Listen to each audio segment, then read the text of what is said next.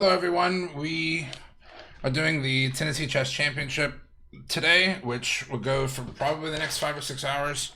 5 rounds. It's game in 30 with a 5 second increment. So each game could take a little over an hour, although the rounds might go a little faster than that. And there'll be a 5 minute gap between rounds for the players to take a quick break before the next round starts. Hopefully, people don't miss the round because they're not timed, right? They have to be there. Is there a how? What's the grace period? You So with the Is it a Swiss, minute? I actually think it'll tick your clock down instead of forfeiting you because it's not like an arena where you're wasting someone's time to play more games, but it might forfeit you after a couple of minutes. I know with the arena you have a 25-second period before you're forfeited, but I think Swiss is Yeah, a little more lenient. yeah. We might check up on that afterwards, for future. I mean, we'll I don't know. we'll I don't know get what an the grace period example is. at least somewhere today.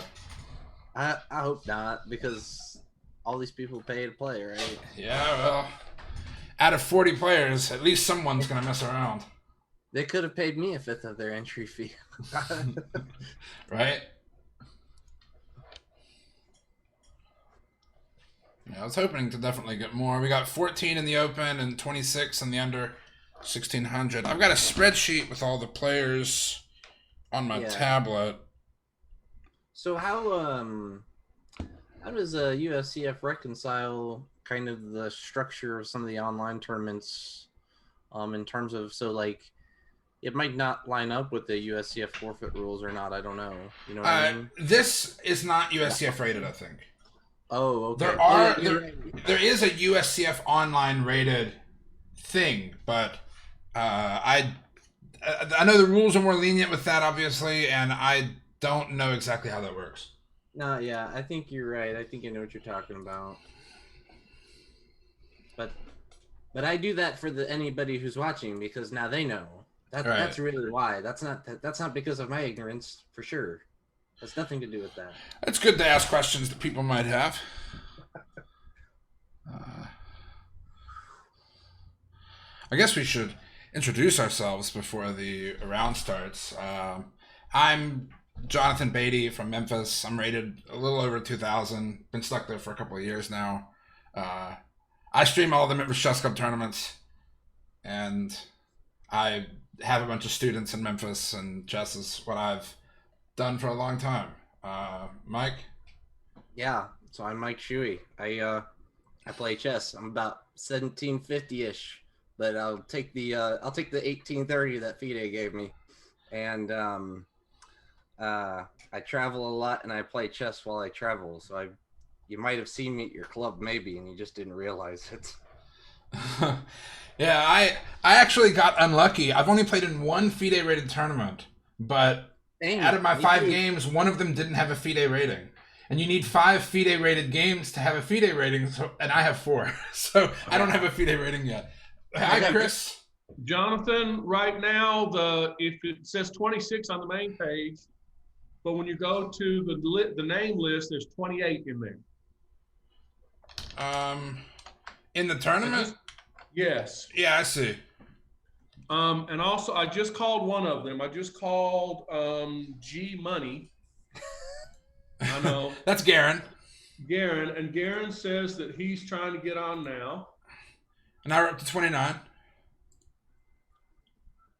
So the only other one is Hudson Doty, Talongale. All right. I mean, and what I'm going to do is I'm calling Talongale right now. All right. Hudson, are you signing on to the tournament today?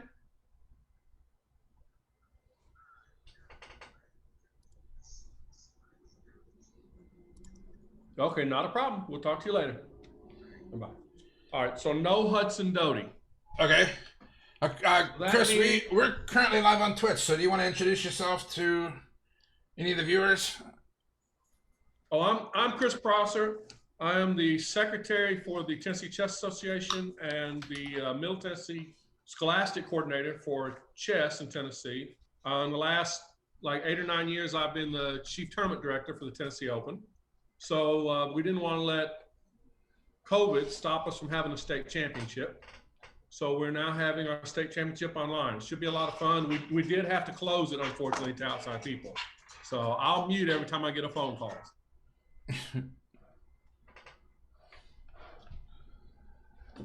All right, so the games are still pretty early, so there's not a lot to say, but we have a pretty symmetrical English.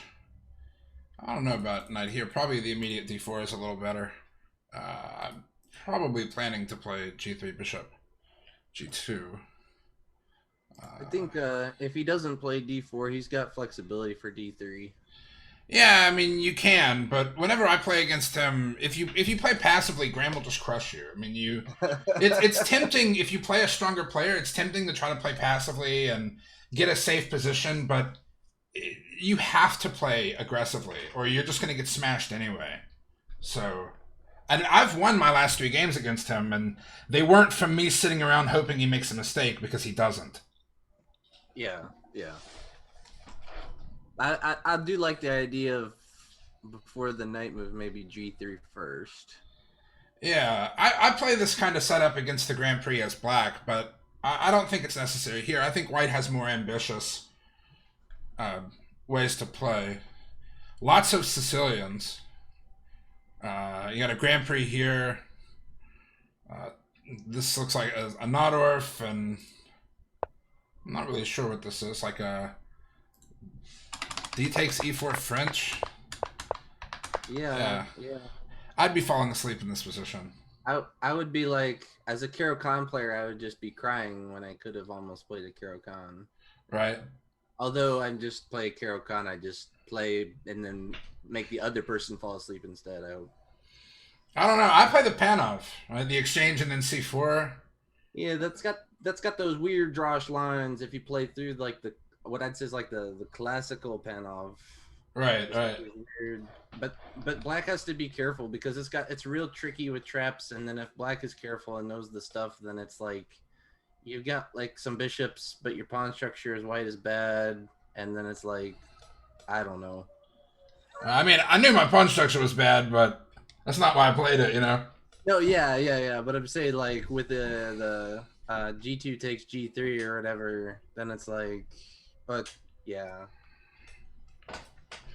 So Graham with the immediate d5, opening the center. This has to be the correct way to play. I mean, knight b4 looks potentially really annoying. I don't know what he'll do after this. Let's say he could probably just leave him there. Now, if you got like the bishop on the diagonal, then the knight b4 does look pretty spooky. I mean, yeah, there's 2 attackers, so he has to do something with the knight. Jonathan, one of the players, G Money, is attempting to join the group. They did not do it yesterday, so he should be in there fairly soon. It should pair him for round 2. Right. So. Cool. Yeah, Alex will take care of that because he actually has to approve team memberships and stuff. So Yeah. So let's see. Let's check if there's any interesting openings in the under 1600, at least in the top couple of and games. I can on the side, I can keep an eye on that because that's kind of level chess that I can understand now. No, you got to give yourself a little more credit, but that's okay. I'm pretty sure I can understand a lot of it.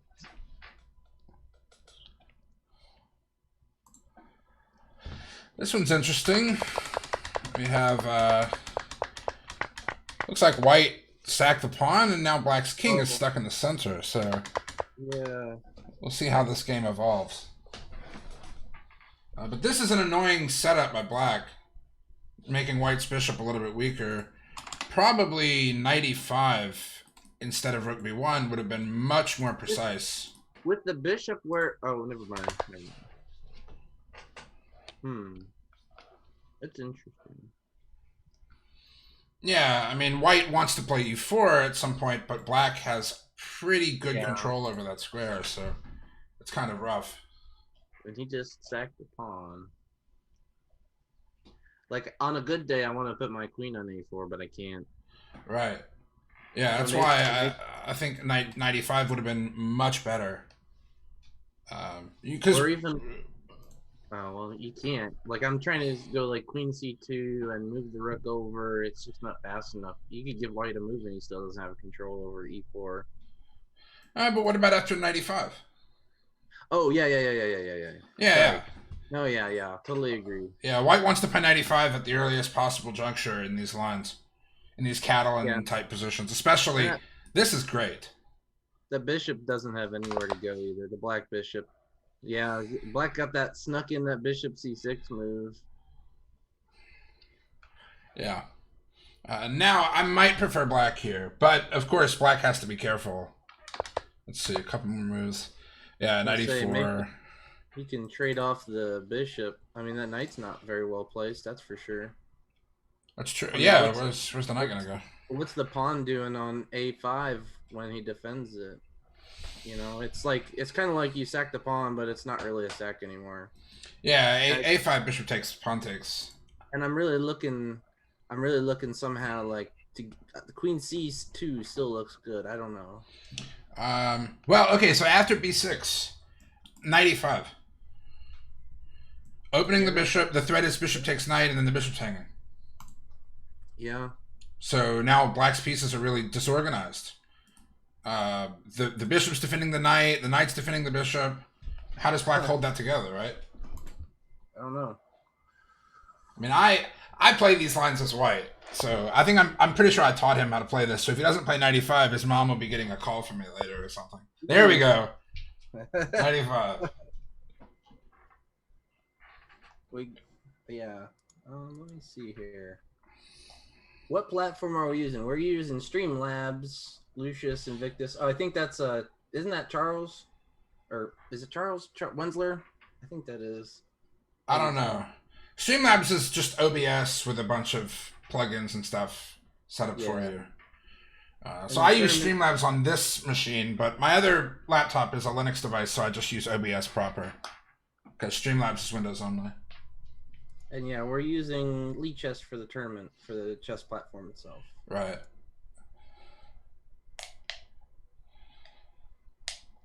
I'm still trying to get this to show up on my own jazz here. Oh wait, here we go. Let me see if I can. All right, so I do /host, and I do. I think it's Memphis Chess Club. This chess club. Let's see if that works.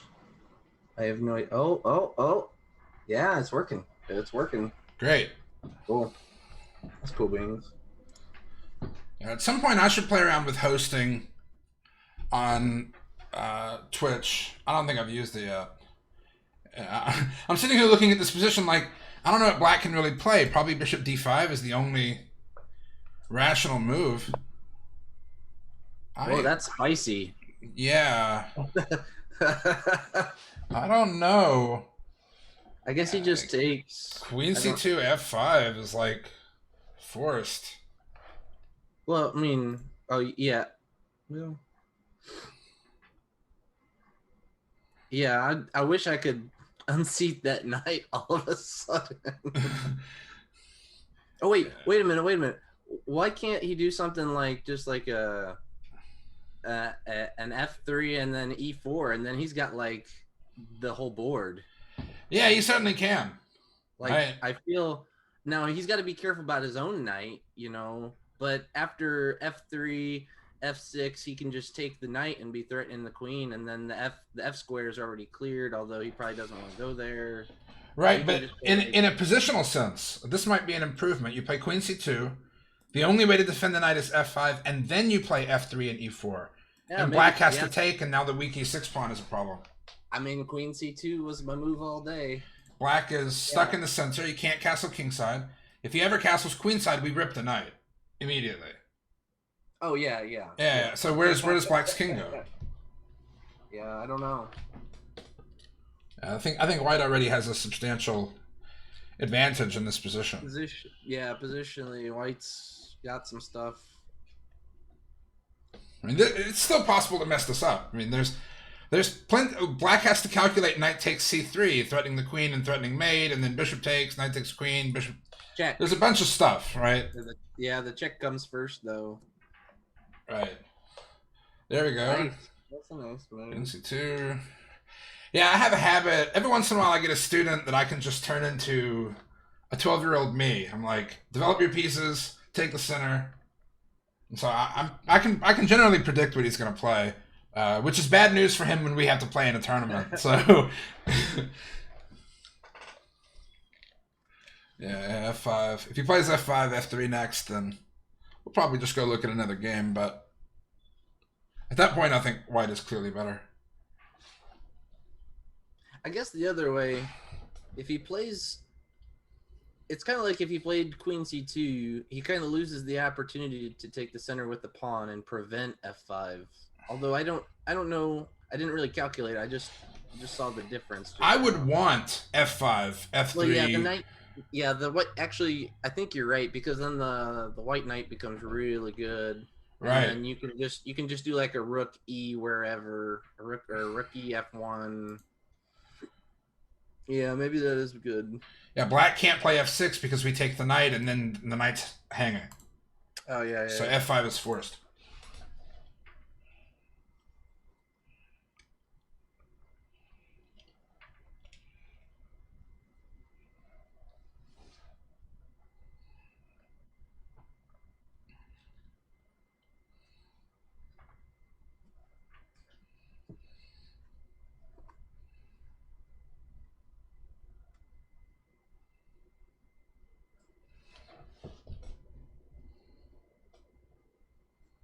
I'll do a little perusing on some of the U16 games. Yeah, have you seen anything interesting? We can Jonathan, I switch have a over to question that. for you. All right.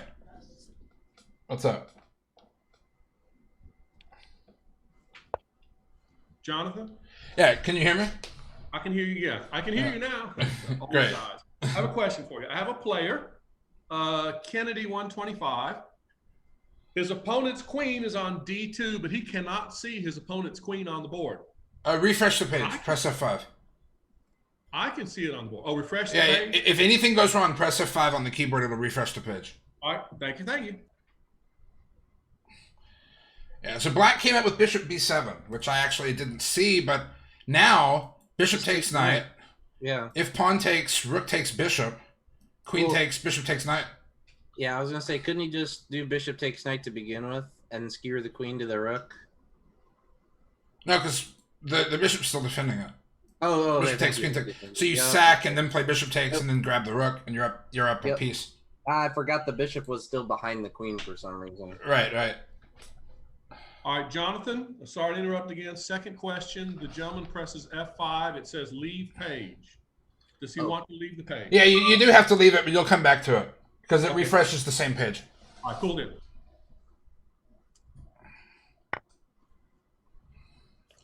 Oh, and there it goes. Yeah. Sorry. Tactically, Raymond is like a 1600 strength player. His positional play can sometimes leave a lot to be desired, but we've practiced this opening enough that he has a perfect position here. Play rook takes bishop.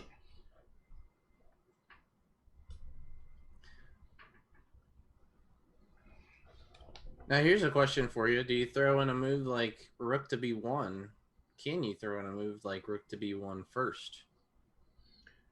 Yeah, probably you could. I don't know. I mean, what, rook takes, queen takes, rook b1? Yeah. You probably 'Cause it's could. not like the queen can't defend from anywhere else. Well, the only downside is that after the queen moves to a6, bishop takes, he can save his rook. Oh, yeah. So you want to take it immediately, and then you can play b1 Yeah. afterwards. Yeah, you want the whole piece. There we go. So white's going to win a piece with a clearly winning... I mean, black's pawn structure on the queen side is completely shattered, and white's up a whole piece. Let's try to find another game to look up. Maybe we can check out how Graham's game is going. Yeah, that sounds good. In the meantime, I'll be looking for one or two. They are still in the opening. Graham's pawn on c5 is kind of weak here. And he really does not want to play b6 because it opens up this diagonal. That's almost always a bad idea in these positions. Probably he'll find some more active plan. Knight e5 defends the pawn indirectly because we have the fork on d3. But we'll see what he plays.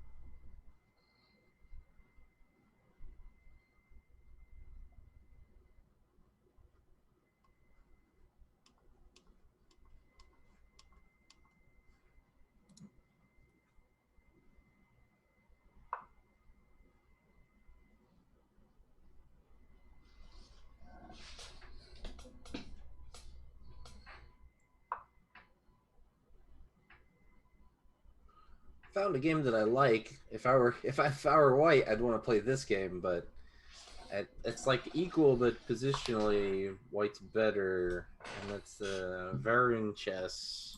Which section? Under 16? Yeah. It's kind of instructive, I think. And in my opinion, is that white's just a tiny bit better. If you can put pressure on the C file.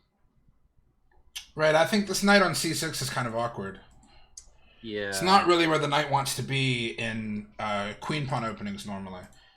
Though I would like, if it were have been me, I would have liked to put one of my rooks on the C file or play like a B4 maybe. Because maybe he can play A5 to prevent the B4 now.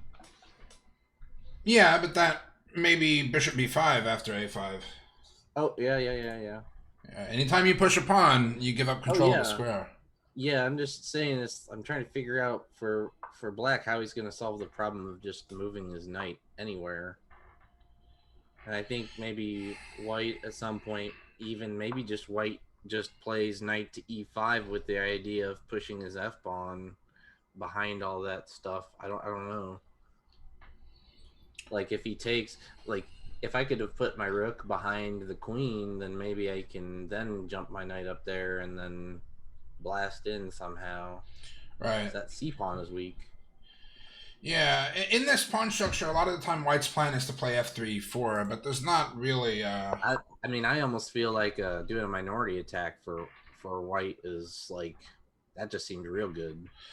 Typically, if there's a pawn on c6, I think the b4, b5 plan is really good because you end up leaving c6 as a backwards pawn that you can target, but here, b4 is certainly a natural move, right? It's on the other color of the bishop, but I don't know if it's as good as it is thematically in these positions.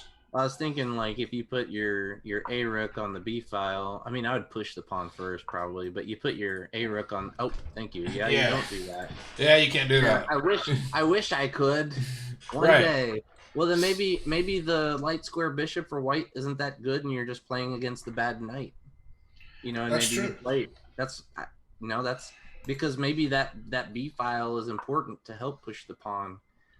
Because maybe you've got a rook, and these are all like, you know, general ideas, but maybe you got a rook on the B file and a rook on the C file, and then you might be starting to put a lot of pressure against that knight somehow. I know you can't play A4 without defending the pawn on B4, you know. Right. Yeah, if the goal is to push on the queen side, you have to play rook b1, which means you have to play bishop d3. Right. Because you can't do stuff like knight h4. One, because he can hide on h7, and two, because it's a free piece. All right, so unless you sack the b pawn for the c pawn, but I don't know. Like I'm looking at like being able to, because then but that outside passer might be good for black too. It tends to be.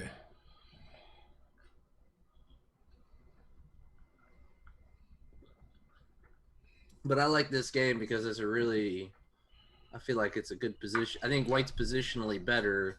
Like I would say his advantage is probably more than his starting advantage, but I think that black can still do stuff. What about something like knight d2, knight b3, knight c5? Because he can't play b6. That weakens everything over there. Oh, yeah. No, I like that, actually, because the other thing is he can't do anything with the knight anyway. You can't do it, like, black can't do anything with the e5 square, so the knight, maybe the knight's not really doing anything. And, yeah, the more that I look at that, the more that looks pretty helpful. And then maybe we're going around the world here, but then maybe the knight even lands on, like, a d3 where he's doing a lot. Yeah, you know it's true. Maybe even knight f4, knight bishop f3, targeting the d5 pawn. Yeah, I just like the knight on d3 because then he's got both of those dark squares as options out there. Or maybe while the knight is on c5, you can move the bishop and then you exchange with a better knight position. I don't know. There's lots of maybes, I know. Yeah, there's certainly many ways to play this out. Let's check out a different position. So this is probably playable here for black, but I agree with you. White has the better game. Do either of you guys know if so I see on your screen the timer ticking down, the milliseconds. Is that just a setting in Lichess? Because if it were me and I was actually playing that game, I'd be super stressful seeing ding ding ding ding ding ding ding ding. Yeah, I have it set to show tenths Okay. of seconds. Yeah, And- because I was thinking, I know that when it gets down, it usually shows those, but yeah. I prefer it that way. I like to yeah. have the most information possible available to me. even if it's unusable. I know No, with it's. less than a second, you can't touch and grab the piece. You have to tip it. What do you mean? Wait, what? With less than a second, you have to tip the piece. You can't grab it and move it. Like pre-moving it? Yeah. Yeah. So how does pre-move work, Chris? With all this, I think this is just not rated, right? So it doesn't matter anyway. It's not rated, but you can always pre-move in these, from what I understand. Yeah, You yeah. just say what your next move is going to be while you're following. I mean, I think you can always do that in this. That's about the only way with less than a second to even make a move. When I was a kid, I'd get into really aggressive positions, and I would flex on my opponent by writing down my next move before they've made theirs. I don't think you're allowed to do that, but that made people super upset. And Yeah. I mean, sometimes it was just forced, right? I'd play a move, and then I'd write down the next move was checkmate. Every time I did that, I changed my mind and wrote down another move, and then I was off a move on my score sheet for 12 moves. Right. So, Yeah, I used to make score sheet mistakes often. I got in the habit of, as soon as I came out, I would play through the game, so that if I messed up the score sheet, I would still remember it. Because if you don't look at the score sheet again for another week, it's a lot harder to recall what the moves were. So I have all my students do that too. Like, you should look over the game immediately. You don't have to analyze it, but just play through it. So for I think that's, I don't remember who Levenfish is in person, but they're asking if we have the ability to switch back and forth between games, and in case we didn't officially answer that or haven't answered since, the answer is yes. yes. I mean, we can. I'll answer. I mean, we are kind of going back and forth between different games, or if they mean like.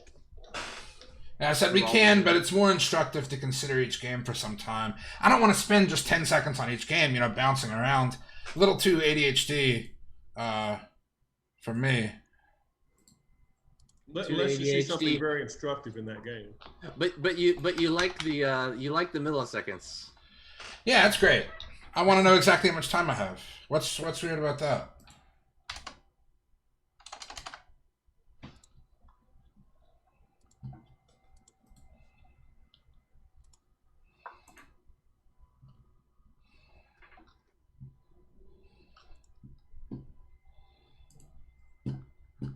Let's see. Let's go back to the open.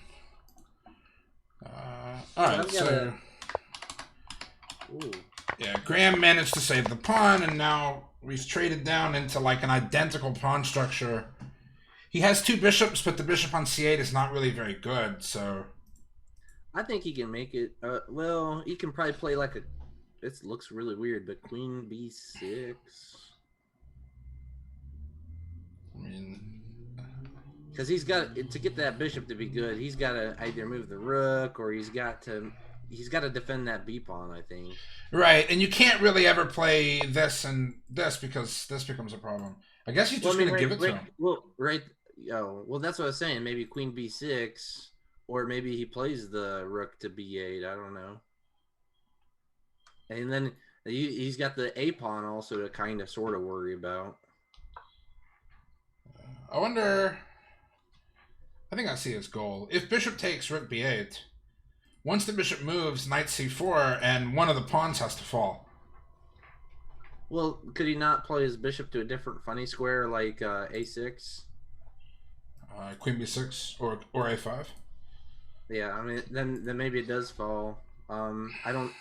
Then in that case, I don't know if there's a useful purpose for having the bishop on a different diagonal or not. Maybe not. But Yeah, I might not even bother taking the pawn.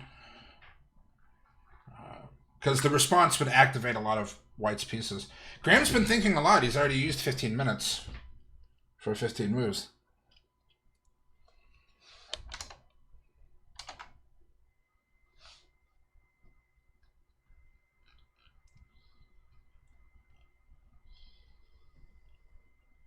I found another interesting game in under 1600 that's I don't know the name in person, but it's GW Max D. Yeah, it's Max Ding. He's a strong player. Yeah, I've played him a few times. I've beaten up on it a couple times. It's a black is like cramped, kind of weird. Yeah, certainly. And white has the bishop pair.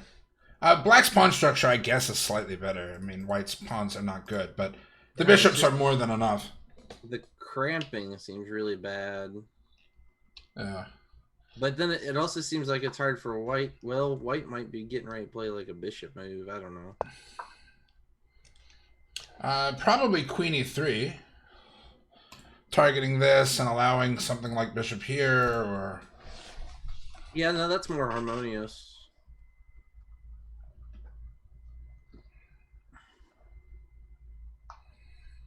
It's just all those black pieces are in weird spots. I feel like he started playing the game with like Fischer random or something. Well, let's take a look at what the opening was. Yeah. So we have like a Khan. What? It's this pawn structure is like a Khan Sicilian. I don't know about the early 1960s. I thought it was a. Is that a Najdorf? No, Najdorf is with d6 and a6. Oh, okay, okay. So this is like a Taimanov. Although the Taimanov is typical knight of 6 and then something like bishop b4. Yeah, something like it. I like black's game right here, kinda. I don't see it too bad there. Yeah, black kind of got what he wanted. The doubled c-pawns for white aren't that bad because he has the bishop pair. Yeah. But... I'm just wondering what went wrong here. Oh, maybe this. I mean, the problem is this, right? So yeah.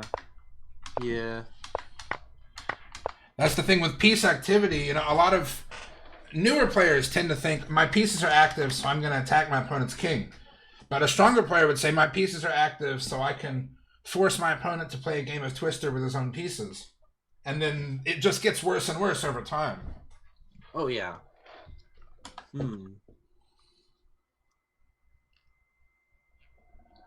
So, I don't know. I mean, black might be able to untangle himself and have a better endgame, but he's going to have to prove it, certainly.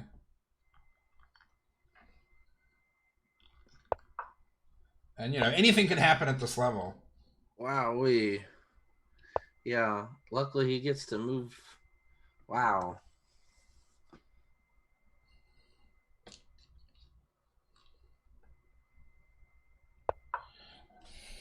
I saw that coming.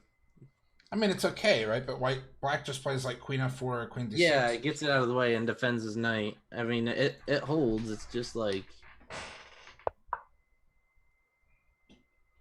I'm just worried about black playing c5 and trapping the bishop on this side of the board. So maybe white has to play c5 himself, but same problem. So it kind of traps it on the other side. I mean, he's safe and healthy, but...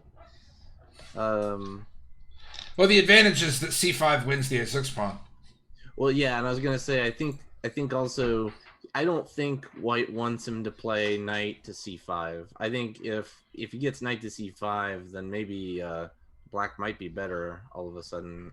It's hard to say because then the rook might come down to the b8 square, and that's weird. Right, but consider knight c5, bishop takes, queen takes would be check, so black would have time to block with like rook b7. Oh yeah. But I think this is the correct plan, and then taking on a6. Well, maybe can you play takes? Yeah, maybe that's it. Ooh man, yeah, this is not going to end well for black. I don't think. I mean, he has rook a4 now.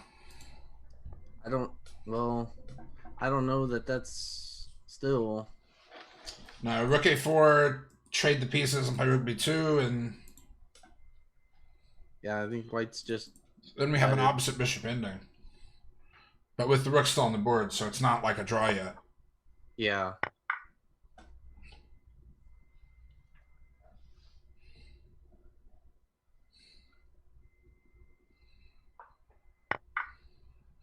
Yeah, rook b2. There we go. And white should have an in-game advantage. I mean, I guess black has like this potential pass pawn in the middle, but I'd probably take this. But in order to push this pawn, white's going to have to take a long walk with the king. 1, 2, 1, 2, 3. White's up a pawn. I don't know. It feels like he's not really up a pawn. Right, because these are just garbage. Right, but the outside passer is still pretty strong. And yeah, bishop c4 is a problem. I think another idea in addition to bishop c4 is just the nice, let's say, the comfort of being able to play bishop to b5 at any given notice. Yeah, and just hold everything together. Yeah. But I just don't see how white deals with bishop c4. Yeah, no, I agree with that. I think I agree with that. There's no real easy way to like threaten checkmate either. Right. No fancy back rank because he played f6. Right. Thankfully, he played f6. Yeah, I didn't think it was great at the time, but it is nice not to have to worry about back rank mate. He saw it coming. I feel like white's pieces are just not active enough. Hello, Brian Smith. 11 Fish is Brian Smith. I'll try to remember that. I'll probably forget. All right, let's check something else out. Raymond won that game. Ooh, checkmate with queen h4. How'd the rest of this game go? All right. This is where we left off. Yeah. Right. Oh, ooh, ouch. Ouch. Yeah, so that didn't last much longer. We didn't look at it long enough then. We didn't see the queen h4 check, or a4 check, excuse me. Yeah, but I mean, black should, like, sack the pawn and then castle. I mean, there's nothing else to do, right? Yeah, probably. Like that is all I can do. But I'm just saying, I don't remember that either of us saw a queen a4 check, which is like, ooh. I didn't bother. I mean, once you have a position like this, I don't even keep looking. Yeah, with the rook. Yeah, with the rook. White's up a clear piece. Black's pawns are awful. You know, yeah, queen a4 wins the game as quickly as possible, but basically anything wins here. Queen takes h7 loses. That's about it. So, let's see. Back to the open. They've played a couple more moves. Black has 2 bishops versus 2 knights. I mean, this is the problem with playing Graham. This is just getting better for black with each move.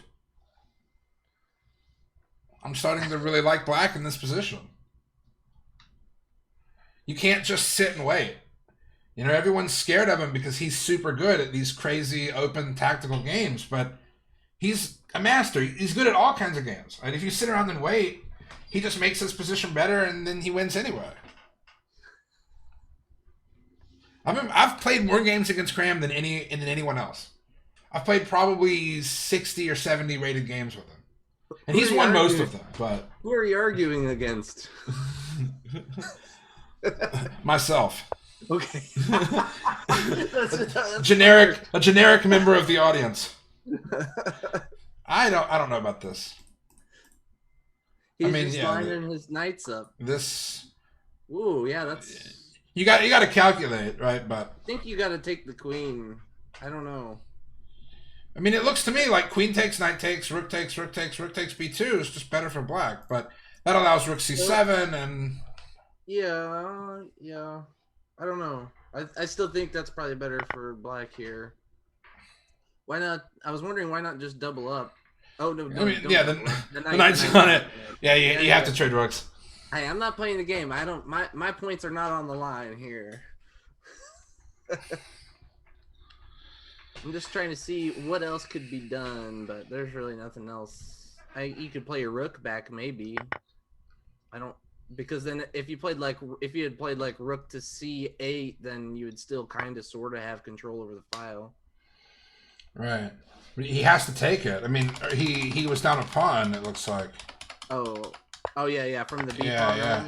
Yeah. so he has to get the pawn back. And he's threatening the knight. Right, Well, but he's rook gonna- he's c7 threatening- threatens the bishop. Well, if he takes... Well, wait a minute. There's some interesting weird stuff there. If he takes the knight, he brings rook down, he takes the knight, could he just take the knight with the bishop? Well, maybe that's just an I endgame. mean, like these two? Yeah, so like rook takes bishop, rook takes knight. Wait, no, rook takes knight, rook takes bishop, bishop takes knight. And then like if he take, that's confusing, but it might just be a boring endgame. There might be nothing there. There's always something in the end game. It's just not a lot of fun to look for.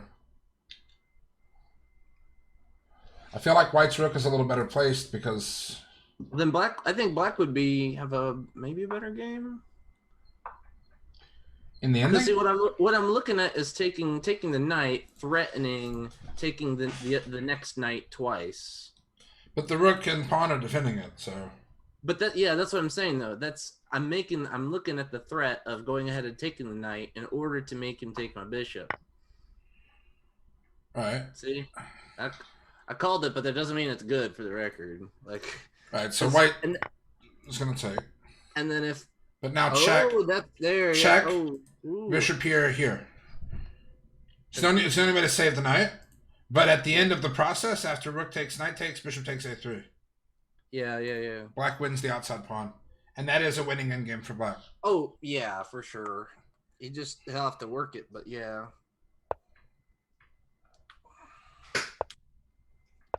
So Jonathan, I've got to put all this in WinTD. Well, it gets the I'm a point. 1600 player. I'm not much good here anyway, but I will say for those people watching, the tie breaks that we are using is through WinTD modified median, so-called cumulative, will be different probably from the tie breaks that Lichess uses.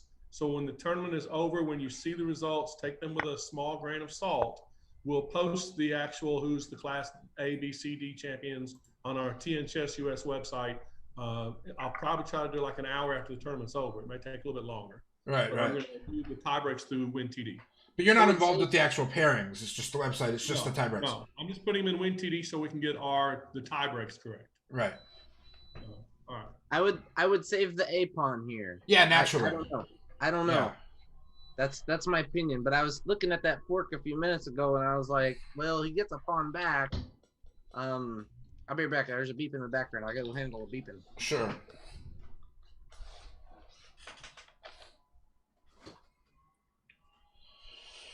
We'll hang out on this board for a little bit longer. I mean, it's the board one game, so we got to watch Graham. See how he's going to play this in game.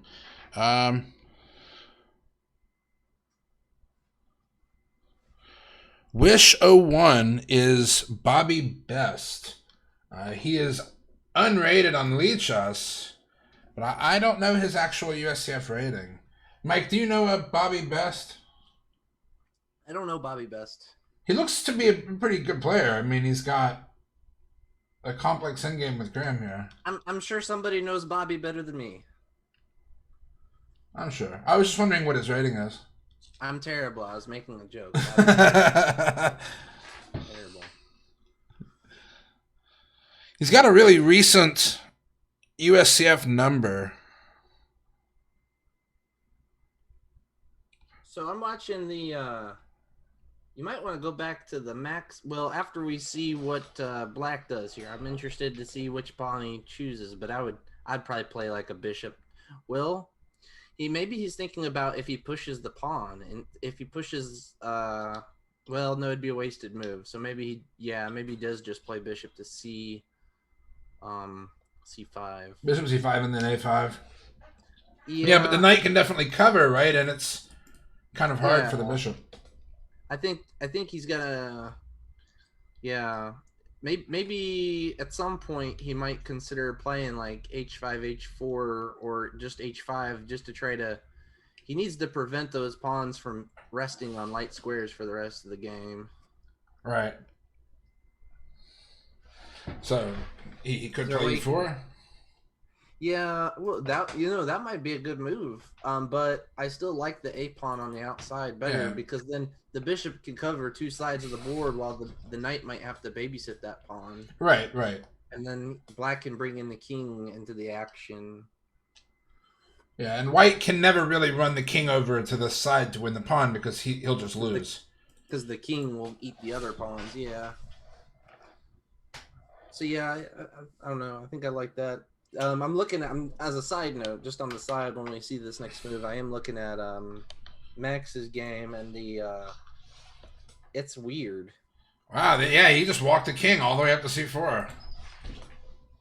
Yeah, I don't know that he can. Well, no, he's well. I don't. Know I that don't he's- disagree. Bishop king c3. Just, I mean, it's all wide Yeah. open. Yeah, he just. Well, with king c3, then there's the X-ray with the bishop. Oh, there's that X-ray. Check. Oh, I didn't Ooh, see that check. I was looking at that X-ray with the thing, and I was like, "This is confusing me." white shouldn't have resigned. Rook takes bishop, pawn takes c6 is. That looked interesting, at least. It's probably winning for black, but it's playable. You got to push the pawn, you know. Rook takes, pawn takes c6, and then maybe black has to play rook a8. Maybe you can take the pawn first and then go to a8 to cover c8. But I probably would have played on if I were white. I would have been annoyed if I were white. right, I mean, I do prefer black, but white can play after rook takes. Well, that wasn't looking at that game wasn't long that time. Sorry. Well, that happens. Let's see. Here's Shub. White sacked a piece in this position for 2 pawns and a kingside attack. So this is the legendary Shub that people have been confusing me with. I guess. Like anytime I was on some of the Memphis some of the team battles and some of the blitz nights or whatever on Lee Chess, they're like, "Is that Shub?" And I'm like, "I don't know. Am I Shub? No, that's this Who guy. is Shub?" He's playing. What opening was this? Was this? He always plays this Grand Prix, which is exactly what Shub plays as black. But I don't know why you played d6. This is definitely not. We've gone over this line a million times. G6, F4, E6, Bishop G7, 97. Well, D6 probably isn't so bad as black. It's not bad, but it's not the best line. White gave him White's giving him his bishop. That's kind of weird. This is typical because in the Grand Prix you play d3 and play on the king side, so the bishop is. It's actually better to trade it off. The lower level Grand Prix line is to play bishop c4 and attack f7, but bishop b5 is the better line. I mean, all of the top players will tell you that.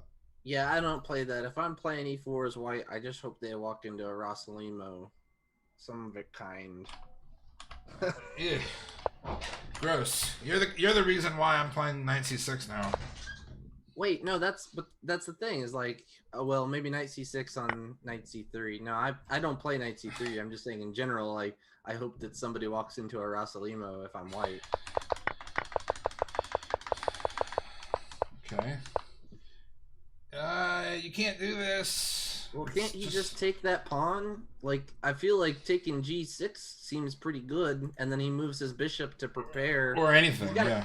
I feel like he's got to move his bishop to kind of prepare the knight move, but I think he could take it first. I might be thinking of h3 g4 here. I mean, it's kind of a big brain move, right? Opening up the king, but Black's king is not safe in the long run here. Nobody is safe. That's the idea.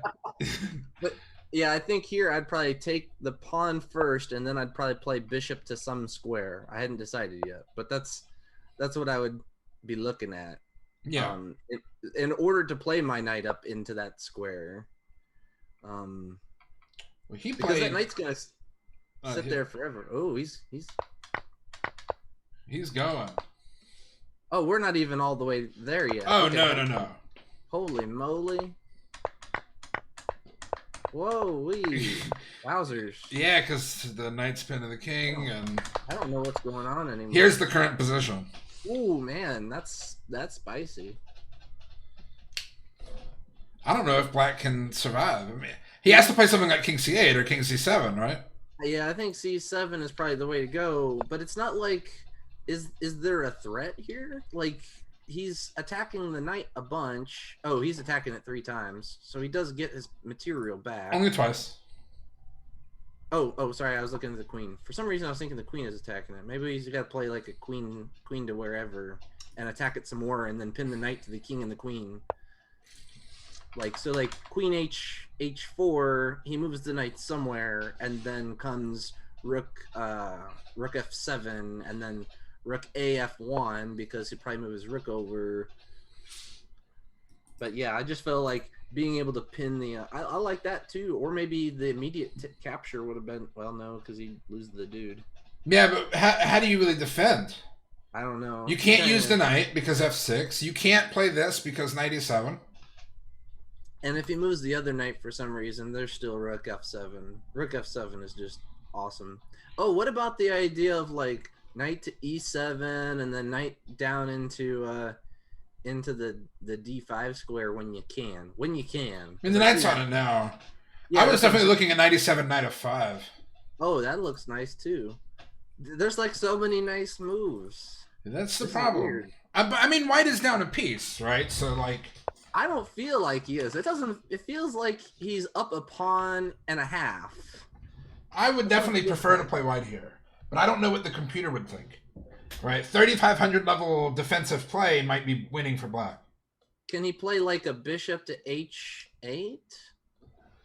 Yeah, to try to open this up. Well, I mean, yeah. Well, not. No, you just yeah, it takes and rook takes. Yeah, and then but where does the knight go after that?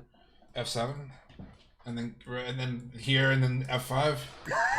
I mean, it's a lot of knight moves, right? But not what you want to do when you sacked a piece for an attack. Well, yeah. What I'm saying is black's up material, and if black's just trading down right there, Right. you know, like that's what I'm thinking is like he just moves the bishop out of the way and tries to. Because the problem there is the dark square bishop for white is a pretty decent piece, and if you can trade the knight, he has to jump a lot, like you're saying. I think black might be able to do something. Now the other issue, though, I agree, is on the D takes C. I think he's just got to kind of ignore it the best he can. Oh yeah. What about D takes C this? So black could play Yeah. rook C8 to tuck the king away, Yeah. and then after D takes, he has queen takes E4. Yeah.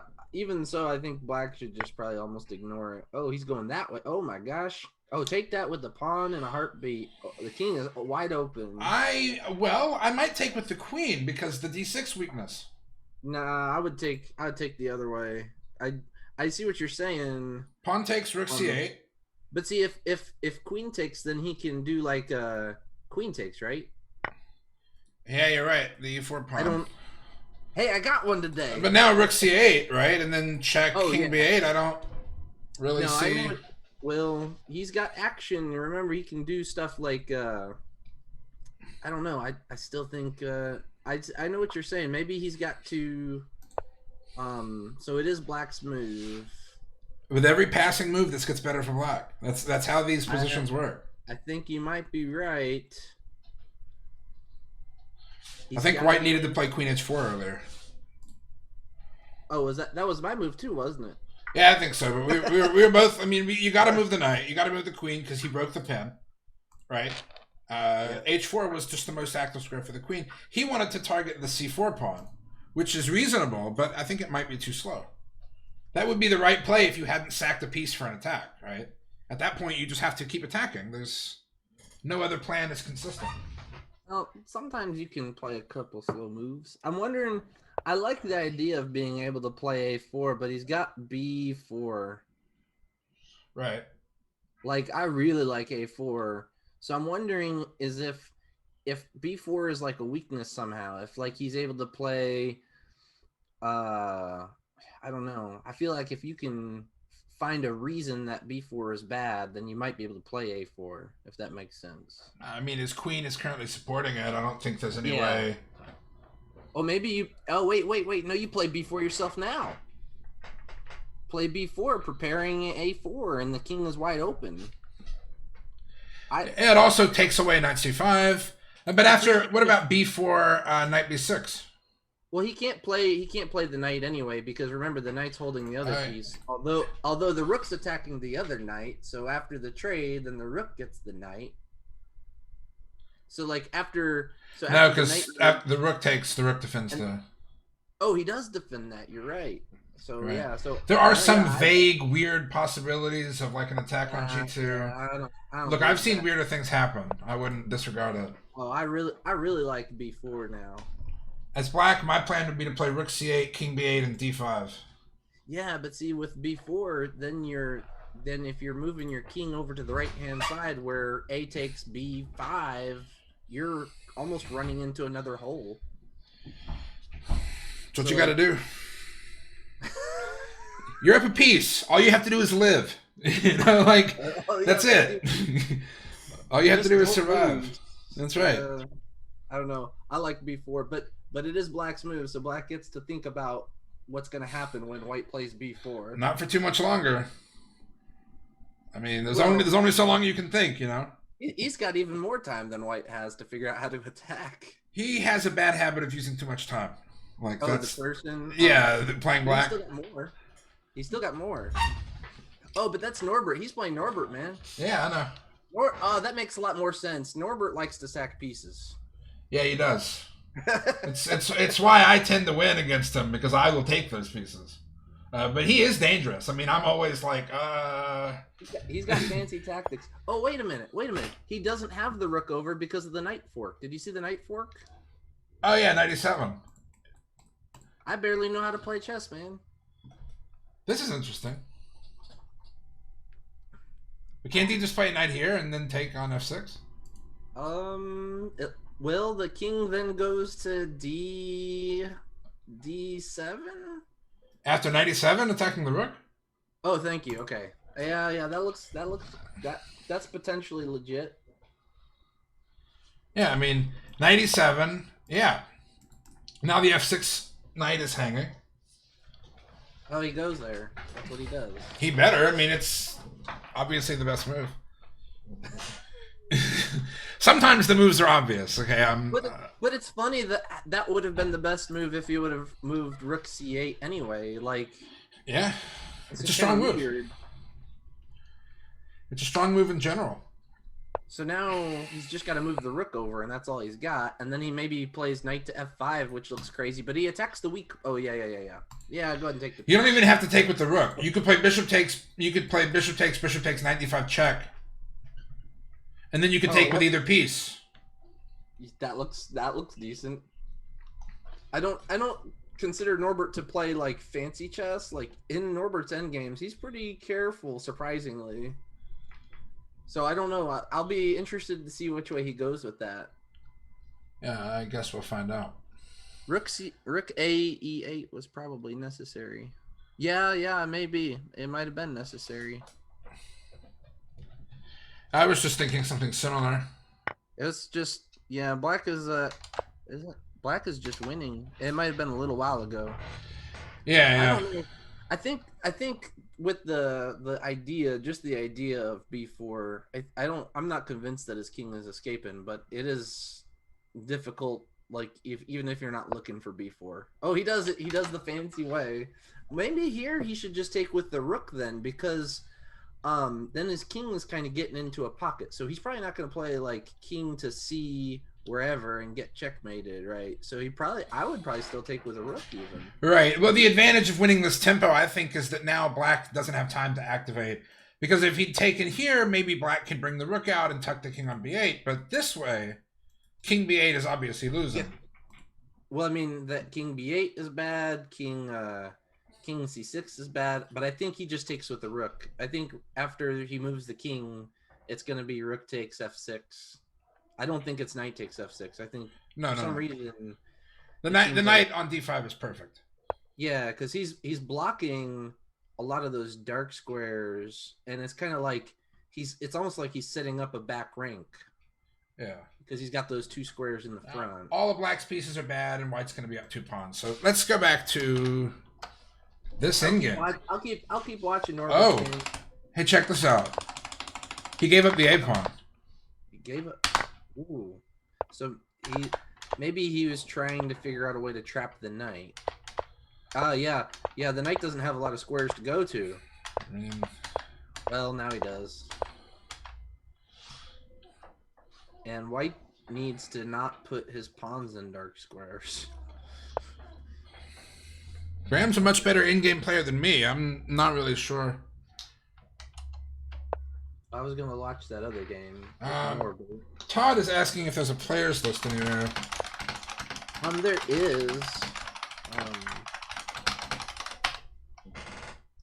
He just hung the queen somehow. He lost the queen. And Norbert took his queen, and Norbert's taking everything. It's made in one, so it's a massacre. That's how it goes.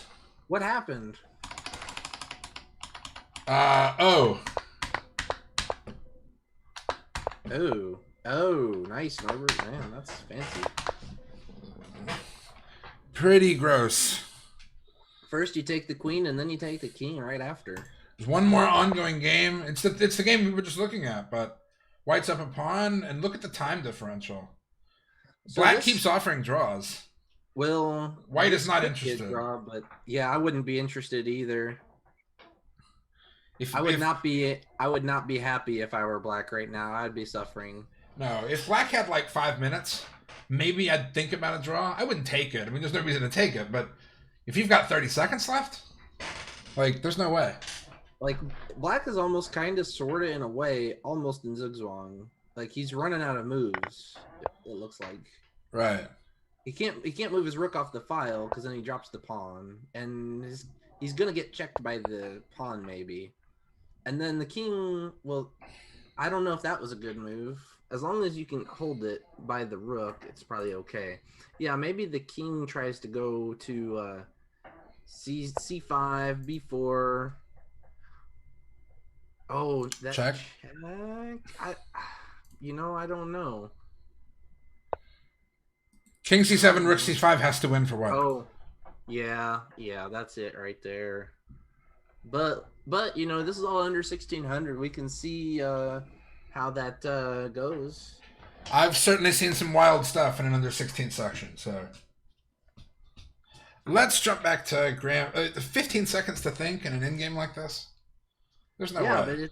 Well, that's why it's going to be interesting to see what happens.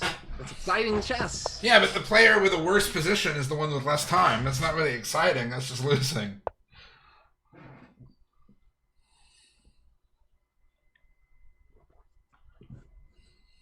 Fine, I'm going to watch it then. I gotta find it first. We have a king and pawn in game in Graham's game. And my intuition says black wins this endgame. The black king is simply too active. Yeah, he's going to get the tempo. He gets the opposition. All right, he goes around the outside and then wins the the e3 pawn. He gets to shoulder him. That one's done. There's nothing left there. It's all over but the crying. There might be some kind of weird defensive resource, but I certainly don't see one. No, he's going to grab the e pawn. He's going to grab it. There's nothing there. I agree. Because black has choice on where black will get to play king to d3 at some point. He'll get to play that for sure. And once he plays it, the other king could step up and protect it for a split second, and then king to d2 wins the pawn. Right. That's yeah. He's gonna shoulder him out. But I'm still watching that other game. 10 seconds one side, 8 minutes the other. I'll let you. Oh, he's got a check. He'll have to step back.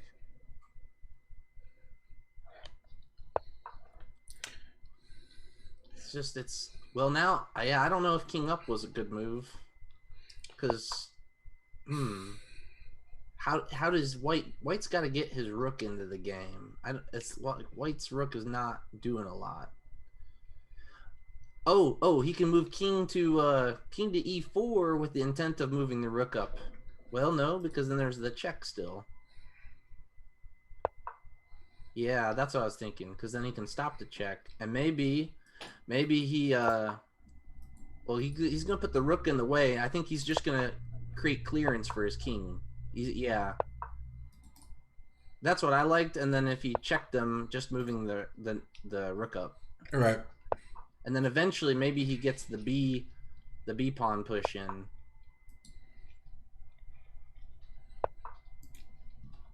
Yeah, he's bringing the B pawn full strength.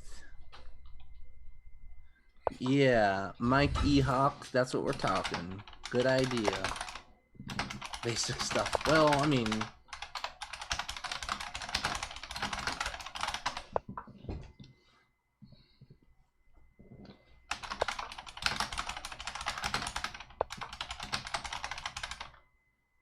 and if he takes, you just take with the rook. Well, that's why I said, well, maybe take with the pawn, and then king back to c5. I like king back to c5.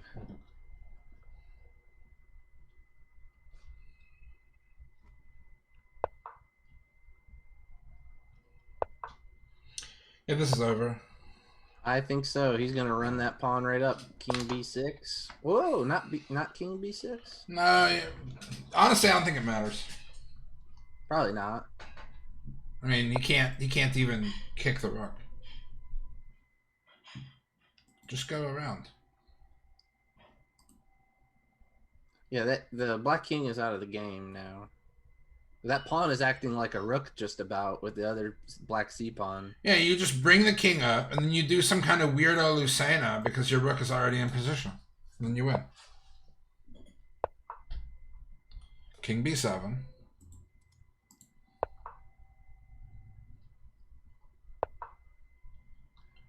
b6. And then king down to c6. Yeah. Yep. That one's pretty clear cut. That's in the bag. He's threatening, as I say, he's even threatening the check and taking the rook and then running the pawn. But the king moved, the black king moved. So yeah. Oh well. Yep. That's All how it right. goes. So that's the end of that section. They'll get 5 minutes as a break. What is the other And- section? Are all sections done? I No, don't- there's one more game going on here. Yeah, this is white is Aaron Kavanagh. I don't know a lot of these guys. They're from like Middle Tennessee, so I don't know how strong they are. I recognize the names, but I forget their ratings. And black is Steven Zhao, which is his. Black is white's gonna be suffering. I think white can hang on for dear life, but it looks like he's gonna be hurting. Norbert won in Norbert's game. Norbert crushed him. First he took his queen, then he took his king. It was an amazing sacrifice for the ages. He sacrificed all his pieces. Well, he sacrificed one of them. And it looks like black's going to be running his pawn up the board here. See, white is 1900 from Nashville. White is 1900 here? Yeah. I don't know the strength of. This is under 16. Wait. No, this is open. This is the last game in the open. Okay. How did Chris and them like reconcile the fact that some ratings are different online and whatnot? What was is there a process for that? The sections are by USCF rating, not Lichess rating. Oh, okay. Okay.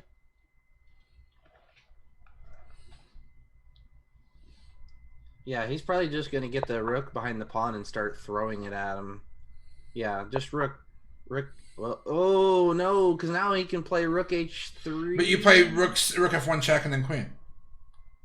Oh yeah, you're right. Right. So white It responds. looked like you couldn't quite play it, but that's it. So that's all the games, right? Yes. All right. Both sections are having a break, which means I'm also going to take a break, and I will be back in a few minutes. That was my plan as well. I'll just wait till you get back. I'll hang out here and people can make fun of me.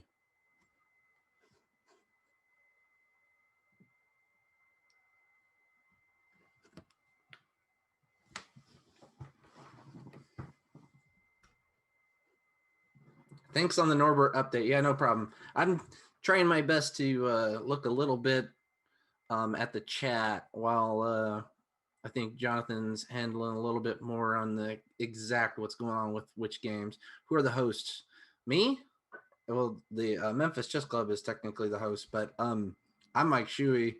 I'm like a 1750 nobody in USCF, and luckily I'm about 1830 in FIDE. But Jonathan's, I don't ever know what his rating is. It's 2000 something. But I'm in Jackson, Tennessee right now. Jonathan is in Memphis. Who's 2 seed after Graham? He didn't give me control. Oh, there you go. He can send you the credentials. I don't know who the 2nd seed is. Probably Andrew Krieger, honestly. That's my guess. Oh, I can control stuff now. I don't know what I'm doing, guys.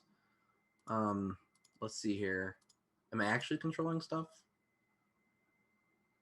It looks like I am, but I can only see certain things. This is hilarious. What can you not see? You should see my full screen. Well, yeah. What I'm saying is, like, I can see OBS. My mouse right now is over Lichess. Right.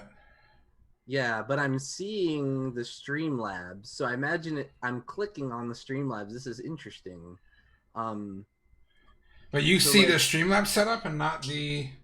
I see this, yeah, so the layer of wherever the mouse is, it's really funny. So, like, my mouse, I can see that I'm actually over Andrew's, but what I see on my screen and where my mouse is actually on top of Streamlabs.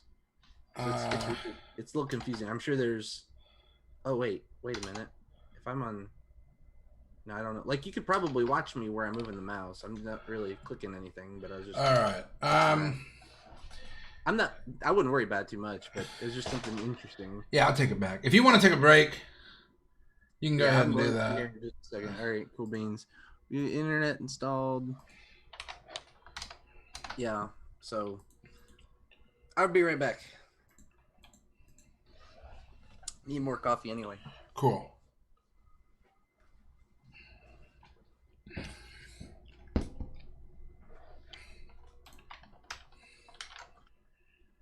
All right, so the under 16 games have just started.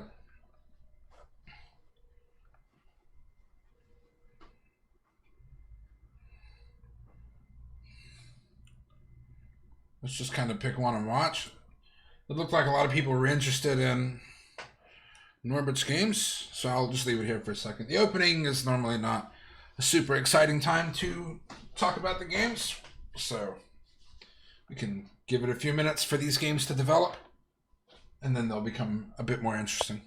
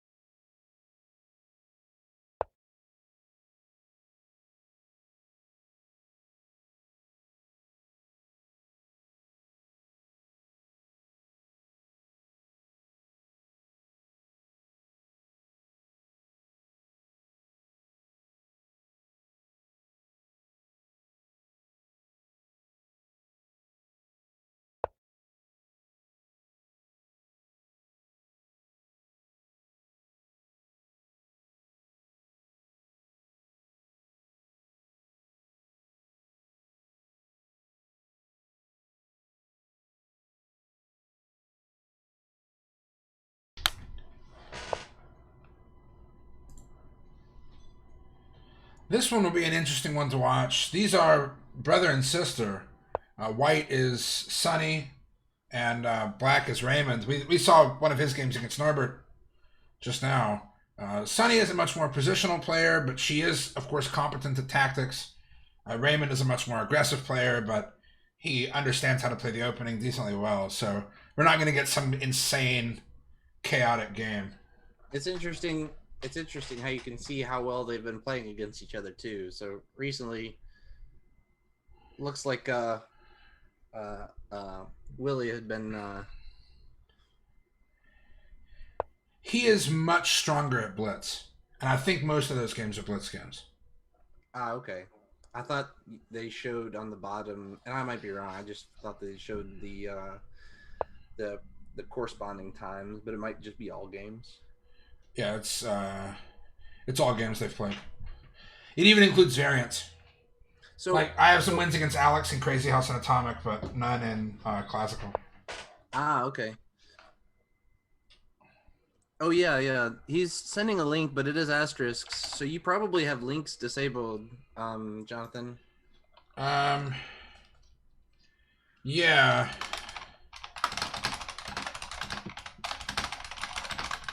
You could put in like a word and then space .com or something, or dot whatever.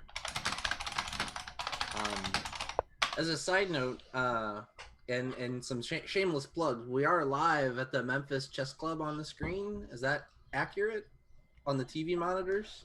I think so. Alex is in the chat. Maybe he can confirm.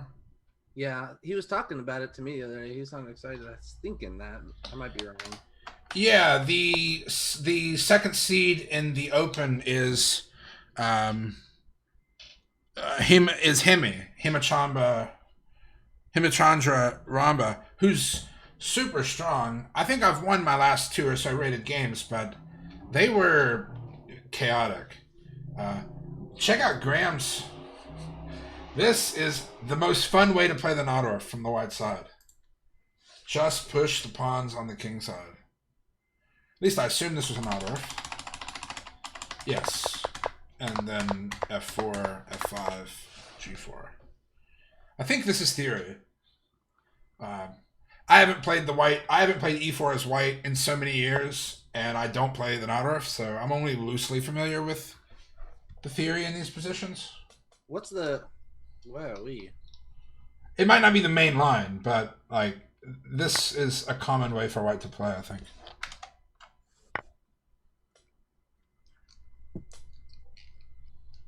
This is weird. So like, yeah, I guess he probably plays like a bishop to e3. I don't like either side here. If I ever get this in a game, I quit.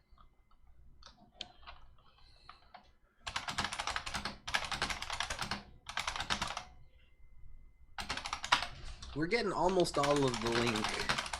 Like, we're getting almost all of the link. Links are disabled for a reason, but it can be very annoying in a situation like this. We need to trust the viewers. I don't. Sorry. I just realized it looks like we could talk to each other. Like if I'm looking over here and I'm telling you, do blah blah blah. Yeah, I guess I could look at my wall. That would be have just a wall over in this direction. It's kind of a very clever ploy or gimmick. Yeah, Todd says the e takes f4 lines are better for black, so maybe black should have taken on f4. Yeah, I really like these kinds of positions for white. It's not without some risk, obviously, but I guess he's threatening like b4. Yeah, I mean black has to play on the queen side. That's the whole thing in the Naudorf. White will at some point play g5, but yeah, maybe not immediately, or maybe immediately. I mean, Graham likes to do stuff like this. I don't. Maybe g5 and then knight d7, knight d5, because bishop takes, queen takes, gains a tempo with the rook. Is there weird stuff like g5, b4? Like, or are you saying b4 then g5? Like, no, I'm saying maybe g5 immediately, but you're right. The b4 response is complicated. I don't know what's going on. Yeah. I like pushing my f-pawn, so I get positions like this with some regularity. But only back when I was an e4 player, at like 1800. I get pushing f-pawn. I just don't get pushing f-pawn and the g-pawn, and I'm not castled. And he might play h4 and Just push everything. Just throw the whole kitchen sink at his opponent.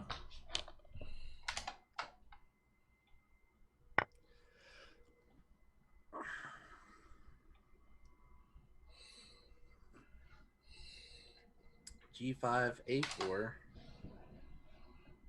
G5 and A4. Todd, should White have played maybe A4 earlier? I was worried about this exchange, but I don't know if the kingside attack is strong enough that you don't worry about the queenside pawns being a little messed up.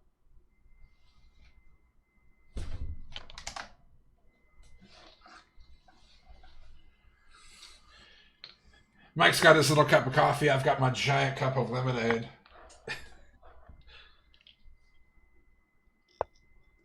And just because it says Founders doesn't mean there's anything other than coffee in there, just for the record.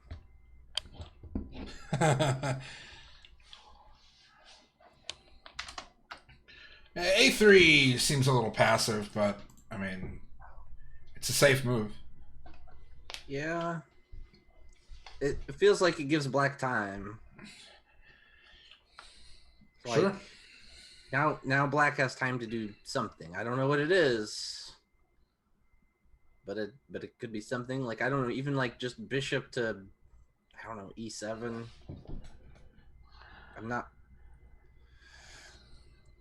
I don't even know if black wants to castle though, so yuck. Like I said, I don't like this for either player. These are very exciting lines. I wonder if Graham's going to play H4. As soon as you say these are exciting lines, we play A3, H6. There's a couple of slow moves here and there. We've been deprived of the exciting chess. Yeah, I was more excited to see what you suggested, G5, B4. I didn't look anything past that. I didn't even look at like what happens then. I just said it happens and then something.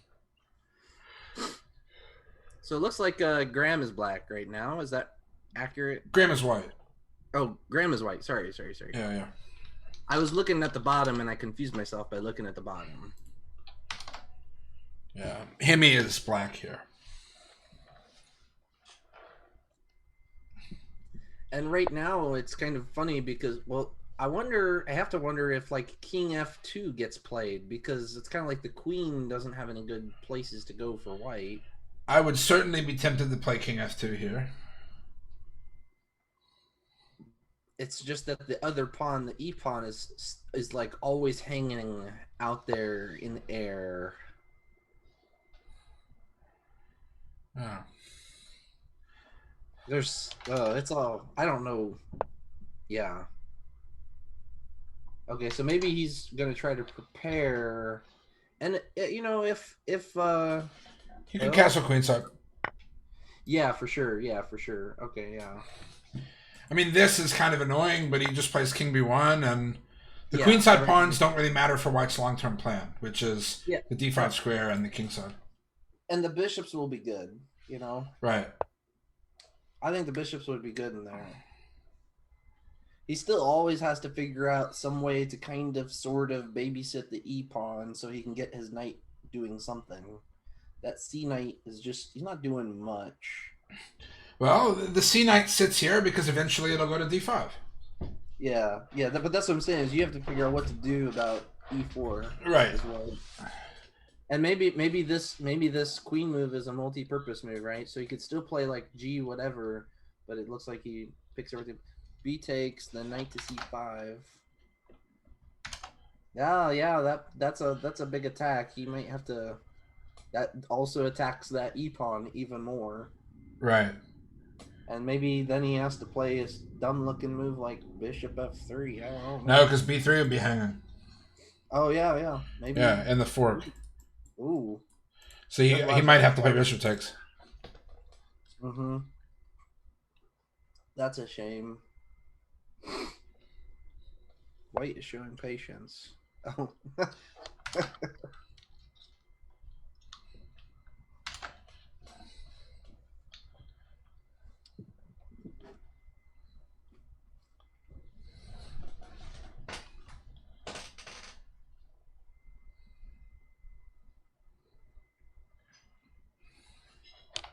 While you're looking at that, I'm gonna move myself to the kids table and see what's going on down there. I have to I've still got Raymond and Sonny's game up. White is currently up a pawn, but Black's pieces are a little better developed. I think I'd rather be Black here, but it's way too early in the game to call it, especially at this level. So I'm looking at one of the games, and I guess we didn't realize, but it looks like somebody's got in the under 1600 on Lichess. Somebody's got like a 2100 rating. Well, that's provisional. But still, I mean, It only takes like 2 wins to get to that point. Well, so I was actually talking to a couple of my students who are playing in this section, and I reminded them that, look, no one's played in a rated tournament in 8 months. So these people might be super strong. One of our players here in Memphis, his Lichess handle is Memphis Made. You've probably played him. His USCF rating is like 1100. Isn't that John? Yeah, Zarshinas. Yeah. I know he never plays any rated tournaments. He is the first, let's say, champion of Laughlin Yard's special chess event. He barely beat me out for #1 place in Laughlin Yard's special event. So I am the 2-time runner-up to that special event. What is Laughlin Yard? Laughlin Yard is it's a nice little outside place in Memphis where you can go eat, bring your dog, have a couple fermented beverages. I see. Yeah, and they've had a couple of interesting, fun events. The first one it seemed like they had like 30 people playing chess at once, like in Laughlin Yard, and I got second place. I beat Clay out pretty bad. Clay had a rough night that night. He was playing chess not as well as he usually does, but it was fun. It happens sometimes. I feel like I prefer White here. I mean, D4 can be weak. I think Black probably needs to play, or at least my idea is that Black needs to play like, well, no, there's no guarantee that he can trade it off. I was hoping that Black could play like Bishop to B4, but he moved the Rook so that the Knight could go to that square, because I don't like Knight G6. I don't feel like Knight G6 helps anybody. Because he's going to try to play G4 probably at some point. Yeah, but G4 and Knight H4... I don't think Bishop H6 has enough backup. Yeah, maybe he can hang on.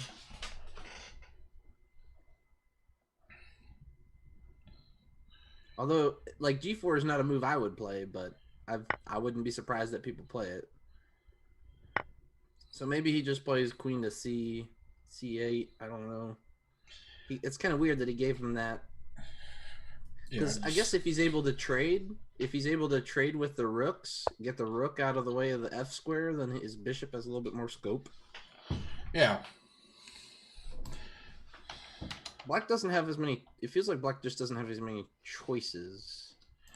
How did he win the first game? He traded into a king and pawn endgame where he won. I mean, that's...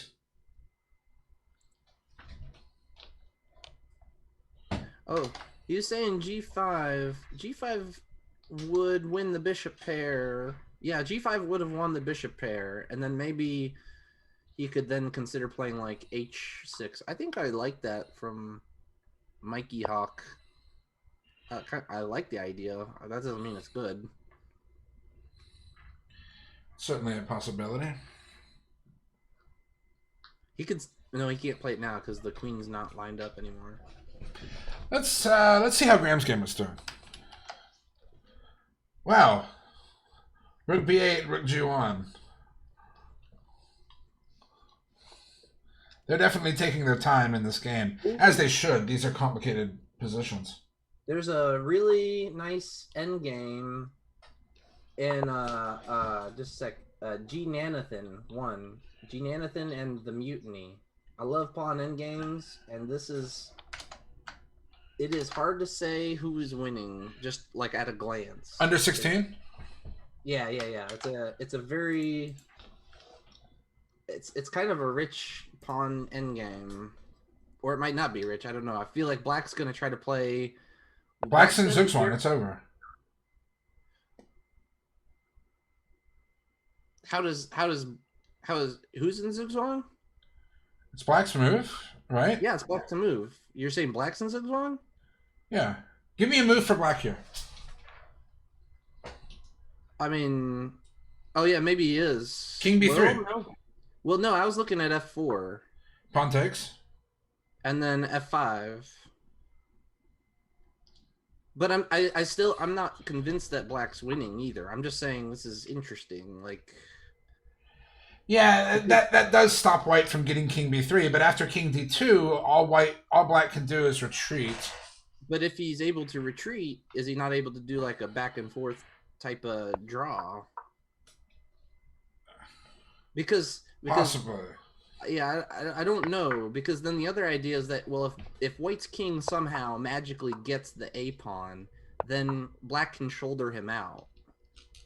So like he could, like, black could move his king back, and then if he moves like king to E3, he just steps his king back up. Right. And so now maybe black just plays king to D. Yeah, that could be too. And he has to wait till white steps up and to prove it's a draw, because then black's king steps up at the right time. Right. And I'm not convinced that black can win this either. I think this is, they're going to try to play tricky chess and trick each other out, I think. They just keep the distant opposition. Yeah. Ooh. Yeah. Oh! Well, remember though, he could probably give up the black pawn How? and just shoulder him out. He can't take on C3 after he loses the A3 pawn. He can't take on C3. Why not? Can you not keep him out? So after he moves the king and then King B3, there's no square black can go to that threatens to take immediately on C3. Yeah, so he white can can't always take come the back. step on. Oh yeah, that's over. Wow, what a shame. He couldn't step up. He didn't know his endgame. That Yeah. was wow. I've done that several times in some lower sections. I've snuck away with drawn pawn endgames and won them, and I've also snuck away in losing pawn endgames and drawn them because they don't, they might not study. I love complex pawn endgames. Come I'm on, gonna watch it. you can't even win lost pawn in games? You know how many times I've won a completely lost pawn ending? I don't know. No, I mean, don't know. it's often the case in pawn in games that it isn't a one move difference between winning and getting a draw. It's a one move difference between winning and losing. Yeah, I understand that. That is. It's just I don't think that I've ever been in a losing one and been in a position where they make a mistake that I can suddenly win it. Like I've done it a couple times where I'm drawing and then they don't know the king pawn endgame, and then I step up into the winning, and then yeah, I think you can move on here now. Yeah, for Oh. sure. That's a bit of a shame. They've played Yeah, another one move. But see, like I said, it was really interesting. I think you thought that white was in Zugzwang. Yeah, I forgot. Or You black, could sack or black and then... was. You're thinking black was, and it was like because of that passed pawn that black was able to hang on to. It's not like white could go push the pawn. It wasn't passed. There was an F2 pawn that was blocking it. The point was that black gained the tempo back and then... But it would have been a passed pawn, right? If white... I mean, for me, it looked like a passed pawn, just basically like, in theory, let's say. It just sits there forever. Right. White. And white can't get his king down the board because of the threat of that pawn pushing. It was really cool. It was like mutually assured destruction, and couldn't hang on to the draw by just stepping back and forth. It happens. I was glad we switched to it though, because like we caught it. We saw what happened. All too common. I will keep my eye on these under 1600s for these cool king pawn end games. I'm all about that stuff. There are some other interesting looking games. Raymond won a piece, but at the cost of a passed pawn. I mean, between good players, black should maybe win, but yeah, black has to somehow like dislodge the. Ooh, well. That's some tricky business. I would think. Well, I would think that white would want to keep those pawns there for a while, and black would want to try to somehow um, dislodge the base of the pawn chain somehow. Because I don't know how you're going to attack that lead pawn unless you're able to really dislodge the other pawns. Right, right, for sure. I mean, white has to play precisely, and I would assume that black is winning, right, because of the extra piece. But the point is that at this kind of 13, 14, 1500 level play, my experience is that all you need to win a game is some kind of coherent plan that could win. Bring the king in and do something like this, and maybe black plays something like maybe it's greedy. I don't know. Maybe black plays like a g5 and then h5 idea, because then his king can start to step up and attack the h pawn. Yeah, it's true. G5 and then like walk the king all the way up this way or something. That'd also be an idea. I was just looking at how I can kind of dismantle the whole white's pawn chain is just strong. So I was looking at G5 H5, but I think I agree. You could probably just do like a little promenade. But he does need to protect that pawn. So maybe, well, he can't play rook to E or D6 because the knight just jumps in, and then you're playing back and forth unless you're looking at getting an extra move. Well, no, yeah. Yeah, that pawn, I mean, white's attacking that other base over there. Yeah. It's almost like those are going to be useless. I mean, it... Right here, maybe?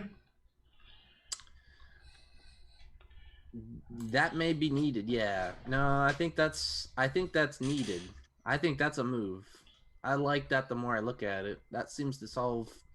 Because the other thing is that if the white rook was ever to get onto that file... Black always has the backup option of playing rook c8. Yeah. Actually, just knight d7, rook c8 immediately is probably the best. Yeah, I really like that. The other idea is that it helps prevent white from pushing pawns, right? Because then the knight is on a nice square, preventing any sort of future d5 ideas. But then there, yeah, I mean, I would like to say that then you kind of got to watch out for e6, or d6, but d6 can't really be supported. So then you do get like king to f7, king e6. Yeah, I think king f7 now.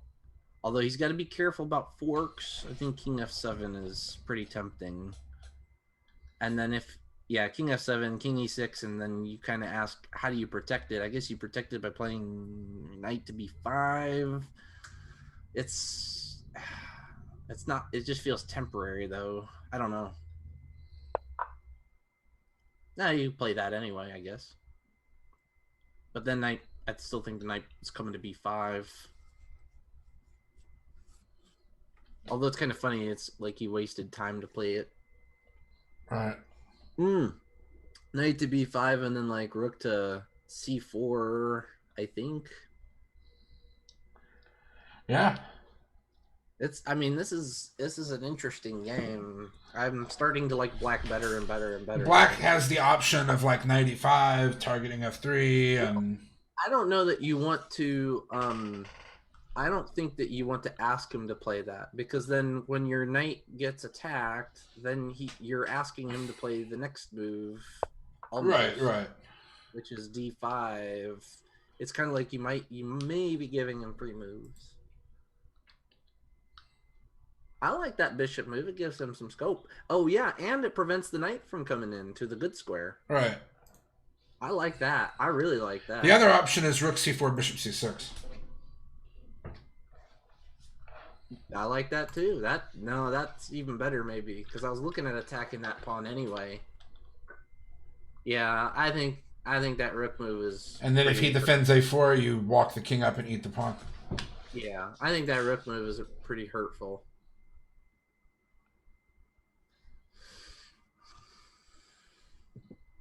That's still interesting. It's like I really think that the e6 or the d6 push kind of weakened White's ability to threaten stuff. Yeah, I I agree. don't know. Because it's loose now. Yeah, and he's never gonna get in D5 anyway, or E5, excuse me. Not at this rate. Yeah, come on, King F7, or Rook to Rook C4. I like Rook C4 best. Yeah, yeah. That's what I would play, I think. That knight is on D7 is awesome. Yeah. That was a. You got to improve your pieces, you know? I wonder if he's wondering about. No, he can't be doing that. You can't be doing that.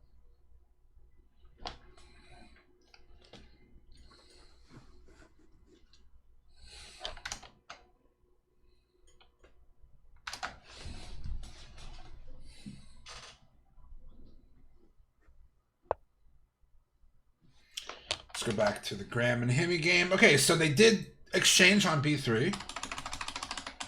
Oh, that's interesting. He castled and then dropped the E-pawn. Oh, yuck. I think we forgot that that would be a thing. I don't Yeah. think either saw that. I think maybe black is better here. Well, he's underdeveloped, and white has the bishop pair, but I think white is getting ready to play G5 finally again. Yeah, that's true. I mean, it's gonna be like this is all gonna be like all out madness. I think from here. What on if out. black just leaves the king in the center? Then That might be- G5 takes, bishop takes, rook takes H2 or something. Just total chaos. Yeah. Well, yeah. I was looking at the H2 pawn hanging from that rook. If I'm white, I'm just gonna save a move and maybe still play King B1 just to wait and see. I don't know, because like you're pointing out, you know, stuff like well, that drops a pawn, so he can't play D5 yet. 'Cause that You drops can't a yet. pawn. All right. I mean, he might have to support it with something first. The other nice thing is this ugly B pawn actually keeps the knight out of C4. Yeah, that B pawn is doing a job. So maybe white does just play King to B1. There's no light square bishop, so there's no, you know, like danger of being on that light square, and it gets out of the way of the rook. Maybe the rook comes to C1. Right.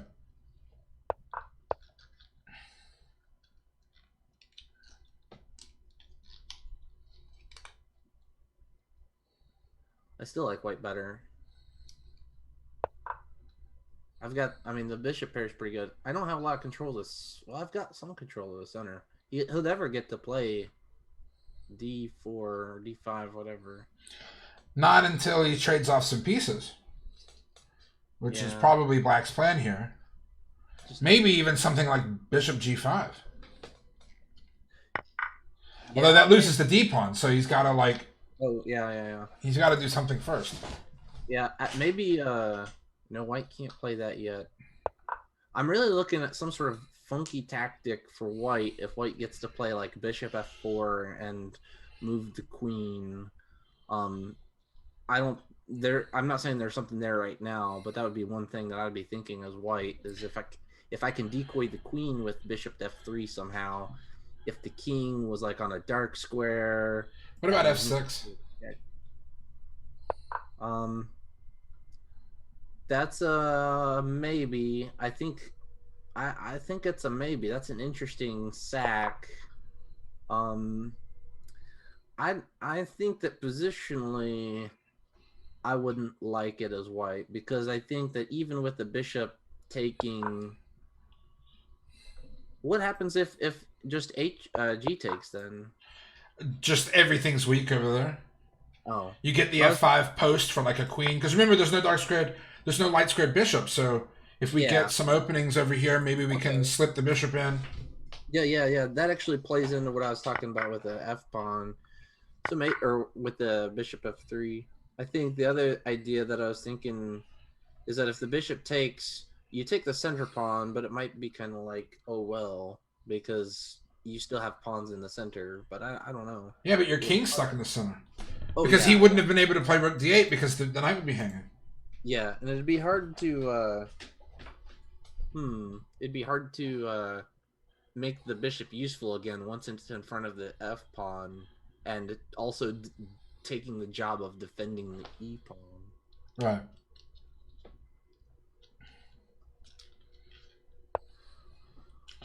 Let's see real quick how this game's going. Oh. That game is gone. Yep. White tried to push the pawn and then resigned here. That's a good time to resign. How many games are left? I like the bishop f2 move that he played. I don't know Yeah. if you saw that. Me too. Because- Threatening bishop f3. Yeah, but maybe I shouldn't like it. I don't know. Because of the pawn push now, and he can't play bishop f3, I don't think. Yeah, I think Uh-oh. black has maybe a nice position here. I think he's weaseled his way out all of a sudden. Ooh. Well, here come the pawns. Yeah. Well, and maybe he plays f6 first just to prevent stuff. That's big brain.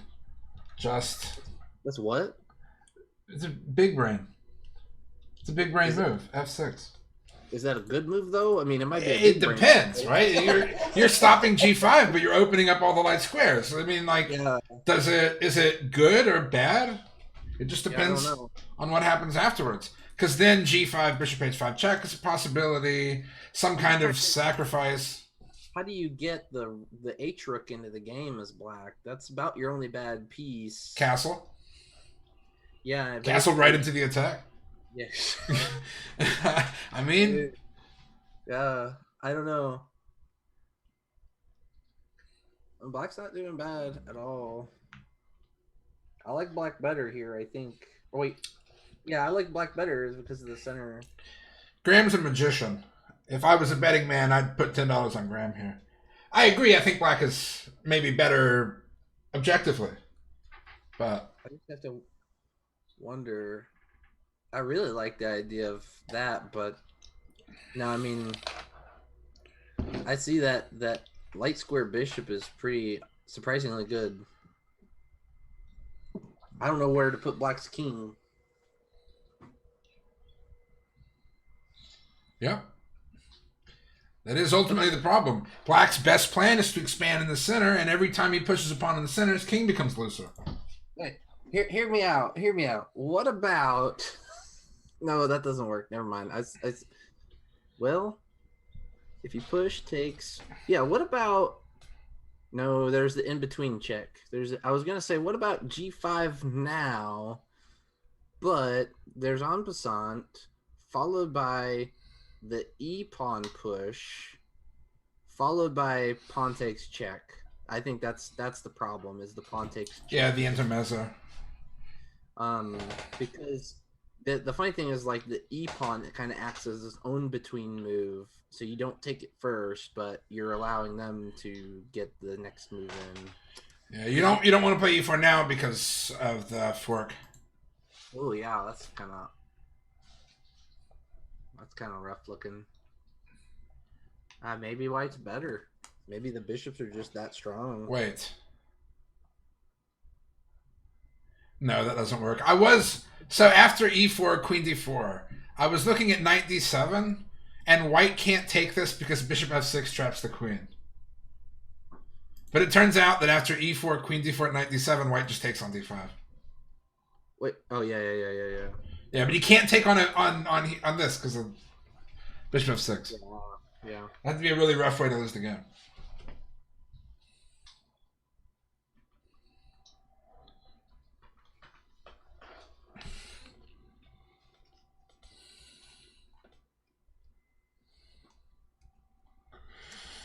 I wonder if there are any other interesting games going on in the open right now. For the record, we have the never play f6, but we had seen in one of the previous games.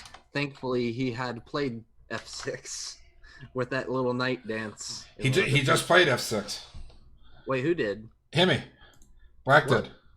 Oh no, I don't like that. I don't like. He wants to support the pawn, and Yeah, but I thinking that your comment potentially about just pushing G5 now, I don't know, like opening up that light square diagonal, even if it's a pawn sack. Um, that's why I was concerned about F6 is that opens up the diagonal because like you'd like to on a good day get to play maybe castles or maybe King F7 and then move the rook over, but you're just gonna open yourself up on the other side. Yeah, but black's already up a pawn. This attack might be worth a pawn, but is it worth 2? Oh, he's up a pawn. I didn't Yeah, remember see that. he won the e4 pawn earlier. Yeah, I forgot about that. No, yeah, then maybe this is good then. That was my move first, but that's not a move I would like to play. No, but sometimes you have to play moves you don't like to play. I mean, I've had that experience many times. Was this the game in the beginning of the game where I said I don't like either position? Did I believe Yeah, I because said you that. don't play the Nadorf and stuff. Yeah. I believe I said that for the record. Let it be known that I didn't like this anyway. I've had many strong players try to convince me to play the Nadorf, but I've played the Dragon since like 2nd grade, and I can't stop now. Well, and I mean, the Sveshnikov. but that's Black's choice. So all I was saying is like I prefer it when Black chooses to allow me to play like the with the classical Sicilian with the knight to c6 behind the pawn, so that I get to play bishop e5 and go into the Rossolimo. I like those. I like the positional chess in that stuff. It doesn't mean I'm good at chess though.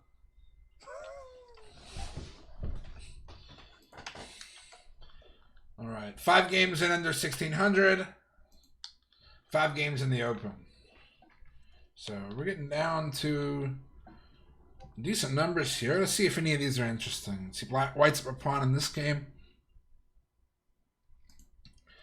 This pawn looks pretty dangerous, but I don't know. I would definitely take white here if I had to pick.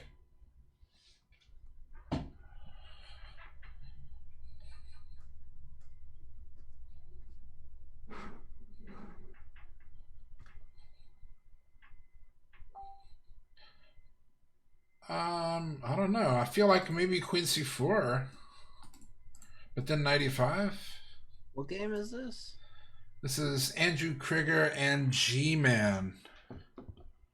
Oh yeah, Andrew's good. Do you know what his rating is? In real life, it's probably about you, man. I think close. Let's see. G-Man is Graham Nadell, who I don't have a USCF number for or anything. I don't know what his rating is at all. I think Andrew's probably 2000-ish. All right. I know Lichess is for, let's say, under 2200-ish. Lichess is supposed to be inflated to USCF by maybe 200 points. Yeah, it starts catching up. That's why I've got a blitz rating on Lichess somehow, like over 1900. It's a miracle. I got up to 2200 rapid for one game. and then it started going back down. This is definitely an interesting position here. Yeah, he might consider. I'd also almost say he might consider. Yeah, that was my thought. Ooh. Why didn't I see that? What I don't know, but this is over. Yeah. Rook takes C7. I guess we're both just blind. Oh, no, yeah, he moves back, he takes the rook on D, and then he pushes the pawn. Yeah. Yeah, oof. Yeah, good night. Oh. That's a shame. Yeah, usually I do better when I'm watching somebody's game and I'm like, I can see all the tactics all of a sudden, and if it's in my game, I see nothing. I just play boring chess until I fall asleep, but the other person does. Yeah. This one's over. I'd be extremely surprised if Black doesn't resign soon. Let's see, Steven and Adam. Black's got 2 pawns for a piece somehow.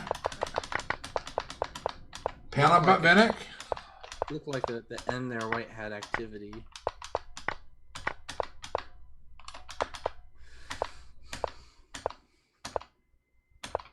Man, I feel like he's got to start pushing those pawns, get those pawns rolling. Take out. your time, you know. There's no What's reason to going hurry. on? What is going on? I don't know. This is pretty nutty. Oh, there's like everything's hanging. The bishop's hanging. That's this what I'm is saying. Queen That's what- H4. What's going on? Well, he gets the check, and then And then the pen. I'm gonna say this does not work though. And Well, this it is our looks current position. it looks like it worked for white. Yeah, white's got to be better. I don't. Just rook know. takes b7, you know. Yeah. Yeah. I don't see what he got out of it. Nothing. He tried a little too hard. Yeah, that's confusing. And then it's almost like at some point he almost has to play bishop to e6. There's just not enough material and not an interesting enough position to make the material worth it for black. Right. And white has too much pressure on f7 for black to activate. Yeah, that's what I was saying. It's almost like he has to play bishop to e6 at some point, and if you have to play bishop to e6, that's it. If he plays bishop e6, I might ignore it and play knight e4. Well, yeah. I'm just saying, like, if you have to play it, even if you're trading down, oh man. I mean, that's just another pawn. Yeah. I'm just grabbing it, you know. And he can't even play like rook to e2 because the knight's holding everything down. Like the knight is defending the b pawn right now. Right.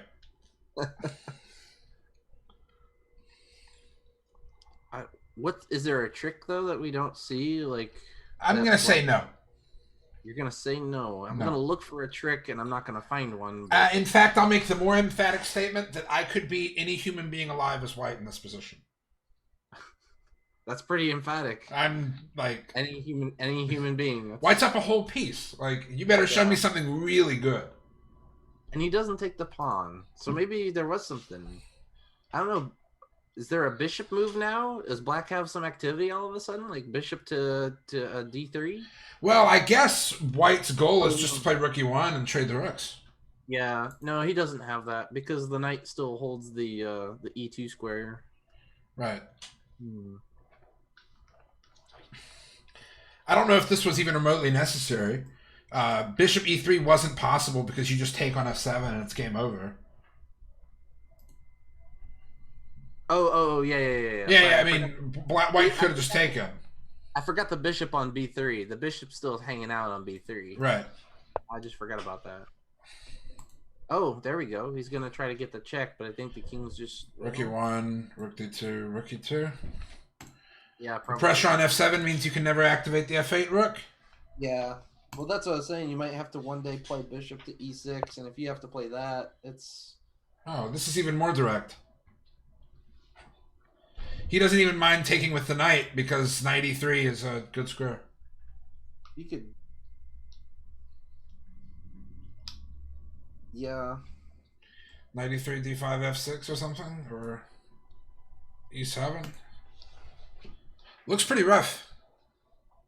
Yeah. I would resign here as black. Let's see. And Graham has now played rook takes h7. Let's see, how did this happen? He played g5 immediately. And then invades on the h file. Oh, man. Wait. Oh, go back one or two. All right. One more. So why...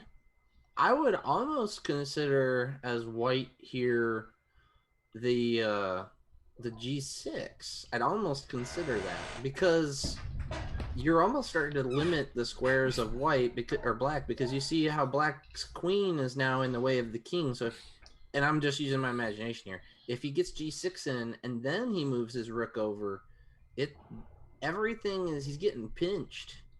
I'd want to keep open the option of bishop h5 because rook h5, king f7, bishop h5 check. Yeah, but what I'm saying is if you play g6, there's no squares that the king is starting to be able to move.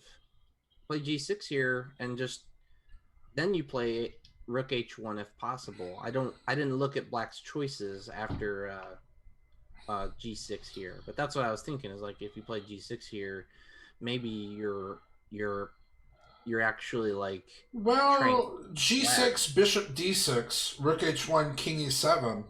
Yeah, maybe. And then you play like a rook to H, or actually instead of playing rook there in that situation, then you play rook to C1, threatening the skewer the queen to the king.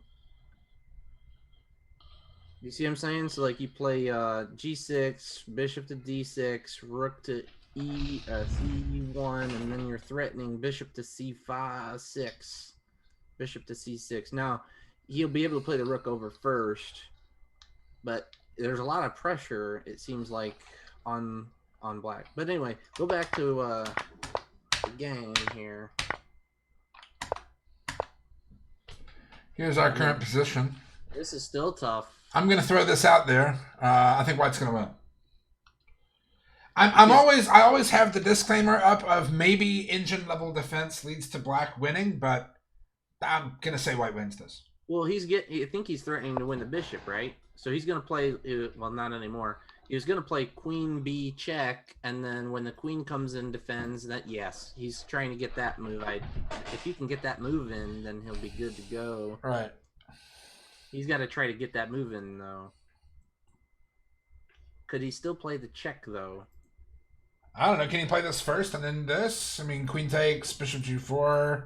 Oh, yeah. Sorry, I didn't see that. There's all kinds of stuff. I gave up after queen takes pawn. Well, maybe he plays the bishop first. Maybe he just plays the bishop first. Queen F6 blocking the pawn. Oh, okay. Yeah. Yeah. Well, wait a minute. On queen F6 blocking the pawn, then his queen gets to... No, well, yeah, queen... He's got the queen check taking the knight. Queen's still defending the knight. Oh, you're right. Right. But maybe hold on. Maybe bishop G4, queen F6, queen B7, rook here, and then rook takes E7. And if queen takes, we take the knight, and if king takes, we take the rook. He can't play that. He can't even take the rook with the queen. I'm looking at black going like queen takes G8, but he can't because of the check. So like if your queen lands on F6 and your bishop's on G4, the black queen can't take the rook. He played it immediately. But Yeah. I was looking at bishop G4, queen F6, check, and then he blocks with the rook, right? And then we sack on E7.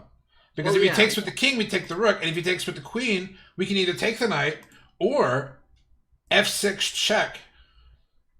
Yeah, there's just a lot Picking of up decoys. There's so many different things that White can do, and they all work. That's what.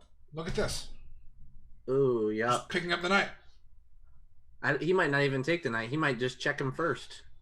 And Yeah, bishop G4. I don't even know what's going on there. I know what's going on. White's gonna win. I mean, I don't need to say much more than that. You can still check him here, I think. There might be some crazy stuff like check, and then this, and then bishop C6 check, and then like some kind of back rank. There's just White's king has this little hidey hole on A2. Oh yeah, definitely.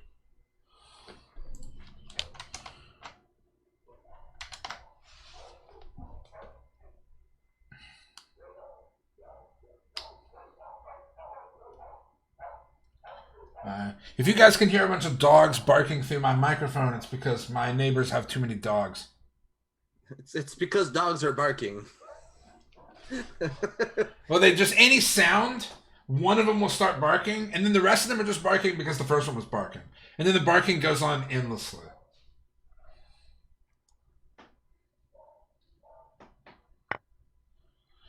Yeah, he just took the knight.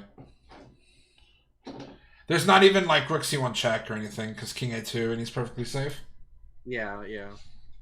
And queen over is coming somewhere. Queen check on any square. Queen somewhere. Yeah. Yeah. D5 probably is the best one, honestly, but Yeah, because the knight was holding all the fort down there. That one's probably game over. I mean, in theory, black has 2 pawns for the piece, but I'm gonna say that's not gonna be enough here. I mean, his king is in danger, right? The pawns can't help. That's a bold opinion. Yeah, I have strong opinions. That's very bold. No, but and then the other thing is that the light square bishop can still come to either the G file or the H file. Right. Yeah, bishop g5 check is still a threat. I mean, bishop g4 check, sorry. Well, I don't know that it's like the end game threat, but I'm just saying like it's got two different diagonals it can come at the king at. Yeah. I mean, There might be a forced checkmate somewhere in here now. if it's there, he'll find it. Oh, wait a minute. Oh, he's just gonna take with the queen, probably, right? Queen takes queen.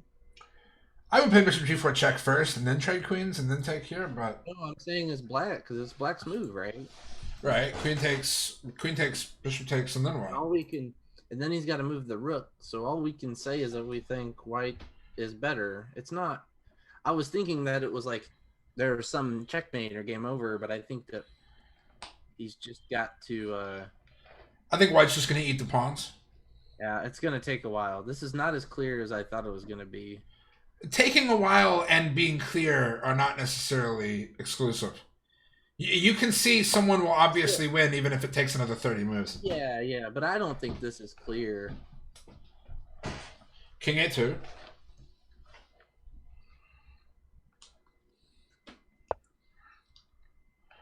What is he going to play? Rook f1 or something? He's probably just gonna take the queen. I don't know. I think you've got to try to promote the pawns somehow. Right. I don't know how that is, but you got to try to promote them. I was looking at that bishop move actually, but you drop the other pawn, so it's kind of like I think white can hold it off because of the light square bishop. Light square bishop is the champion. So like rook takes, and then the light square bishop is awesome. Yeah.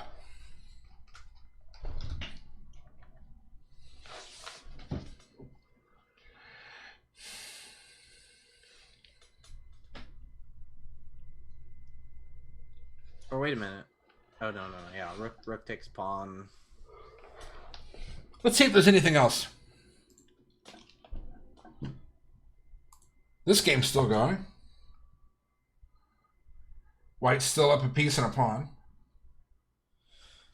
That's a fancy move.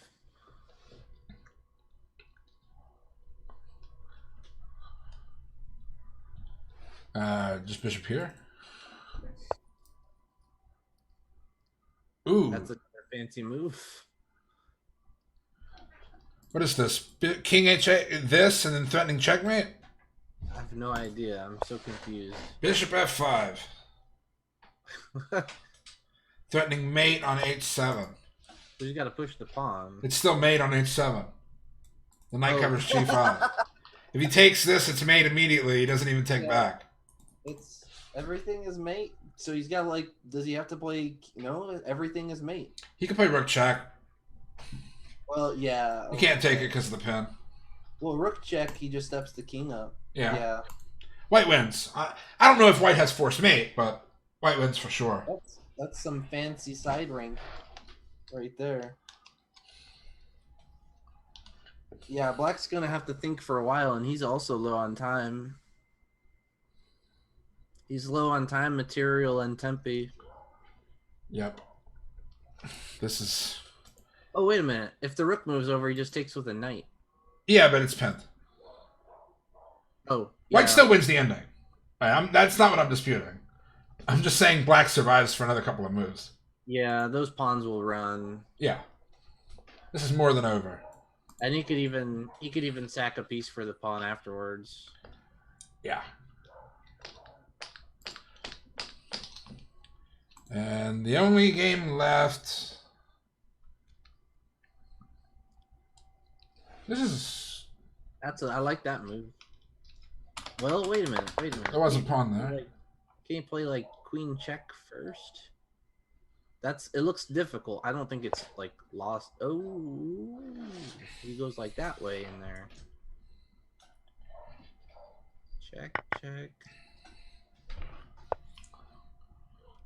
Check.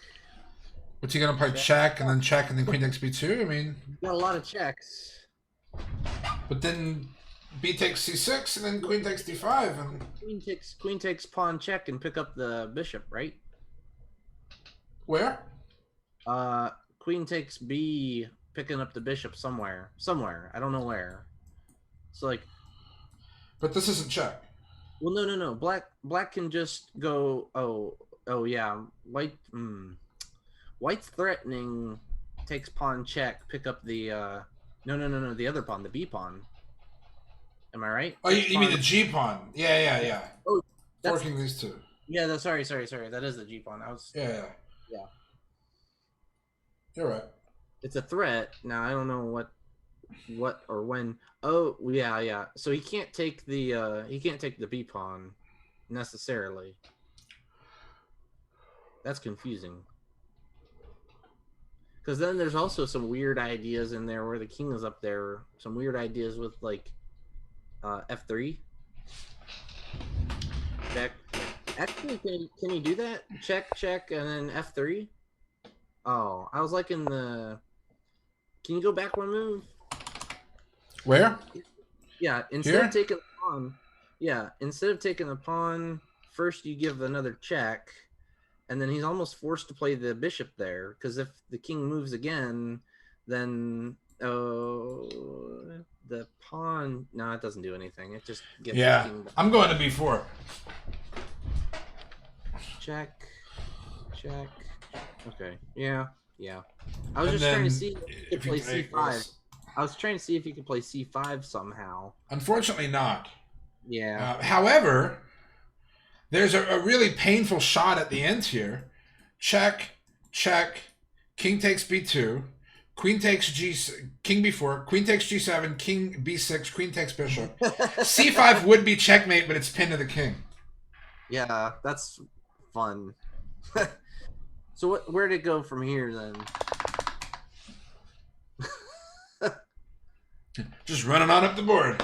Yeah. True champion move. I might have just played queen b4 though. I think white wins the resulting ending, so. Queen b4, pawn push attacking the queen. I don't know about that. What happens after the pawn push? Queen check. b4. Oh, check. Yeah, okay. Never mind. Yeah, I don't think the discovered attack leads to anything. I know that if you allow c4 check, but you can take here. The intermezzo leads to a win. Yeah, I'm just looking for. It just seems like there's some funny business in there with the discovered stuff.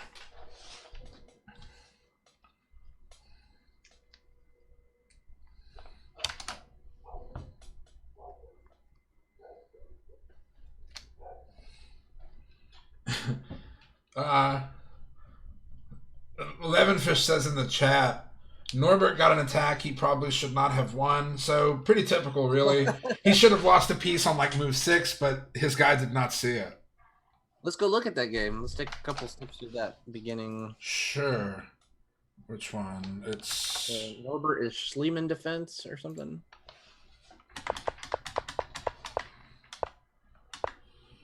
That all seems pretty standard. Is he white? Is Norbert white? Norbert's black. So let's flip the board. White. Okay. I mean, this looks like a pretty typical Dutch to me. This is not very ooh, push that. Yeah. I like that. How did he said he lost a piece on like move 6 or something, but I didn't see it. Yeah, it said he should have lost a piece on like move 6, but wait. It looked pretty boring. Here it is. Oh, the check, yeah. Oops. Classic. Well, actually, it's interesting to note that the knight doesn't work because you get to push the pawn.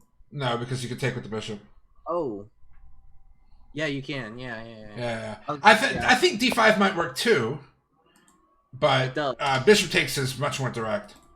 Oh yeah, because then you just snap the pawn, the bishop right after. Right. Yeah. Ouch. Yeah, usually with those types of queen checks, you can play the knight to c6 and get away with it. Right. Get away with bishop to b4. This is actually exactly why I have a niche playing bishop here first before knight f3 in the Dutch, for this specific check. So I'm kind of mad that I didn't see it as I sped through the opening. Did Norbert win? Yes. Well, that happens, right? Yeah, yeah. No, yeah. He is a very stubborn player, and those kind of attackers are scary. I don't blame him. It's fun. I've had a lot of fun games. I played a game against him a while back where I shouldn't have been winning. He snuck a pawn from me, and then I was being stubborn, and then we got to an end game where I was just like the smallest of smidges better, and then I grounded out, and like eventually I got the next pawn after like 40 moves. Right. Yeah, it takes a while. In the top game in the under 1600, this player as black ended up dropping a rook a couple moves ago. You guys can't see it in the stream because I have the chat cropped out, but there is a spectator chat where the players cannot see it. It's not the same as the tournament chat. And there are currently 12 children going nuts in the spectator chat. There's about 4 pages of chat about how black made a mistake and dropped a piece, and one kid is telling about how good the chili he's eating tastes. Oh, that's good. Which, trying to find the It's the top board in under 1600. yeah, I'm just trying to find my link to the actual thing again. I found it. Top board. Is it the only one it's the only one that's being played right now. There's just a I ate a chili, it tasted pretty good, not gonna lie. Why didn't he do this? There's a lot of smack talk in there too. You got everybody watching this game. No pressure, you guys. People are yelling, bruh. Well, the guy playing white is Ashish Chidambaram from White Station Middle School. And so all of his teammates are in the chat. They're saying, I wish I was living in 2014. And I'm like, I think everybody does. In 2014, this kid was in first grade. So, like, you shouldn't take that particularly seriously. Someone said he ate a cookie. I just saw that. Yeah, the spectator chat is great. Nice. Yeah, the tournament chat should be turned off because the players can see it. But the spectator chat in these Swiss events, like, you're bored. You have to wait for the rounds to finish, right? So you might as well check out the spectator chat of the top seeded game. And Usually it's boring, though. Usually there is no spectator chat. This is pretty funny. well, usually there's a full tournament chat in Yeah, like the yeah. League Chess events and stuff. Yep.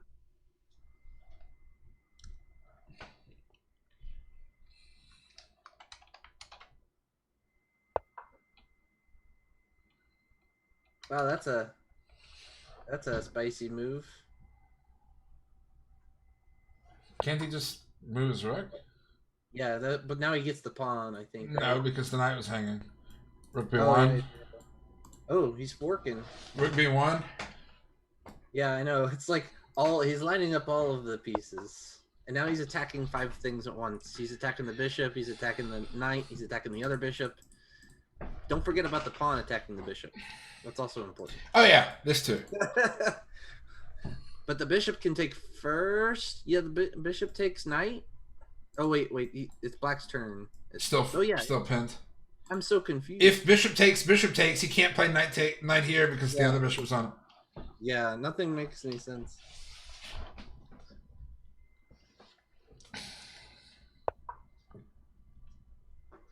Yeah, and then he hangs the bishop. Oh yeah. Yeah, there's not much. Black resigned. All right, 5-minute break for the under 1600 section, and there is only one ongoing game in the open. Let's find out what happened in Graham won.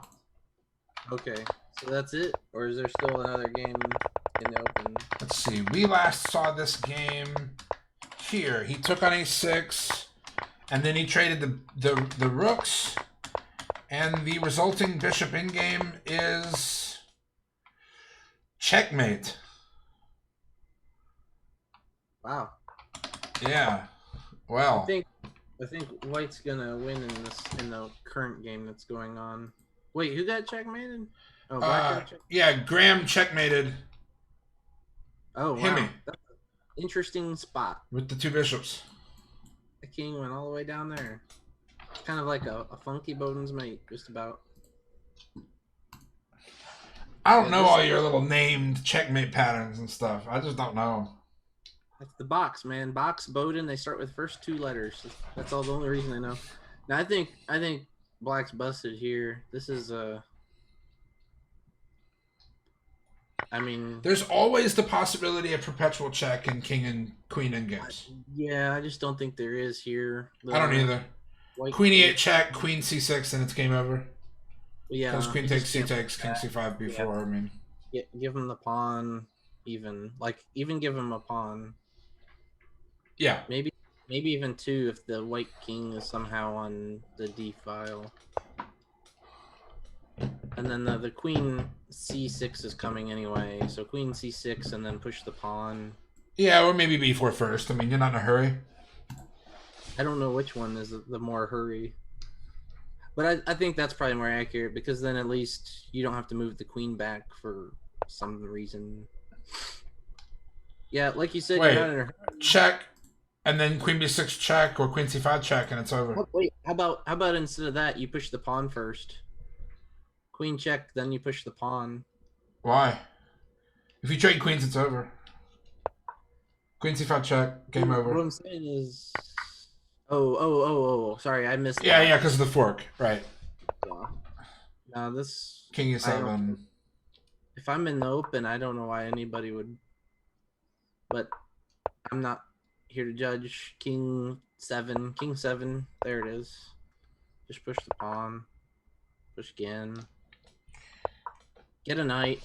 Give him a check with a knight. No, come on. I would get a rook here, though. That would be pretty fun. Is he going to get another queen? That's the easy way. Yeah. Is he going to do it?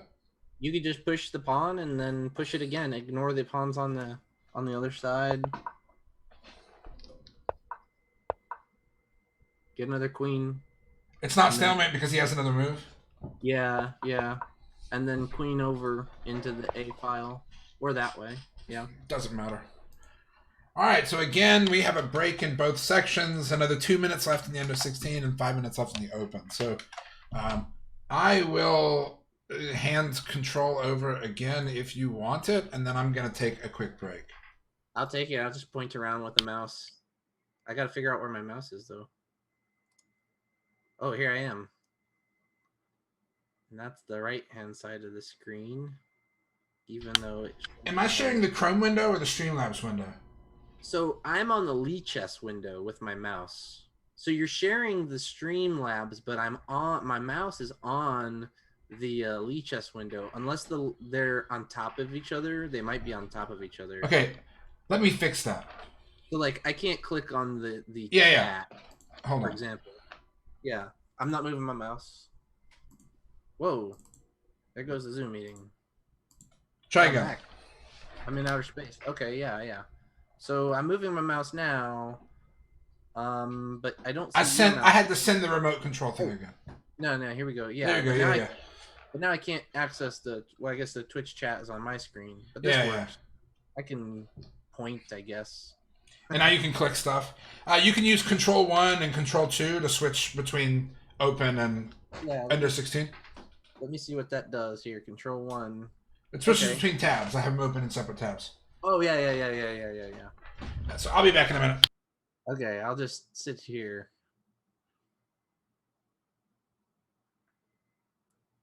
I'm going to open up my other chat to see if anybody's chatting. Okay, nobody's chatting, but I can see. Oh, what did I do? I clicked on something. Or maybe the game started. Okay, so I don't know. I'm just going to comment on the game as I see it going. So, d4, d5, queen pawn. Maybe I change this while he's not looking. D3 or E3, excuse me. We're thinking about it. Black's thinking about it. Good job on coverage. Wish you could have played. Yeah, I probably would have played if I had known that the open was not as strong as I was thinking it was going to be. I wasn't really looking to play some super chess yet. I kind of like the idea of playing if here. I think I could get away with c5. c5 and then e5. My connection is unstable. My internet connection is unstable.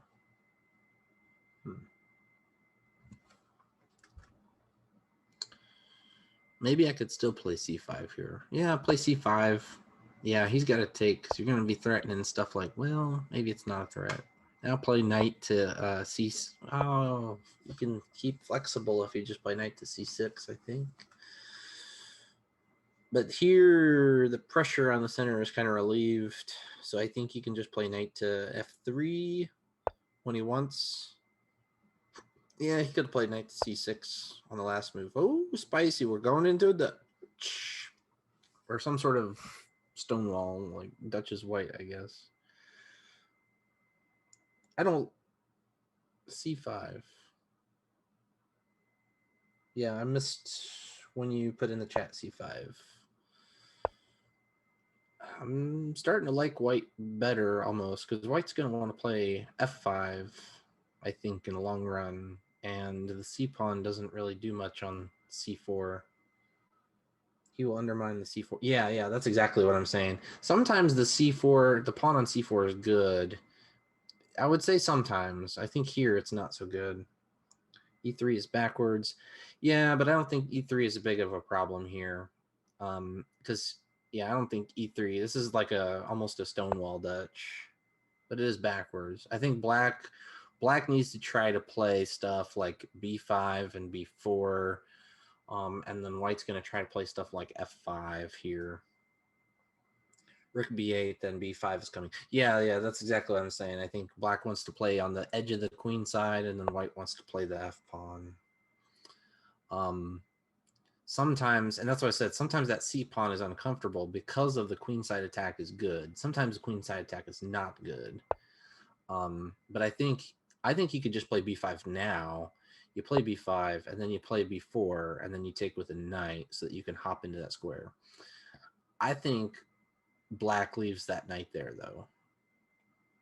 I don't think black should take that knight. No, taking the knight f takes is death. Yeah, I'm just rambling right now. I think maybe kind of like you want to, as black, you want to play knight to e4 with already having played f5.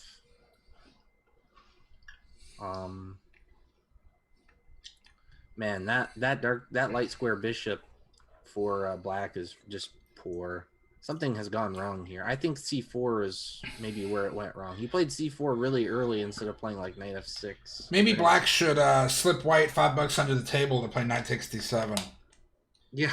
You know, like, I'll give you $5 if you take my bishop. Or something. Yeah. I mean, you have the bishop pair. This is starting to look tough for black. I think white should play e4. There are plenty of other moves, but I would play e4 here as white. I don't know that you want to, because then it's kind of like if you play e4, you're going to give black the chance to play knight to d5. And I mean, I'm not saying it's good, but maybe in the future after you get to play after you play b5, protecting that pawn, it's kind of like you're kind of giving him a clearance square, maybe. I don't know. That's true. He has to deal with it. You know, he'll have to play something like bishop to e7, and deal with that. It's interesting. E4 looks great. I'm at e4 is a little sus myself, but and maybe it's early. I just like the simple, boring stuff like knight f3. He plays e4. Well, here we go. Let's see where this goes. I don't know. I barely know how to play chess. I would have to take, and then maybe I don't know if it's. I think it's. If you take with the pawn, knight d takes c4. If you take with the pawn, knight d takes c5. c4. Oh! I didn't see that. Yeah, c4's hanging. If you take. Ooh. Yeah. Ooh. No, I like e4 now. I am convinced. I have been turned into a believer there. Yeah, I think he just leaves that there and maybe plays like queen to F3 or yeah. I was looking at E2, just trying to. Yeah, you don't want to put it there. I've been looking at Rook F3, Rook H3, F5, Bishop takes H6. I mean, Black's losing a lot of space, and his bishops are getting worse and worse. right. I mean, Black has the long-term plan of expanding on the queen side, which looks successful, but he might get checkmated first. So, He could have done that a while ago, but he didn't. right. That's what I was saying. Like a while ago, I was saying like, White's going. Oh, for now it. Bishop A3 is coming, and I'm playing on both sides of the board. Give me both sides of the board, he says. Ooh, wow. and if you take it, he's going to play A takes to open up the rook. And he's already looking at bishop to A3, you know? Yeah. Oh, wow. This is... Something has gone wrong.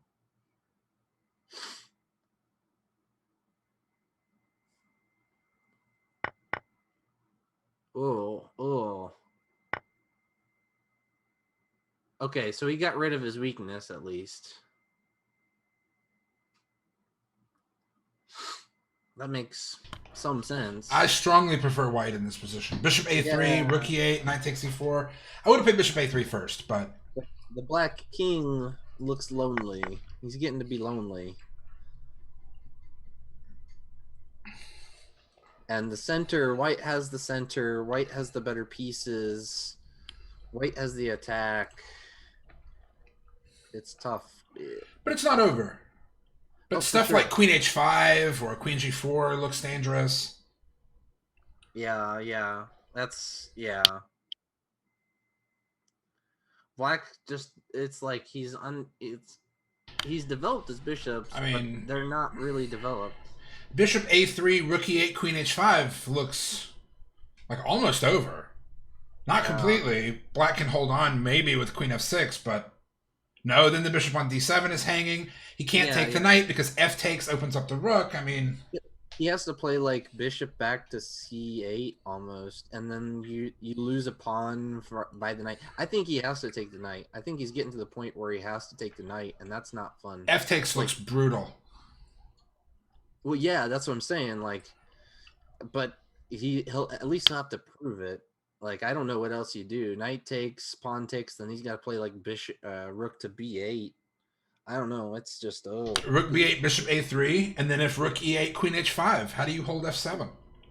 You can't play Queen E7 because his bishop's on it. Yeah. Can you play Queen F6? Nope, pawn and rook are on it. Pawn. Yeah, pawn. Oh, then I don't know. Maybe you have to play. If you Play play anything F5. else, you lose both of your pawns. Bishop takes B7, Rook takes A7. Or You maybe have to just play- B7. Yeah, maybe you just have to give. I don't know. You're losing both pawns. Oh wait. You what can't about take them both bishop- because of Bishop B6. You Why just not? Why not retreat. bishop C6? That's starting to look almost playable as black.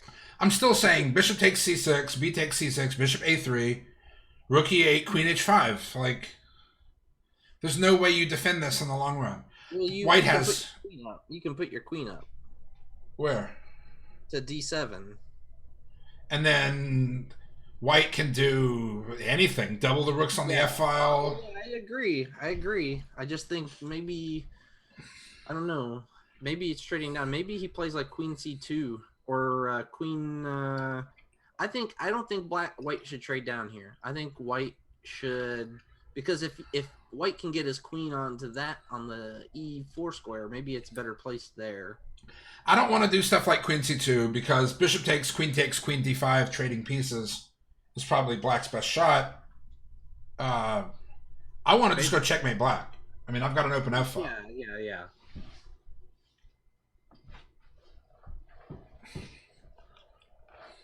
What about just bishop back to c2 with queen to it's kind of a rude looking move. I don't know. I like bishop c2 with queen to d3, and then you're attacking the pawn with the dark square bishop. I feel like that's bishop to c2 could potentially be a very surprisingly. You lose at least a tempo after Bishop C2, Queen D5, threatening mate on G2.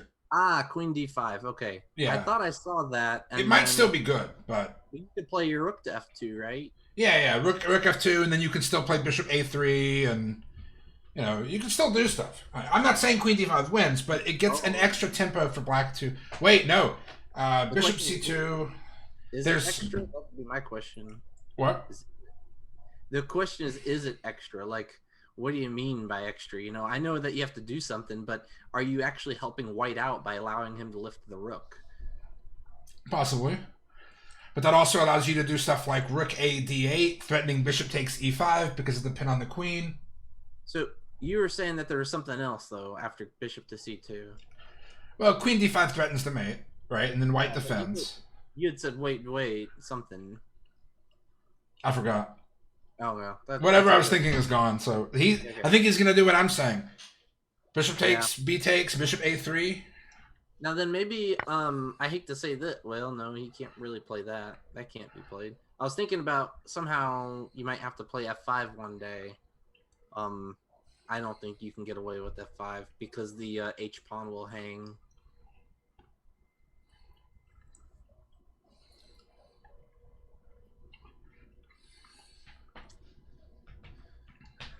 It's going to be tough to play as black here. Maybe he has to play a5, a4. No, you can't play that because he just pushes past.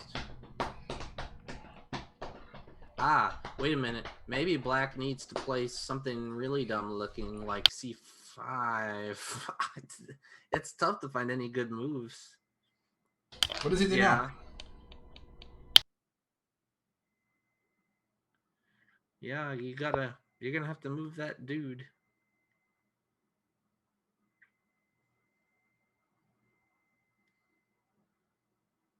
And then queen f3 forking everything. I think queen h5 is more direct. But I mean, this is fine. This is probably winning too. But what else was queen h5 threatening besides the checkmate? Although this is leaving the file open for the rooks. Okay, yeah, you're right. The queen. Oh, he just drops the pawn. Also, it made f6 impossible because of queen takes h6. But now after pawn takes, you can play queen takes. Yeah. This is why I would have left the rook open. The funny thing is that if he didn't play f6, queen d7 still, it protects stuff either way. So I think you are right, because then you can double up on the file. Right. You don't want the queen in front. If you have two rooks and a queen, you don't put the queen in the front. And if you have to put the queen in the front, then you should attack with the queen from the side. The rooks should be coordinated together. Yeah.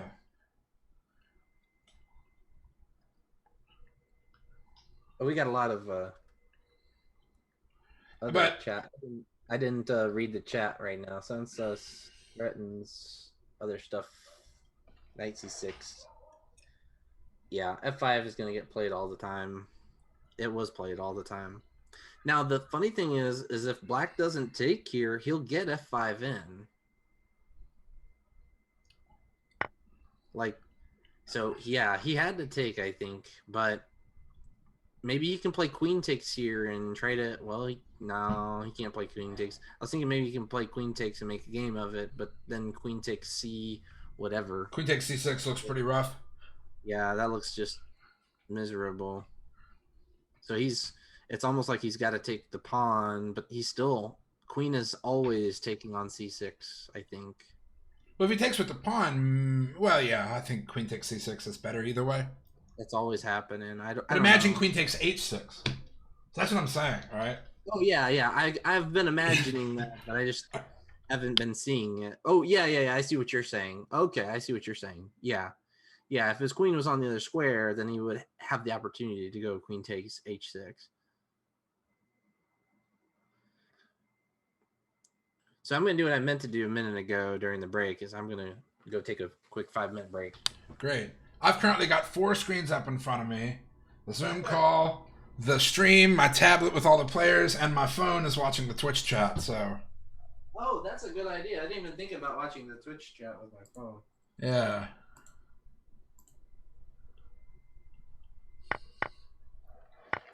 Oh, I see. Well, I guess he decided not to take on c6, but either way, after rook takes f6, I think white has to be winning after doubling the rooks on the f-file.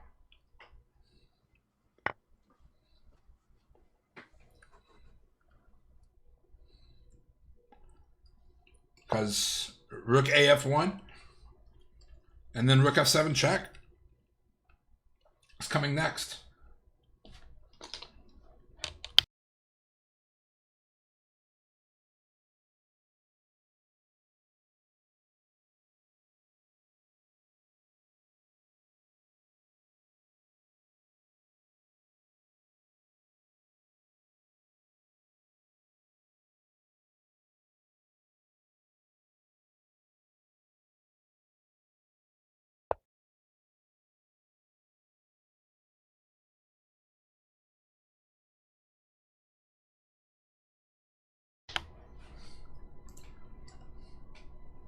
All right, let's check out some of the other games.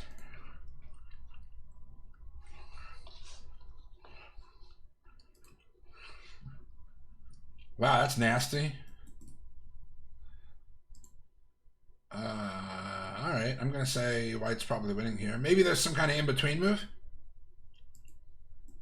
But he takes the bishop and then takes the rook, probably. Queen h5 is a problem. Bishop g6 is a problem. If bishop c6, maybe you throw in the check. Or you take the rook and then take the bishop and then take the rook. Either way, I think white should be winning here. This rook on b7 is just very strong. I don't see a good response to this threat.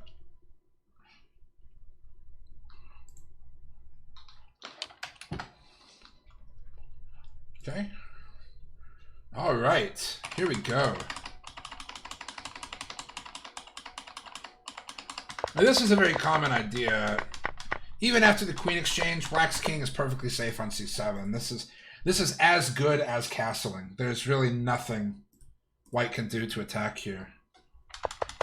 I agree with that. Now black has total control of the queen side. And then he's going to reroute his pieces like so. And c4 is weak because black has control of b3. This is miserable for white, I think. I think black is already winning. I didn't think that was miserable, but I would say that I think it's at least equal. Because, like, the cool thing is I really like the e pawn for black. I really like that e pawn. How do you save this? I thought you could push, or am I missing something? Push what? Push the b pawn, A pawn. and then the knight takes. Right, but like, but then this is a problem. Takes okay. here, knight d6. Well, yeah, I saw the other stuff attacking it, but I forgot about the a pawn hanging to the rook. Yeah, it's starting to look tougher and tougher. I play the knight a6 King's Indian, where I play knight c6, a5, and if I can play a4, I mean, I get these kinds of positions a lot on the queen side. Not enough people play that against me, so I never get to play against knight a6. Although that looks super nasty too. Oh yeah, yeah. I don't know. I liked putting the bishop there. I thought the knight was doing pretty good there. Yeah, me too. That's what I would have played, but I do like the knight on the f square as like principle, but I think your way of like kind of hurry up and do it was maybe better. The other nice thing about having maybe here he can now play like bishop to h3 and try to start trading stuff down if he thinks it's that bad. Yeah, that's possible. I don't know if the resulting knight in game is okay though. Yeah, I mean it might still be better for black, but I mean, is it better than this? Well, so the problem with bishop h3 is knight d4 check and then knight d6. And all the queenside squares are... I didn't realize it was a check. Yeah, with the check, you're going to win that pawn. You're going to do everything. It's just going to be bad. Yeah, maybe that just doesn't work. Yeah, white really needed to stop a4. This is really the key. White needed to play b3 earlier. Oh, he never played b3. Ooh. No. Yeah, way back here in this position... Yeah, you really can't allow a4. Why did he play king to c2? I have no idea. Okay, might have just been a small mistake.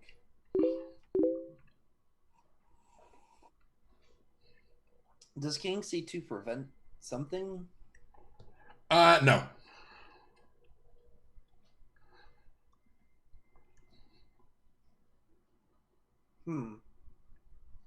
Maybe he was trying to play it as a waiting move. Like, at least he's improving his king, right? He might not know where he wants his bishop or his knight to go, but they don't have any good choices either. Yeah, I think he did need to play b3 there. That would have been a pretty fair move. Yeah. Because this looks like a problem. Yeah, he played it, but I agree with your check. I think he's just gonna move the knight up with check, not take the bishop. I think he'd just take the pawn. Unless, that there's a pin to the other pawn with check on the F. Right. I don't think you should get greedy and take on f3. Black isn't developed enough to open files. Black should just control key squares. Yeah, just hang on to that. Hang on to that good square. Knight d6 first might be better, actually, because of this.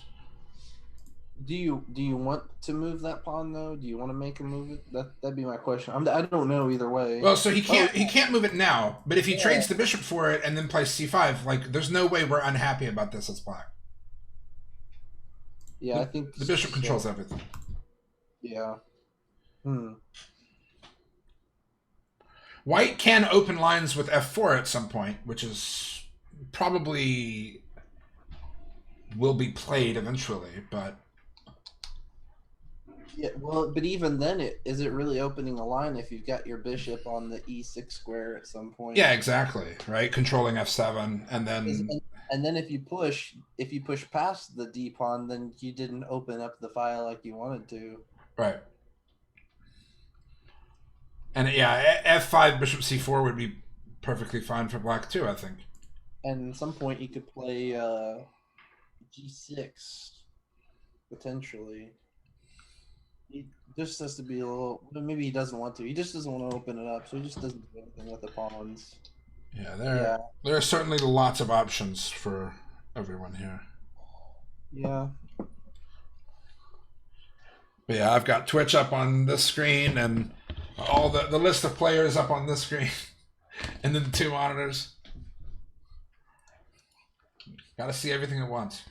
Yeah, I guess I could probably. That's a better way for. I've been having the Twitch stream open on mine so that I can see the chat, but I can actually open it up, I think, on my phone. Make sure to follow our channel while you're there. Do I not follow the channel? I do follow the channel. Oh, shoot. Do I not follow the channel? That's the worst. Well, yeah. No, I already follow it. Cool. Everyone else who's watching, make sure to follow the channel. Yeah. We got 18 people, but nobody says anything. Yeah, it's been pretty quiet for a while. Maybe let's check out a different game now. See if there's anything interesting. This game finished. Wow. He just resigned here. Oh, because this is mate. Ooh.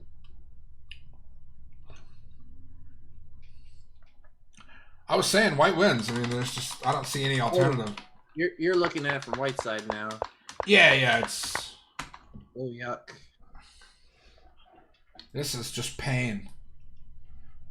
There's nothing. You can't even stop mate. I mean, like, you have no moves. Oh, you can sack the bishop with check. Pawn takes. Yeah, I know. I was just saying. Yeah, you can make it mated too. I mean.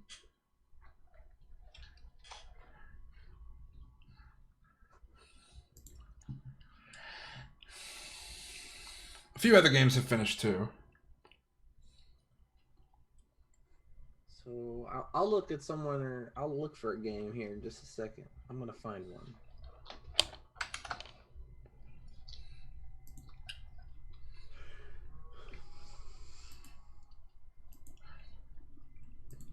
Wow, there's a lot of stuff going on in the 1600 games. I'm just saying, like, there are a lot of wacky positions right now. That's what all chess looks like at the 1500 level, because you can do anything you want and make it work. I don't think you've seen my games. That's what, man, when I was at 1500, I thought I was a genius. Because you could just do anything, and your opponent would defend incorrectly, and then you would checkmate them. But now I feel bad, because now I have to play boring stuff. 16-year-old me would be profoundly disappointed with my current playstyle. I've actually started off boring chess, and now I play more and more exciting chess. It seems like.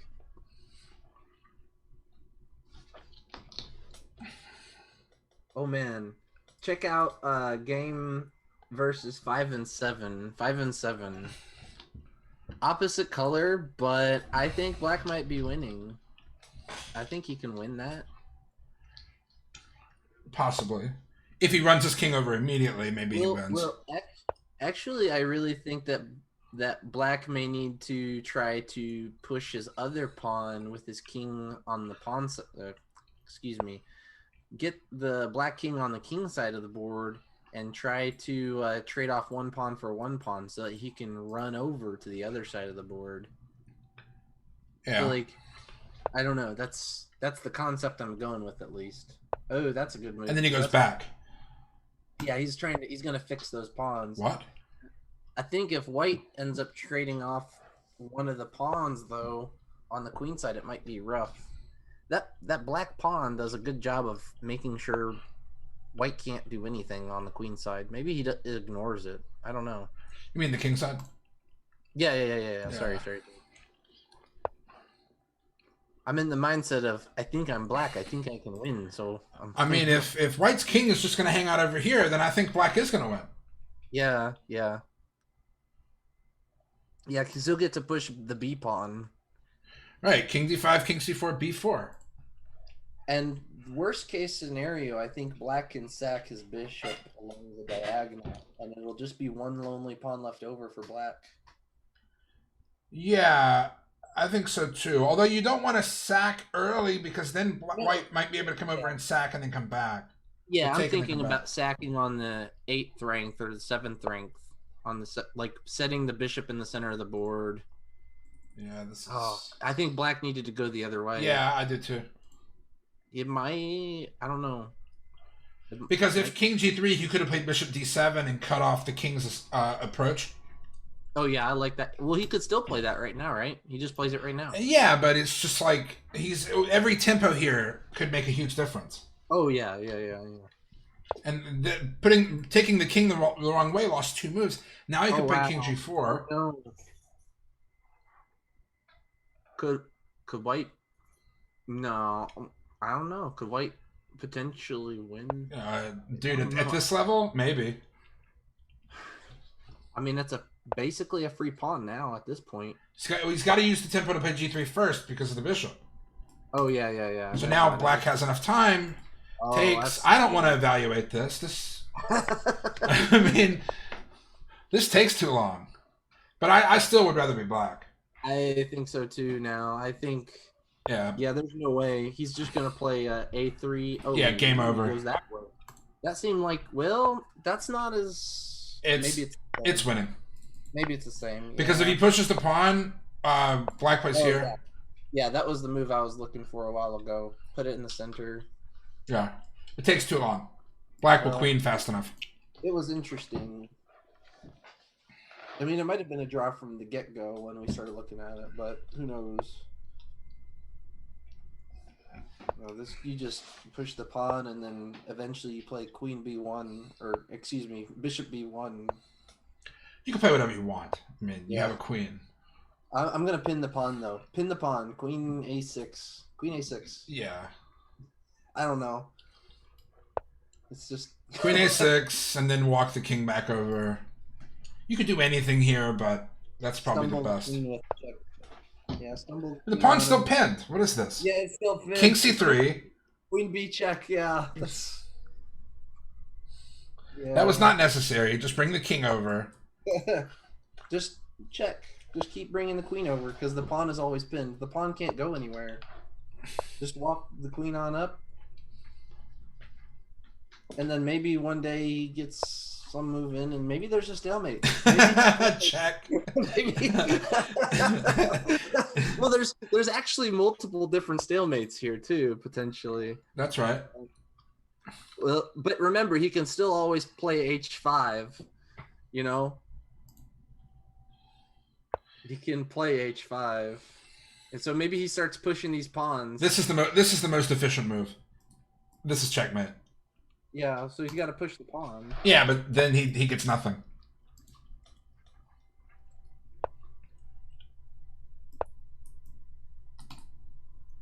Well, careful there. If he plays the bishop there, is that... Oh, that's not a stalemate. Yeah, he's got No. the one escape square. Yeah, that's very likely over. Yeah, it's game over. Obstacle bishops are not always draws, right? I mean, Yeah. There are a couple of cool end games where like you push out the other king and you're able to promote. yeah. All right, this game, not this one. This game, I'm really wondering. Oh, I didn't see there was a knight there. Because wait, yeah. When I first looked at it, I was like, why didn't he just take the bishop? But since there's a knight, that's better. He's threatening that now. Right. And yeah, because the knight could have jumped in between. He would have been able to save his knight. Yeah, for sure. So now he's got big time threats now. So who is Jaguar Ninja? That is Gilbert Chan. I don't know him. Apparently Norbert is sacking his way to a win again. Is this Norbert's game? Yeah, it is. Yeah. He's down a whole piece. No, he's at the exchange now, but... No, but I think this is over. But this time the sacrifices were justified. Really? Okay, this knight takes f7. This is not a sacrifice. This is just a good move. Like black can't. Yeah, I think so. Where did black go wrong? What did he do? Like he moved Allowing queen this. there. So I think the h6 move might have been maybe no. He tried to trap the rook, and then this happened. Well, instead of playing h6, maybe no, he can't because he's still gonna end up taking there. Anyway. Maybe rook here. Maybe if you're a crazy person, you can queenside castle here and attack the rook and defend the bishop with the rook. But if you queenside castle, he forks you with the knight. He still plays knight takes f7. You just take the rook. Oh yeah. Oh, yeah. Queenside castle. This really might be the best move. He takes your rook though. He takes your rook after the check. I mean, it's kind of a trade, but your rook is on a weird square. I don't know either way. I don't know. That's a complicated.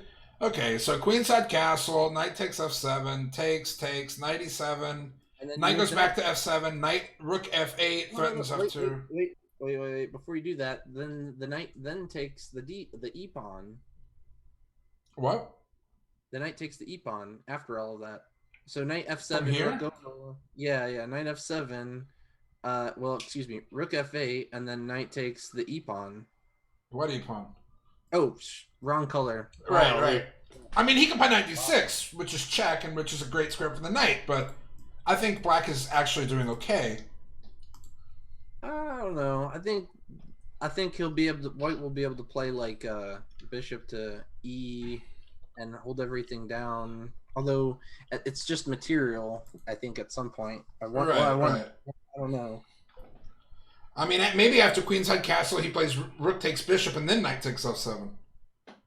Yeah, I didn't see that. No, I think that's the way to do it because then that's a real piece, kind of. I don't know. I think Norbert equals Murphy's bro Tal. Murphy's bro Tal, yeah. Or Tal, however his name is pronounced. I don't know. Wowie.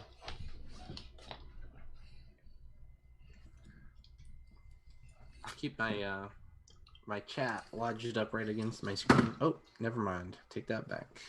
You should buy one of those stands. I have a stand that I put my tablet up on when I'm doing schoolwork. I've got a stand I found at like Best Buy for like $15, and that's how I'm like doing real life. But it's like a tripod, so I could actually use it as a stand. But they make these selfie stick. I just use it as tripod though, but selfie stick tripod where you can you just take. I don't see why you can't just take it. What's up a whole rook? Yeah. Well, that's a piece, or is it a whole? Yeah, it's a whole rook. Yeah. He's currently at the exchange. And the rook is doing the job too.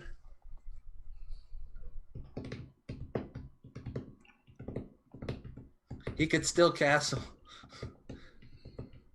Or we were looking at that a while ago, Alex.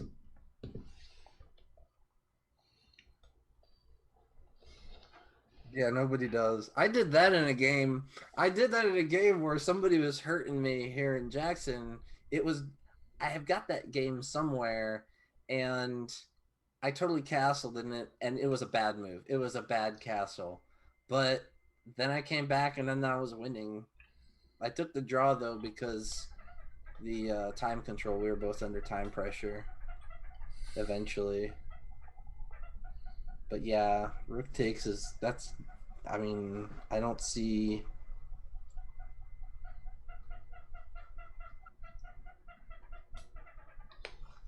I don't see what else there is. It's kind of weird how we're looking at it from the black side. Oh, never mind. It's not weird. You can flip it by pressing F on the keyboard. Yeah, I knew that, but I just, for some reason, in my brain, it just seemed off, but it's not. Well, something seemed weird. I honestly don't know why white isn't taking the bishop. I mean, like, how could this possibly not be the right move? Looking for a better move. Bishop G6, maybe?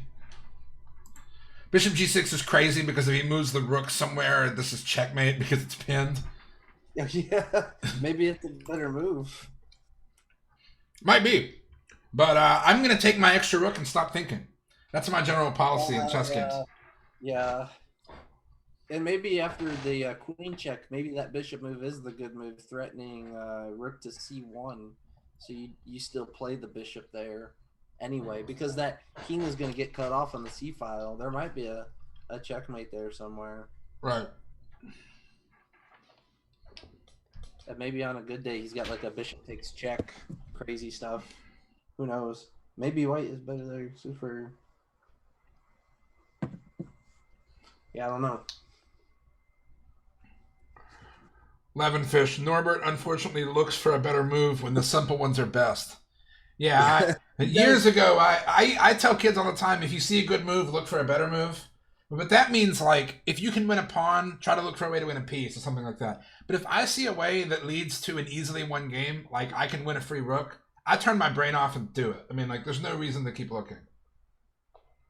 It's different than winning a pawn. You know, winning a rook is just like, okay, I'm not looking for a mate.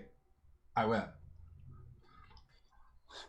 But looking at the bishop move, though, what does he play after bishop to g6? I don't know. It's perfectly possible that bishop g6 is the right move. I mean, well, I'm just saying, I'm not arguing. I'm saying, like, thinking about it, like, it almost looks like there's nothing that can be played.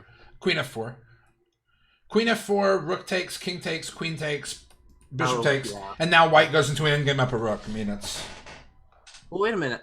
On queen f4, then maybe he's starting to move. Oh, he's... What? Maybe that's better. Wow. And remember, he can still do like bishop to g6 and pin the rook on a bad day. It's got to be king f8, right? Yeah. And then he plays the rook with check. Oof. Yeah, there it is. I think he found the better move. Well, king f8, rook b8, bishop e8. And then probably queen check or something. But yeah. And then he takes the rook. I don't see how this could be better than just taking the bishop and taking the rook. I mean, yeah, well, yeah. I mean,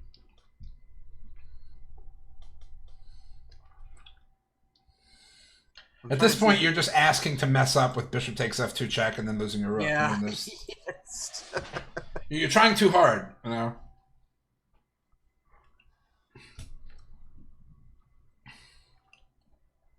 So wait.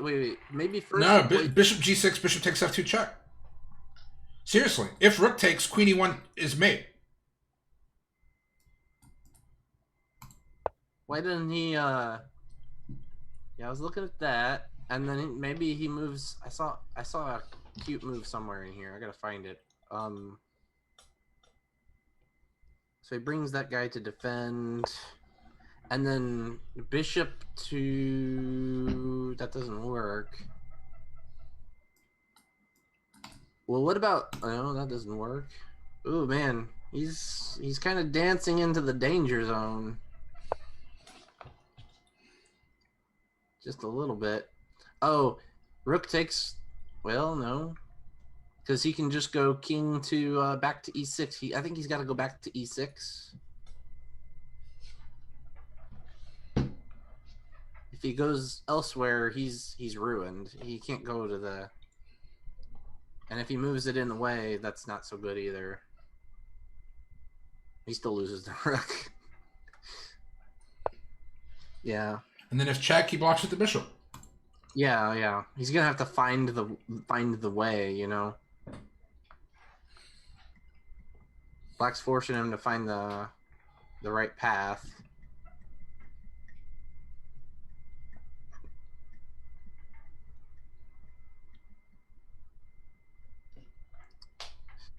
Maybe he's turned this into a draw. He's determined to find checkmate when he could just win the game. And then at some point he accidentally gets into a threefold repetition, even though like he goes like a different path, if that makes sense. Like he gets one position, he goes a couple moves, that same position occurs again, another couple moves, and then another couple moves, Right. and then this. And Lichess alerts you when there's a threefold. I didn't think it alerted you. I thought it just Automatically accepts the draw. Yeah. I think you're right.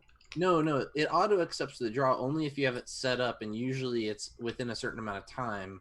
I don't think it alerts you, and I don't think it necessarily does that automatically unless you have it set up when you're in time trouble. So it's interesting. He might not, if the draw occurs, what I'm saying is you might not know it unless you actively see if you can take the draw. Right. But I think the button pops up. Like I think the button like reveals itself, but it's not like flashing or anything.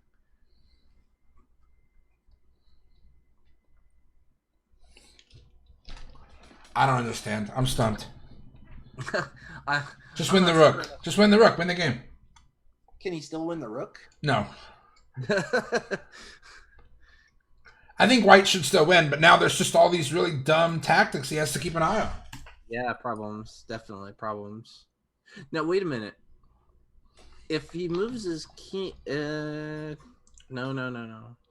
I'm trying to see if there's anything to do with like a bishop to b5, if that makes his life simpler. If he's still doing better and sacks the bishop somehow, if his life is made simpler. Now the funny thing is the queen is on the h6 square. So if he goes back to the other square, there's queen to h8, and that's checkmate. You just play bishop d7. Just play. Oh, right now, yeah. Yeah. Well, maybe he's tricking him. Well, he can't move back to the square anyway because of the queen. So,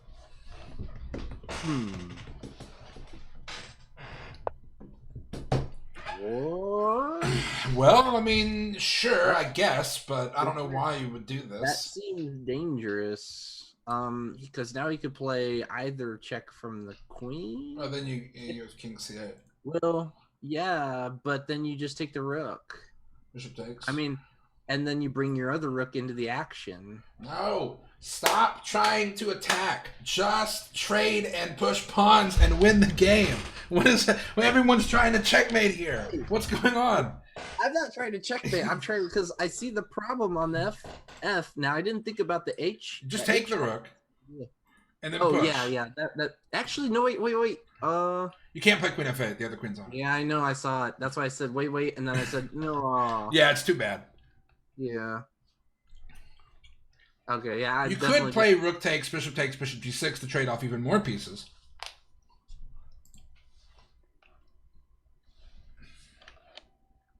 There's no way that's wrong. Takes.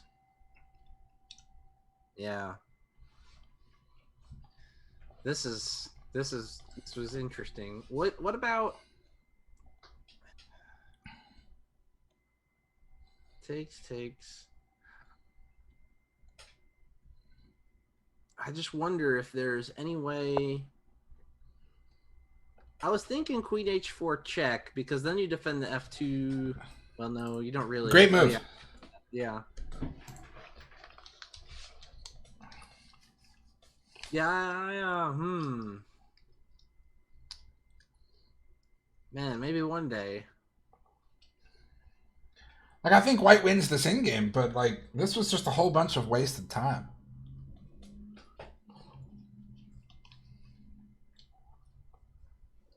I stopped looking for checkmates years ago. I'm just going to take the free pieces or something. I mean, like... Yeah. Trade the rooks. Yeah, you gotta do something with the rook. If he plays rook c1, I'm going to scream. And just drops the rook on b7. Well, there's no way you can play rook c1. That, yeah, well, he might. I'm not saying he can. I think he'll play rook c1 maybe after trading rooks down. He could do it now. You might could play it now, but then the king goes like b wherever. Yeah, Well, but king b7, queen g7 is scary. Yeah, the pin.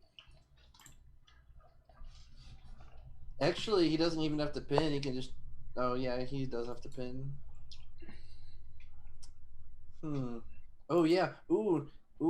Now with that where the pieces are, if he does go to b wherever, he could play bishop to a6.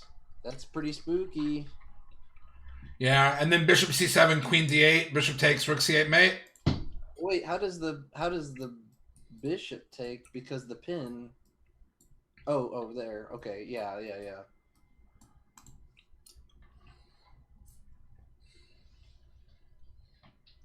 Yeah, ooh man.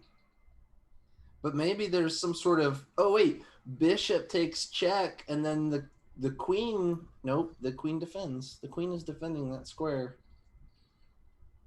I was looking at queen d2 for black. Yeah, the fork. But yeah, the queen's on it. You can't play queen b2 either because the queen defends the Yeah, rook. the queen still defends.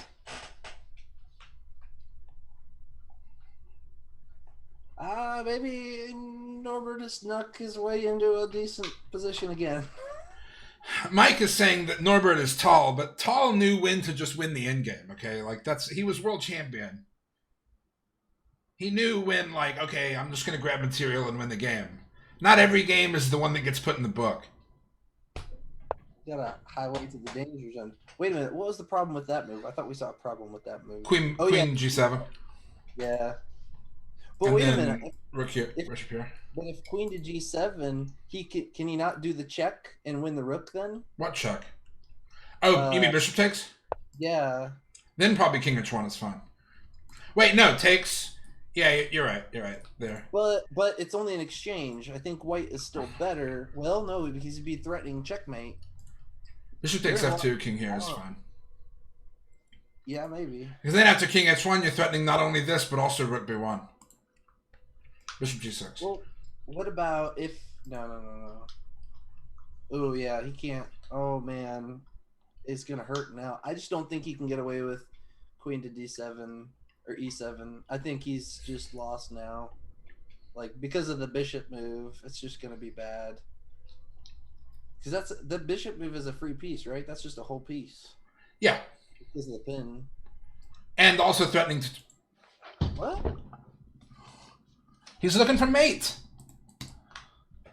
I mean, but it was so easy. The pin was so... We've already seen 15 different easy ways for white to win this game. Why do you think he'd take the 16th? Oh, well. White wants to end this game with a checkmate, and there's nothing else that's going to make him happy. I am losing it over here. Now these pieces are forked, and white has to play like queen t1 or something. Oh man, Norbert. At least it's exciting. Like we've stayed on this game just because of the suspense. I'm leaving. We're looking at something else. Hey, it's the last game. It's the last one. What about open? Yeah, hey, it was so exciting. We'll go back to it. I want to see how Graham's game is going. I'm just gonna tell you what's going on with it. I'm gonna be like, oh my gosh. Material's still even in Graham's game. It's actually pretty interesting now. White has activated this rook. I'm not so convinced that black is better here. I was before. I mean, I still like black's bishop, but earlier I thought black was significantly better.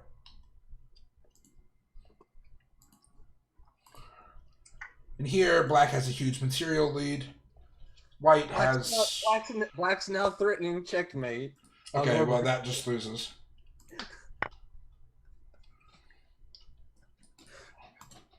Okay, game over. Black wins. Black's still threatening checkmate in Norbert's game, man. It's Are you serious? yeah, he's threatening checkmate. I mean, I'm sure there's a way that you can. It's not mate. Oh, well, yeah, it's not mate, but he's threatening bad news bear. I'll give him that. It's like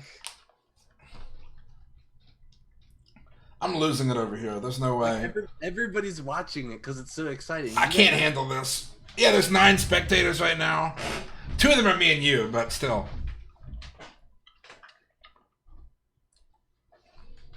Nobody's said anything, so I'll take something. I'm going back to the open. None of these games are really exciting, too. I guess we can just hang out and watch Graham's game. But honestly, I don't really know how to evaluate this position. Black... I don't know. Black has a bishop, white has a knight. I can't say much more than that. If kitchen bar... Autocorrect. I have no idea what it was supposed to say, but that's definitely an autocorrect. I need a kitchen bar. Wowee. This is... What a... He doesn't care about queen takes check, apparently.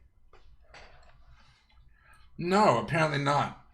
I mean, I was thinking maybe queen takes check and then come back and defend with, like, queen to, well, he's got the queen check, take the bishop. I was thinking, like, queen comes back magically. Oh, he doesn't have it. Yeah, queen takes check and then queen to c5. But then white just trades queens and wins the endgame. He has 2 outside pass pawns and an extra exchange. Yeah, maybe. I'm just looking at from Black's standpoint. How do you stop the bleeding? I mean, I've been screaming for white to just trade pieces and win the game for the past 20 minutes. I mean, come on. I think he's got to try to stop the bleeding and play for the good bishops. King h1. Because I mean, he does have 2 decent bishops. If only this was Bughouse. You could play queen g1 check, rook takes, and drop a knight on f2 with mate. Can he play like a bishop? No, he can't. I don't think he can. I was thinking maybe bishop to h5, but I don't think he can. It almost feels like he's forced to play queen to c5. But he's got to be a little careful.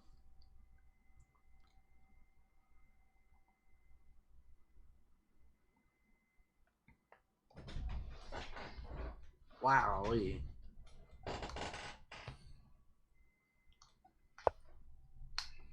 Yeah, I mean, we all think white wins for forever.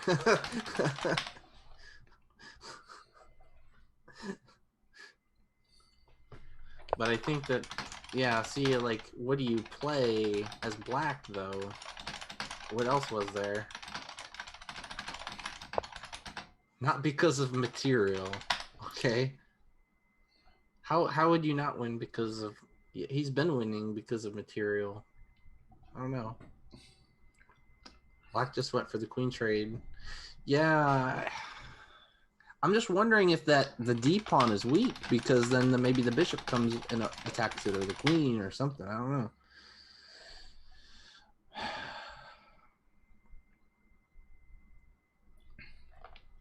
So let's see here. You got Norbert as white, so Norbert's going to ask himself, can he win the end game? Is the end game comfortable for Norbert? If the end game is not comfortable for Norbert, quit.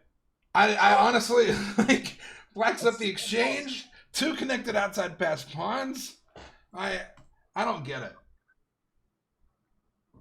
And queen c5 might have been basically forced because white was threatening rook f1. Yeah. I mean, Yeah. Ashish is in the chat asking why he thinking trade. He won't trade the queens. I'm going off video for a second. He's got a checkmate. He's got a checkmate. He just wants to checkmate. He can't imagine a future in which he doesn't end this game with a checkmate. And then I guess what, queen to c6? Well, people are yelling, "Wow, bruh, why, no!" Like the spectator chat is just children can't- losing their minds. He can't play queen to c6. Queen to c6, I think. Well, maybe he can. I don't know. It almost looks like queen c6 might lose, but maybe he can. You want to see what the Twitch stream is saying. The Twitch stream is saying that Norbert is Tal of Murfreesboro, and Norbert smells blood. So I don't know. I think he means that he wants to know what we're saying.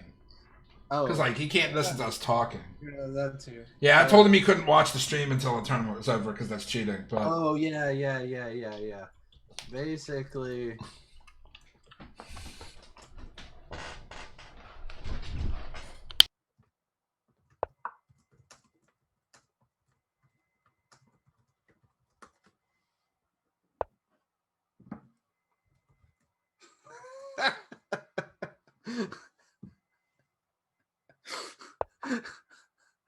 he's gonna go back and forth. He's just gonna go back and forth. I'm gonna lose it. Oh my gosh. Yeah, there's good.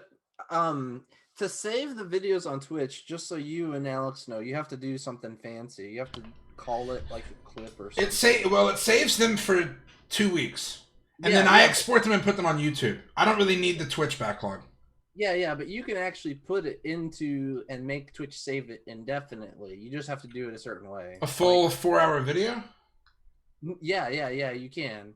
I can't remember how you do it, but you have to you actually have to do something actively. So like when the video gets done, you have to do something and then you have it indefinitely. But yes, you're right in that the standard is 14 days. Right. It'll hang out, but then it'll disappear unless you do something. There's a feature you have to know how to use.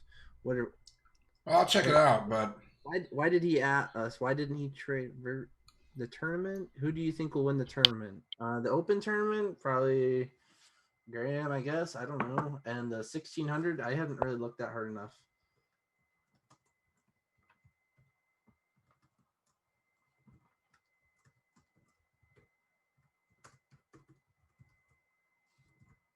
Oh man, I just lost all the typing. So. Oh, I didn't lose the typing. I just was looking at the wrong freaking. I'm looking at your screen, thinking that I'm typing. Man. Open ground. Hadn't looked enough yet.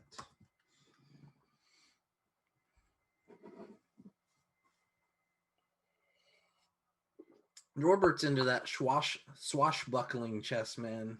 He's all about that. I guess you just play queen to or king to e7 now, right? I don't know.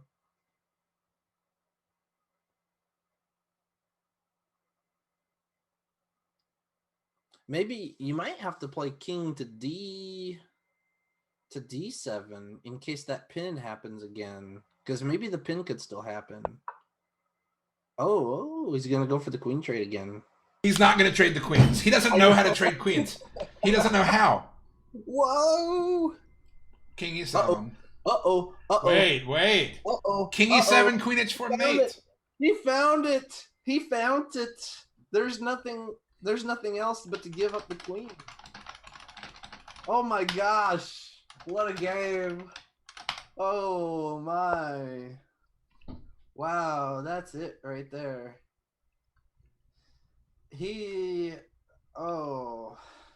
Oh my goodness. He doesn't need to trade now. It's only fancy stuff. It's all over but the crying.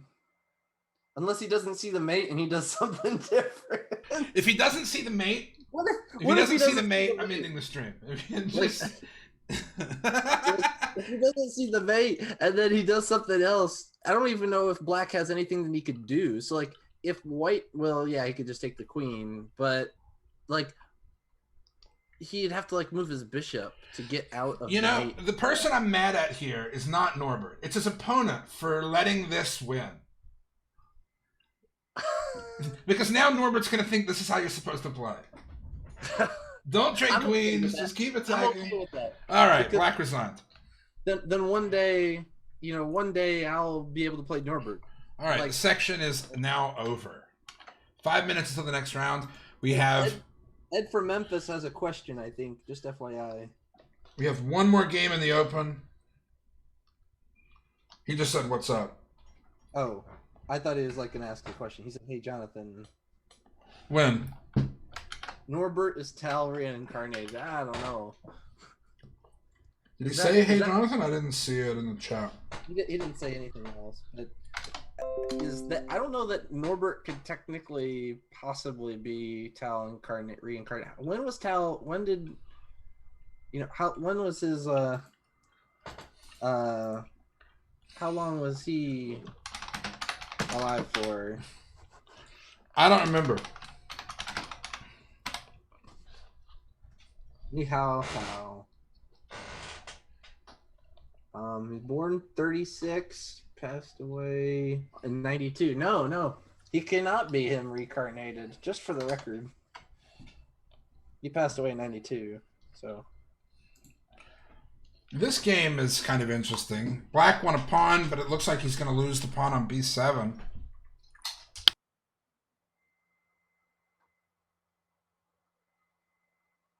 oh yeah, there's a lot going on there. Yeah, get rid of that pawn first, maybe. That's what I was wondering. But then just rook takes. Well, yeah, rook takes. There's a lot of stuff going on there. A lot of stuff going on. Rook takes. Knight over, attacking the rook.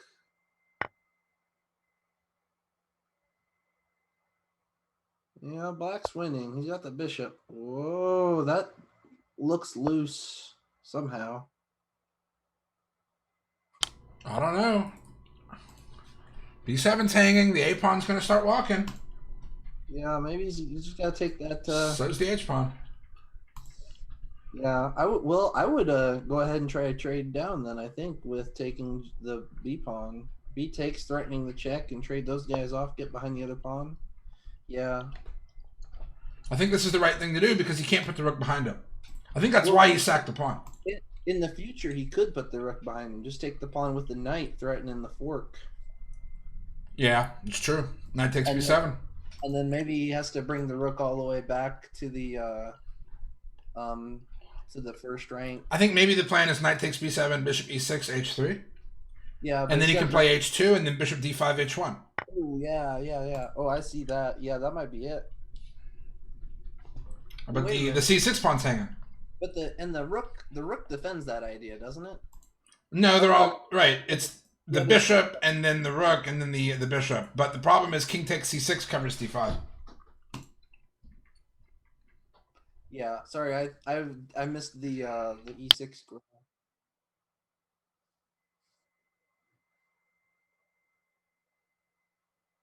Hmm.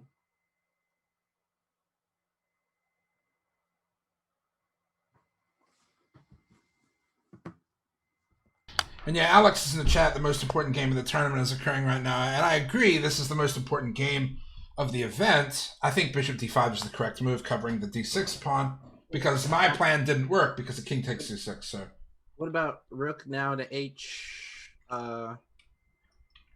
h5? I don't know. Probably rook e4 because then he can't play a4 without losing the pawn on Rook b4. Wait, rook to e4? Yeah. Well, then check, take the rook. Oh yeah, you're right. There's a fork. Never mind. Oh, rook a2. How do you defend the pawn? Maybe you don't. Maybe you play rook a2 instead. Yeah, but you play rook a2, you'll never get to move it then.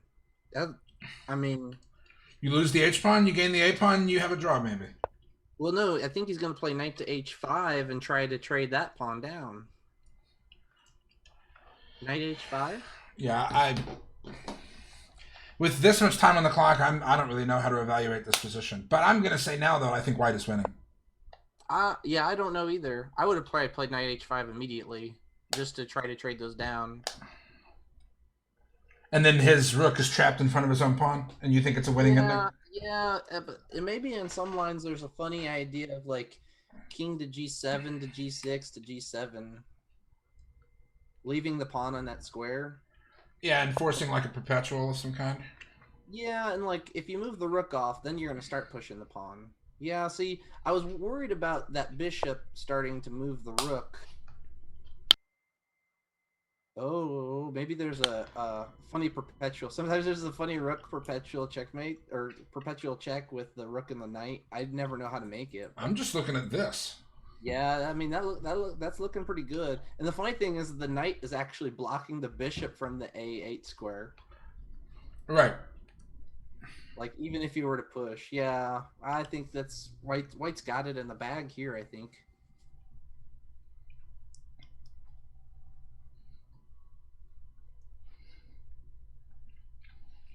And that rook, the White's rook, is actually really well placed there. And even if he attacks the rook again, he just goes like rook to h3 or h6. And it's almost like he might have to sack the rook one day for the pawn, but he might still be able to win just fine. Like, I don't know. Yeah, the idea that I was kind of talking about, maybe he gets to get over there, but you have to do the math in 30 seconds to see if he can push that pawn. Push. I don't know. I don't like that because then maybe, yeah, see now he's going to play king to g7. Oh, that's nice. The knight f5 is pretty nice. Or knight knight f5. That's what I said, right? Black might have to just sack the c pawn sometime just so you can get access to the a8 square. Exactly, but then White has 2 pawns on the queen side. Yeah, no, yeah, and yeah, I'm not doubting any of it. It's interesting. I mean, Black's pawn is ostensibly more dangerous because it's further down the board, but the rook is stuck in front of it. Yeah, well, see, I think the idea would be like bishop to g. Well, yeah, you got to defend those pawns somehow. That's going to be tough to defend the pawns. I wonder if you can get the bishop to the g square and then move the rooks behind, and maybe I don't think you can defend it, but I don't know. Yeah, the a pawn does look scary. If he'd had another tempo at some point to play rook a2, threatening to trade the pawns, and then h2 if he didn't trade the pawns, then maybe. But Black is just like busted here, I think. I think so too. I'm looking for cute ideas, but there's not a lot. Even if he plays c5, I mean, maybe pawn takes is wrong because of check and then h2, but he just plays king takes. It takes longer to win, but he wins. He's trying to see if he can squeeze a queen. This and then here and then h1 or something? It's not fast enough, I don't think. No, because after h2, a7, rook a1, White just takes the pawn. I mean, yeah. Problem solved. Well, so he's made the clearance. He's made the clearance for the bishop. But now he could take and then knight b7 somehow. Or he could just go past it. That's amazing. I'm not sure if it's right, but it's amazing. Yeah. The knight's preventing the next square, you know. Right. He can't push the pawn. And he could take it some other day with the king. And of course, Black has 20 seconds, so. Oh, he's gonna take the pawn now. Just take the pawn, like. No doubt. That can't be wrong because then, yeah, that one square is weak, but you'll have the knight and or the rook defending that square. Right. King g7 is going to come next, and then the rook goes to like h4. Okay, yeah. You just have to defend the c6 square. I keep getting confused because, like, I feel like the board is flipped, but it's not. Like, I mean, it's flipped, and we're playing from black here, but it feels like, how did white get over there? And now I'm more confused. Yeah, this definitely looks like an upside down board. So all black's pieces are on this side, all white's pieces are on this side. I wonder if there are some cute ideas where like he could actually check with the rook, sack, take the bishop, then the knight actually prevents the A2 push and still get a queen. Or the H2 push, excuse me. Sack the rook, take the bishop with the knight, and then I mean you might still be Oh, winning. check and then Yeah. take it. Yeah, Yeah, but I mean that's totally unnecessary. I know. I don't know if it's still winning or not though. Or this. Here he goes. Yeah, he's gonna play like knight a4, I think, or something like it. Yeah. 94 king a6 b3. I mean b6. That was knight a5. Yeah. Just Yeah, like knight that. a5. Yeah. Oh, I was looking at the rook sack. Yeah, because then he can't get to it. Yeah. That's it. White resigns. I mean black resigned. And that's we have ourselves a top player here. Only 2 more rounds to go. I told you Andrew is pretty good. Graham might pull out of the tournament. I've seen it. Last time I beat him, he pulled out of the tournament. Well, I mean, if Andrew loses a game, I mean, I wouldn't pull out a tournament if I was just down 1 point. You've never rage quit a tournament? With 2 what? You've never rage quit a tournament? Just get mad and I withdraw? don't think I've ever quit a tournament. I think I've played all my tournaments all the way to the end. But I think I've always ended up at least half. So I don't know. All right. Well, under 16 is currently going.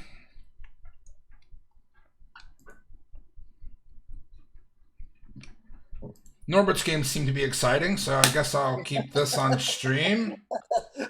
We are playing. Oh yeah. Why can't he take that right? He now? probably can, but he likes to sit and think. Oh well, he's looking for checkmate. That looks like it might lead to checkmate. Maybe. It's. I mean. Oh, bishop takes knight h4. Yeah. He could bring his queen up to g4, right? And then he takes the queen and then takes the. Oh yeah. Well, he can still just take it. But it would be a free. Wait. No, bishop takes h3, knight h4. Oh Queen yeah. g4. Yeah. He just takes because the queen's defended. Because the pawn. Yeah, you Yeah. can't take it. Huh. Well, this is a. Is he? So he is black here, right? Yeah. This is just going to be like the tournament de Norbert.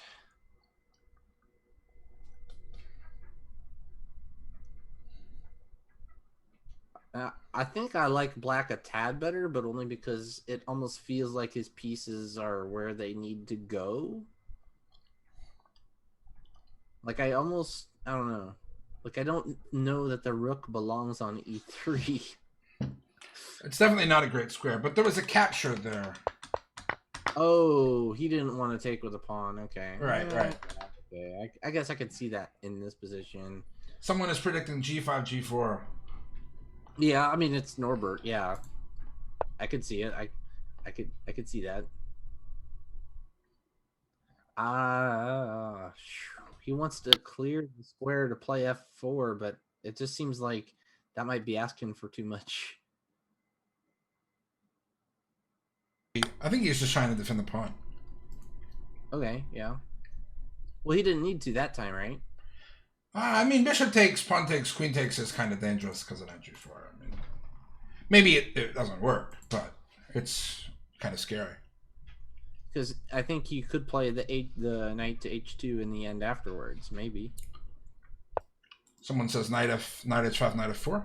I like that idea. I do like that idea because then if he plays like g whatever, then that pawn is getting really weak with knight a5, excuse me. I don't see what bishop d6 does. I mean, bishop e6. I don't understand this move. I think he's trying to push. It prepares to push in the center. I mean, I don't know that I would want to immediately. It might also prepare knight to a5, knight to c4. Maybe it's just a really small improving move.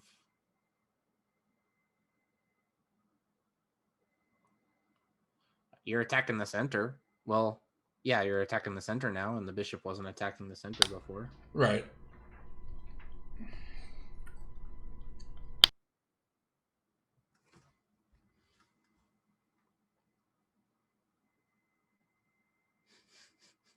Talconnects rooks shows maturity. The rooks were already connected. The bishop was on d7. The rooks were. I don't. Other than maybe d5, but like, why? Why would you want to open the center? You have this attack on the king side. I think I agree with that, honestly. Oh, he's preparing bishop to g8.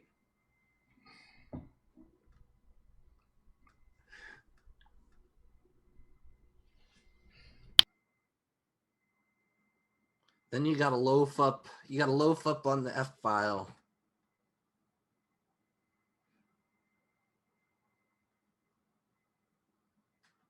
I don't think bishop to e6 is that bad. I think that's.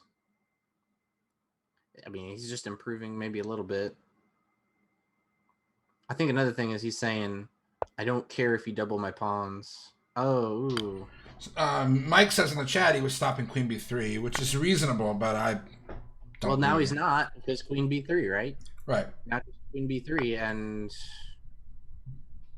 it's like you got to play like b6 or some ugly move. I wonder if he's going to go totally wild and just like completely ignore it. I don't know. I don't think he can ignore that here.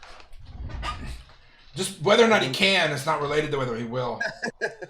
That's fair. I think if he does, White's going to have time to gobble up more pawns than Black can gobble up. Right, but Black's playing from 8. I mean, we just saw him insist on playing from 8 for like 30 moves. Let's flip this around a bit. Oh, he played b6? Yeah, b6 is the safe move. Yeah, but then the C file becomes real weak. Oh my goodness. They're the most exciting games to watch. To be fair, Yeah, if I'm playing in a real tournament, I'll walk over and look at like the 1500s games because they're always just completely nuts. Because 1500s know how to attack a lot better than they know how to defend. He's going to play like queen to c4, and then I don't know. Queen to c4 looks pretty good. Yeah, winning the pawn. I mean, winning all of the pawns, right? Like, yeah, because d6 is weak, right? You got to be careful about like a rook to d8, you know, skewering the knight. Right, but White should take his time. Yeah, maybe, yeah. But I think you should go ahead and win it right now. Win the c pawn at least, because that d pawn is going to be backwards for all of time, basically. Right.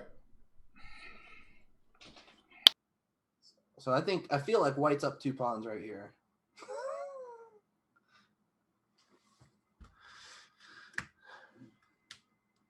He's gonna play something like queen to. Oh wait, no, it's White's move, not Black. I was like, Norbert's gonna play like queen to h4, hoping for, I don't know, to be able to take the e pawn on a good day after the knight is moved with check, with a big check, and take the rook. Some weird stuff. We are currently up to 21 viewers, including me and you, watching on our phones. Oh yeah. So we have more viewers here than we did on the Tuesday stream, for the DeSoto County High School. Oh, also, oh wait, funny thing is right here, another thing is he can't move the rook because then he loses the knight. The White can't. Well, I guess he could move it to some squares, maybe. Yeah, like d3. But you probably would play this knight to f3 to defend the king side. How many people are in the Memphis Chess Club right now? Like on site right now. I wonder if Alex is watching. Hey Alex, how many people are in the Memphis Chess Club right now today? Gotta eat some of that good chili, man. That's some pretty good stuff. I mean, it's a Saturday, so there's probably a bunch of people there. Hey, wait. I got it. Hey, I see you down there eating that sandwich. It's a good sandwich. I don't think they normally keep the volume on the TV on, so they probably can't hear you. Yeah. That would have been funny though. That'd be funny. Yeah. It'd be creepy if you saw like an actual person. Like if they had like a camera in there and you could like be talking to the people. That might be cool though, like to be able to like talk to the people in the Memphis Chess Club at the same time. Maybe. He's got to take this pawn. Yeah, he's taking the pawn, attacking the knight, and like all black has is kind of like a shadowy attack. Like it's a fake attack. He's got knight to G wherever, but then his queen's getting kind of trapped almost. Yeah, take the pawn, go home. And the thing is that by taking the pawn, it's almost like he's threatening that he could take the D pawn with tempo and not worry about his own knight. It's weird. I mean, I know it's not right to say, but you just gotta take the pawn, dude. And he can't even... What? He wouldn't be able to even attack him with a rook because he'd be threatening the knight immediately. Like, and if he attacks, if he defends... Yeah, he should have taken the pawn. It's greedy, but it's the right time to be greedy. I don't think it's greedy. I think that's just the best move. See, now he's gonna play like A5 and everything holds. Sometimes the right move is to be greedy. I mean, well, I don't think it's. I just think it was like sometimes, like, you know, there's a Sicilian line. Oh, that was a good move. the poison pawn in the Naudorf, where black takes on b2 and white gets a bunch of development. In what? In the Naudorf, Yeah, black plays queen b6 and queen takes. Bobby Fischer, the poison pawn variation or some stuff. Yeah, no one's ever proven who's actually winning there. Yeah, and so that's what I'm saying. It's like, to me, that's greedy. This, taking this pawn is just like, it's just good. But I think black's still having a tough time here because his rooks are bad, his queen is bad, his knights are not so good. I think here it's almost like black doesn't want to lose his A pawn, so maybe black plays like A, or white has to play like A3. I don't think white really wants to take that pawn just yet. If he plays A3, then he's asking black, are you really going to protect this pawn? Although I'm trying to figure out what black is doing with those knights, because I want to say he kind of is, but it also is like he kind of isn't.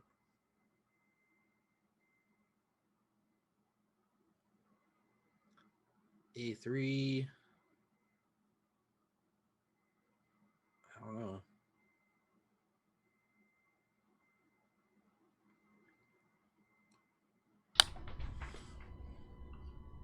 White's got to do something with his knight, though, his D2 knight, but it's kind of tough.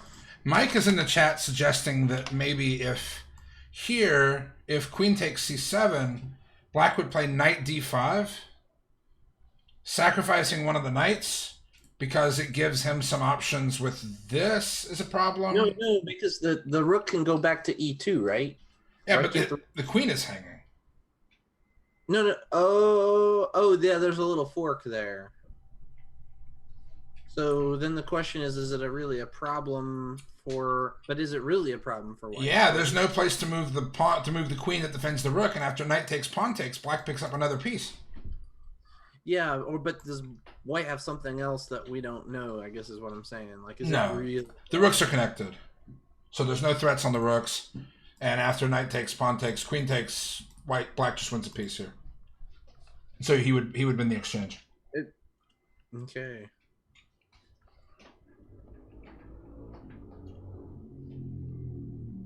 The A pawn is worthless if you get mated. I don't know why we're talking about the A pawn. Because the question is whether he can play queen takes. Well, I wouldn't take it here. I wouldn't take it until I played A3 first, because he's just going to move the rook over and then. Yeah, but then you can take on c7. No, okay, maybe that's fair. And then knight c4 to defend b2 and attack d7, d6. And then he attacks your queen with another rook. It's wacky. Oh yeah, it's pinned to the queen f7 to defend the knight. Yeah, I know, but I'm just saying it's wacky. I make no assumptions about that stupid position. You always just attack the queen, maybe. I don't know. Norbert saw all of it. Believe it. He's coming in for the attack. He's coming in for the attack. Here they come. I know. I mean, and even on like king h2, he's got the knight check and winning the rook. It may. Oh, that's pretty safe. That might be a nice safe move right there.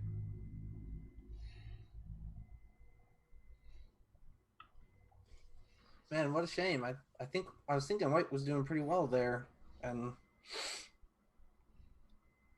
something didn't happen, or I don't know. Then the D2 knight is really bad right now. It's got nowhere to go. Like the only thing you can do is like knight to B2 to A3. Told you guys he is swinging the knight to F4. Oh yeah, I knew he was going. Everybody knows he was going to knight to F4. Yeah, we called that like 10 minutes ago. Look, Norbert's just going to attack. He might sack a piece here. I can feel him like in the back of his mind, he's thinking, man, can I sack a piece? That's too much. How can I sack a piece? Maybe knight h5, knight takes h3, knight f4 though. That's. And don't forget about the rook on the F file. The rook is hanging there. Yeah. Rook too. Although it's currently held. Yeah, I know. But you could swing it up somewhere.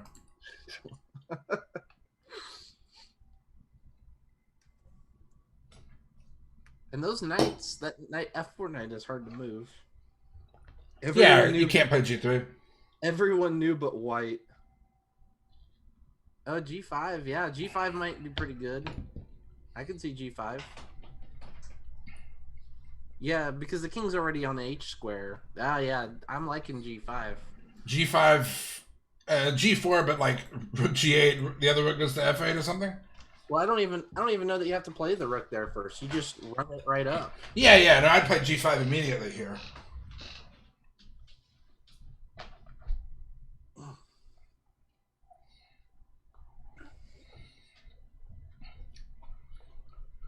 Let's take a quick look at the open. Graham already won his game. Queen takes F7 checkmate in the opening. Well, there you go. That's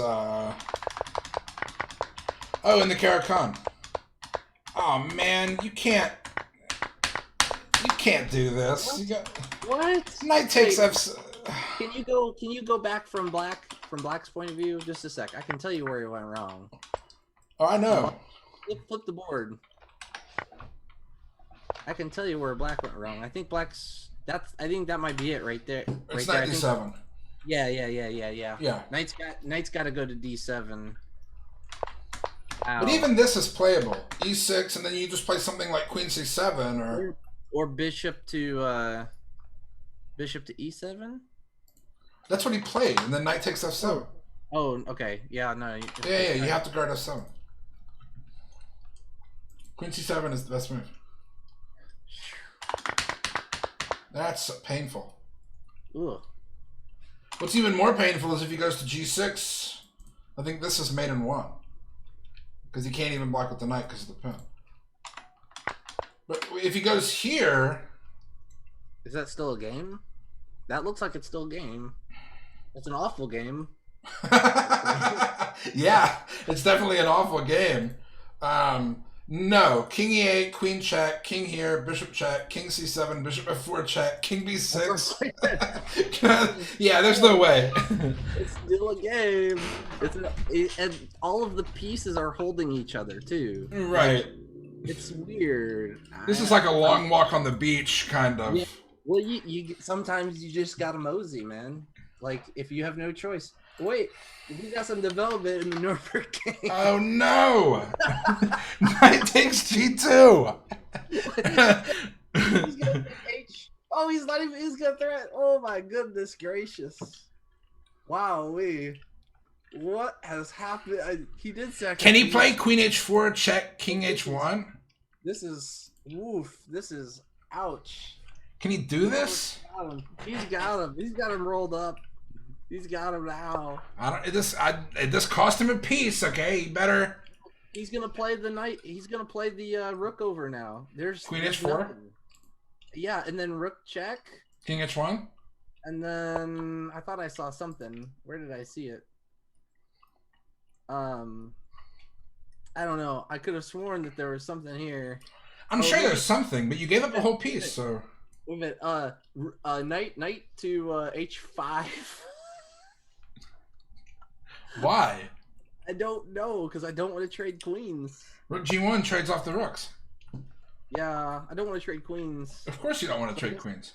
I gotta go like queen to queen G6. Queen G6. Yeah, queen g6 is pretty reasonable. It prevents the rook move, basically. Does it? He has enough defenders. No, what? He can No, still it play rook prevent- g1. Oh yeah, you're right. I forgot about the king. Sorry. No. Rook takes 9, takes queen g2 mate. Never mind. Oh, okay. Yeah. I can't calculate today. I don't know what's was, going on. but I was wrong for the wrong reason. Yeah, it looks like queen g6 It's is pretty good. Does it mean anything though? That's what I wonder.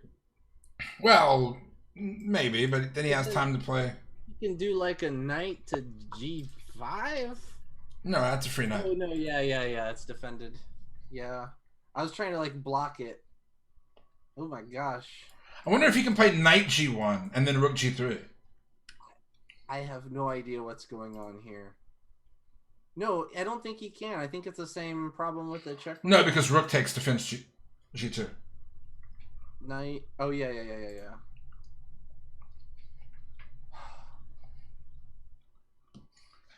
Yeah, there.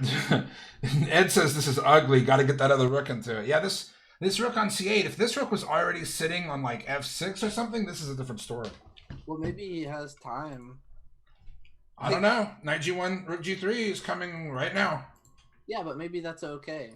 Like maybe it's still okay. Oh wait. On the oh shoot, no, not quite.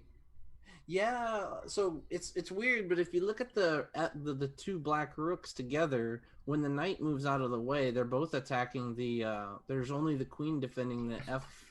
You want rook takes f2 and rook h.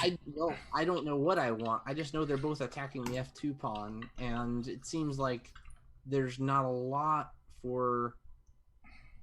I don't know. It's hard to say because the white rook. This is just mate. That's just you just bring the queen in. That's it. Yeah, rook h2, rook g1, and queen g2 is checkmate. Wait a minute. Queen, there's no. Oh yeah. Oh yeah, the knight.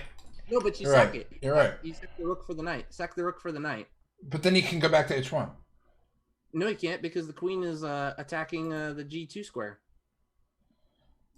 Yeah, so he's threatening check, take the knight, and then checkmate with the knight and the queen. I see. You're saying rook takes e1. It's the same problem that we were talking about before. It's not checkmate. I think it's just a free knight. No. Check. King h2. Rook takes rook g3. Ooh. Kicking the queen and the rook is still hanging. Oh, wow. Complicated. I guess you just. Is there a way that you could maybe just rook to G? Yeah, rook to G5. Rook g3. Yeah, and then maybe you just take and bring your F rook into the game. You're not a piece. If you have to start this attack all over again, you're gonna lose. Yeah. Man. Wait. Oh no, you can't play that. Mike is saying tall strikes again, but I'm actually not clear on the result of this game at this moment. It's like a perp. Well, yeah, maybe. Check. Wait, no. Hello. I'm looking at crazy stuff now, to be honest. Like I'm looking at stupid stuff like rook check and then rook over to F, but that doesn't work because the G2 square is defended by the knight. I feel like this is where you just have to start looking at crazy, stupid moves that you would never in a million years consider. Like rook takes F2. I don't know. He's going into the line. Yeah, it's true. If he takes it and he plays rook g3, I think black is toast. Safe. He moves the queen, and then well, he's giving the piece back, right? No, he's not giving the piece back. He's just getting more. Crap. Darn. Excuse me. That one's not so bad. If you call attention to it, it gets worse. That one's PG-13. Now, what if at some point he could play? He can't ever play that. I was like looking at like queen to e6. but the queen does a good job there. Well, like a queen to e6, he might try to play at g5 and do a d. Well, no, because the rook's defending. There's a lot of stuff going on. That's all I can say. If queen here, you just take it. Yeah. Oh, yeah, that too. So yeah, maybe he just has to play rook back to g5 and just call it a day.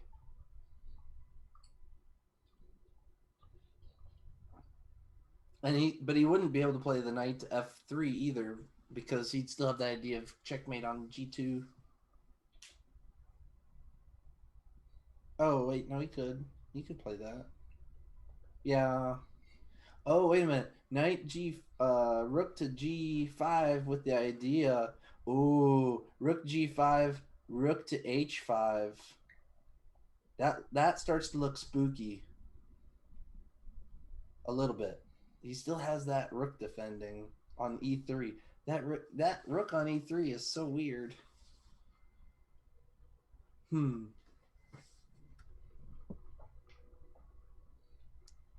f8 here. Norbert is more flexible than a ballet dancer.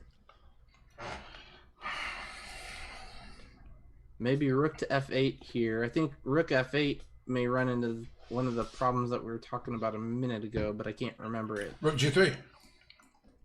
Yeah, I mean, at least you keep some of your attack, but I know what you're saying. What do you keep? I think everything runs into rook g3 now that I'm starting to look at it even more. Yeah, that rook on e3 was secretly a fantastic piece. Rook takes. Whoa. Yeah, White offered a draw. He knew this was coming. White offered a draw? Yep, he sure did. I wouldn't offer that. Is there something we're missing, though? Maybe we're missing something.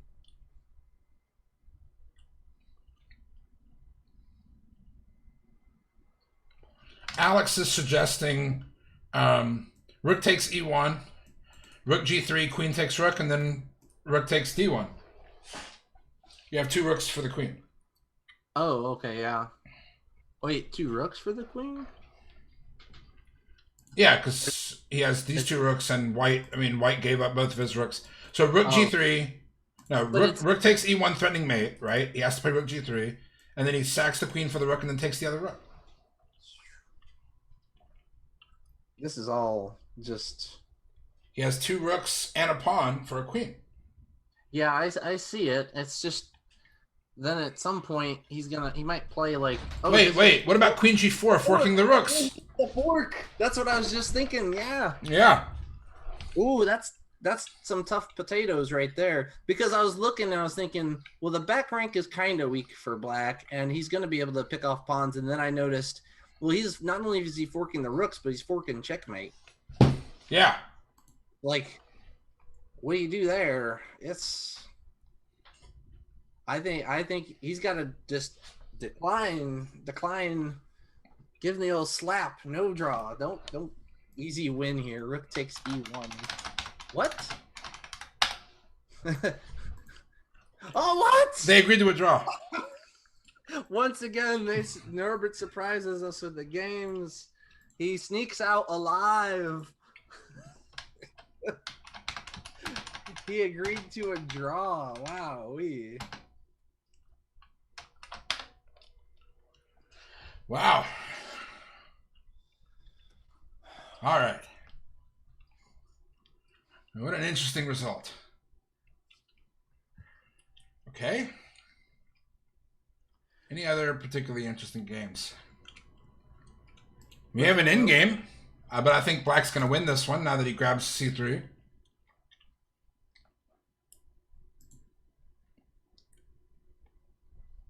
So we're from black's point of view. Black grabs c3.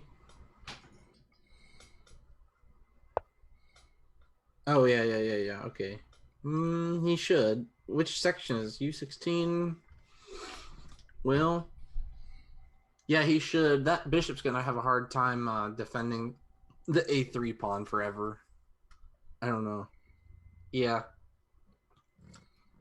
Yeah, he's going to take c3 and then knight to b5. Yeah, I think black is up 3 pawns. Yeah, that's like a billion pawns.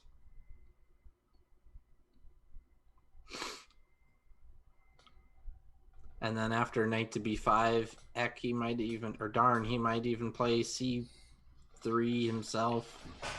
You know, I'm going to do something I don't normally do. We're going to take a break from watching games. And we're going to... I'm going to press this button down here, the request a computer analysis button.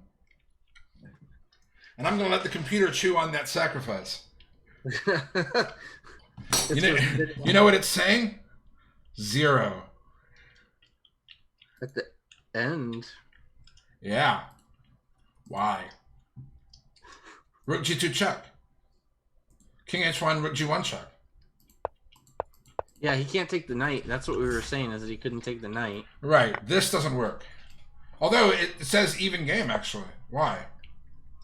Oh, he just takes immediately. He doesn't sack on g3. Is this what Alex was saying, or was Alex thinking sack? And look, he was thinking queen takes g3, but that doesn't work because of queen g4. But yeah. instead of even taking back here, because he can't take back, because queen g4 still forks the rooks, he plays this. Wow. And then rook f8. Computer likes white a little bit, but like black is okay. This is nuts. Rook takes g7? What? Yeah, because of queen g4 check picking up the other rook. Yeah. The computer is greedy. It wants the pawn. Okay, like that's... I'm sure there's plenty of other moves here, though. But yeah, apparently black was better, but this was wrong. And that's what I said. I said it was wrong. But white didn't defend correctly. Better would have been apparently knight h4, going to f5 himself. Oh, yeah, yeah. Because with the knight h4 move, the rook, you've got a discovered defense on the h3 pawn. We didn't see this move at all. Instead of king h2, knight here. Oh my gosh, that's... I guess you can play stuff like that if you want, sure. I don't even know what's going on. This is computer chess, man. They play the right move. They're not constrained by our perceptions of like reasonable looking chess. Oh yeah, for sure. But man, that game was nuts. But yeah, it was a forced draw after king h2 because of this. Queen g6 is right, but now black has nothing better than to repeat moves on g2 and g1. All right. Well, that was interesting. How's the Open going? 3 ongoing games. Looks like Himi is just going to eat a bunch of pawns here. And black should win this ending. You know, if I'm not mistaken, if what's Norbert's score? Norbert is 3.5. If Norbert were to win this one, then that means Murfreesboro would take the amateur 2 years in a row. Yeah, but he has to win against the guy who's 1 off 4. Oh, have they not played each other yet? No. Well, they can't. 3.5 versus 4 is impossible in the 4th round. I'm not sure that it is, because if they've never played each other, they have the best score. I mean... Well, what I'm saying is they can't have played each other. Oh, I see what you're saying. You can't have a 4 out of 4 and a 3.5 out of 4 play in the past. Well, unless they play different people. But they can't have played each other. Why not? Because I'm not sure about that. There's no result that doesn't lead to both of them losing a total of 1 point. Every result costs 1 point out of the sum of their scores. Yeah, I see. I know what you're saying. Yeah. Yeah. But yeah, they're going to have to play next round, I think. Yeah, that'll be a good game to watch. Well, I mean, like I said, it looks like we're hanging out in the amateur all day. I mean, the Tennessee Norbert Championship.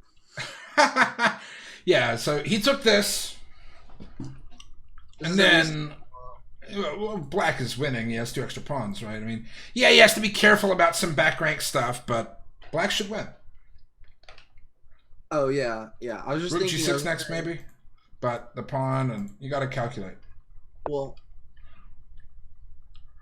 yeah, Rook g6 is great. Because then the queens, yeah, you're coming up with all of the enemies. He can't possibly like rook g6, queen takes, and then queen check. You can't possibly. I think Queen guard c2.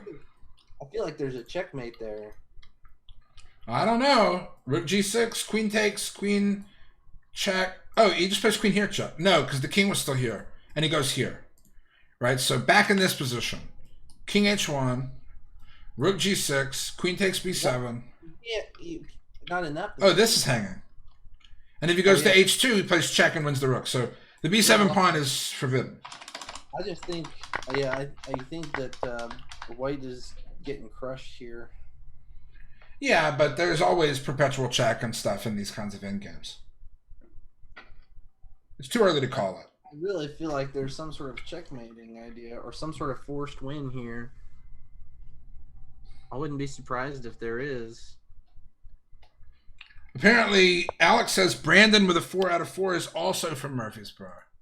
Oh, wow. Yeah, this guy. Murfreesboro to the max. Appreciate that. I didn't know that. I didn't know this. I just knew Norbert. The computer should be asking Norbert.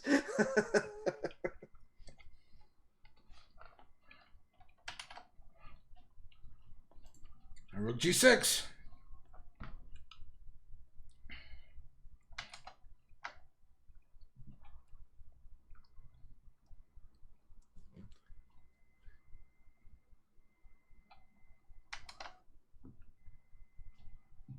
Probably queen f2.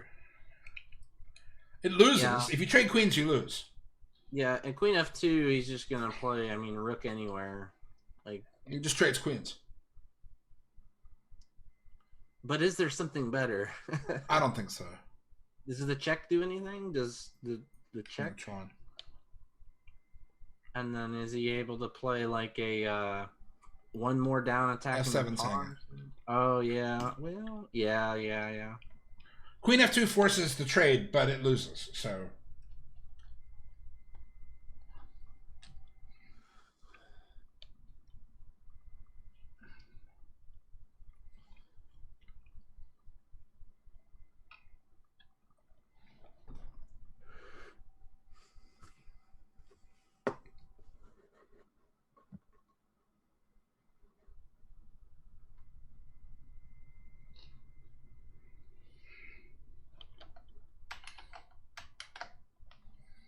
I wish there was an easy way to look at the games and then see what the material was in each game without having to open up each one. You can by looking at the pieces and counting them. Yeah, but I wish there was an easy way to do it. I'm lazy. This move looks wrong. I think rook takes e3. I mean, he can take on b7. But this bishop takes c5 is a problem, so. Yeah, that's pretty nice right there. The alternative is to take and then just double the rooks or something. Well, or to take and then play rook d2, because rook takes, bishop takes is... Yeah. I don't know what's best. He could take and then grab the pawn with his rook, right? The f pawn. There might be a windmill or something in there.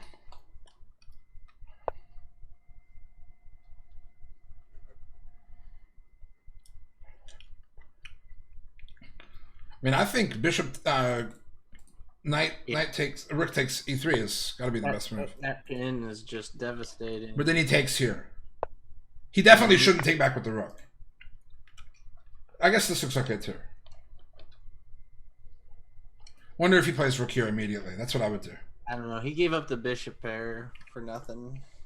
No, he gave the bishop pair for control of d2. What are you talking about? Yeah. He gets to play rook d2 and put his rook on like the best possible square. Oh wait, okay. Sorry, I was thinking one thing. I forgot that the bishop takes e4. Yeah, this is fine. Yeah, there's no reason to play rook takes rook. That's pointless. Yeah, rook and then The rook here looks really strong. And if he tries to challenge it, then you can take twice. I think you can win a pawn. Oh wait, no. If he tries to challenge it, you get the windmill. You win all of the pawns. Well, You so can- rook d2, rook takes, bishop takes, rook f2. yeah, and then but then check. And then he And then- blocks. Yeah. Okay. Well, I guess you got at least a. Yeah, but this just grabbed the pawn, I think. Yeah. But this opened up black's rook, so I mean white's rook. But black's king actually looks safer because I don't this is know. the problem. I still like the windmill. If I can get the windmill, that's fun. I do agree that the black king is oddly safer because it's like the bishop is the wrong colored bishop. Or Yeah. I mean, in opposite color bishop games, right?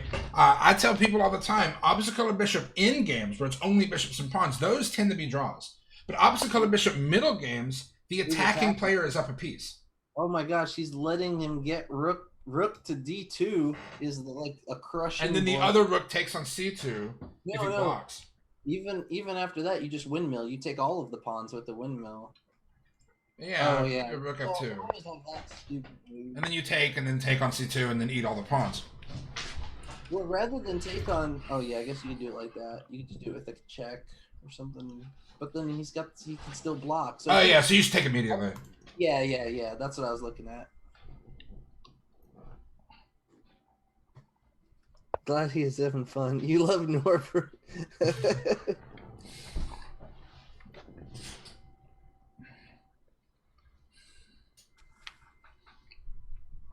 Yeah, but the windmill is a devastating threat here. All of the pawns are just about on the edge of disappearing.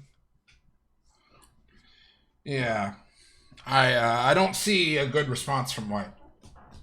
I mean, all you can do is block with a rook and then just say, okay, my c pawn is gone, or all of my pawns. Try all of them. Well, I mean, maybe he can defend it with the bishop or something. And also this is hanging. Yeah. And the other thing he's got though is that the c pawn. If he takes the c pawn, no, yeah, you're right. He can't even. The king is. It's funny. The white king is too far away from the action to help.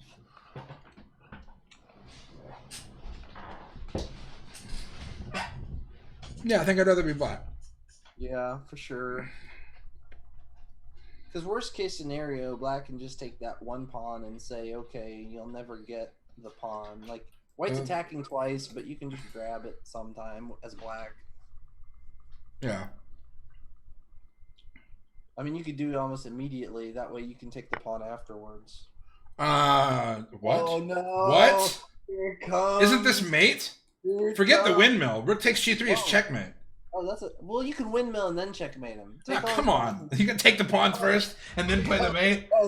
Take all the pawns and then checkmate him. Yeah. Oh man, that's completely brutal. Takes and then check. Yeah. Oh, let's see what's gonna happen.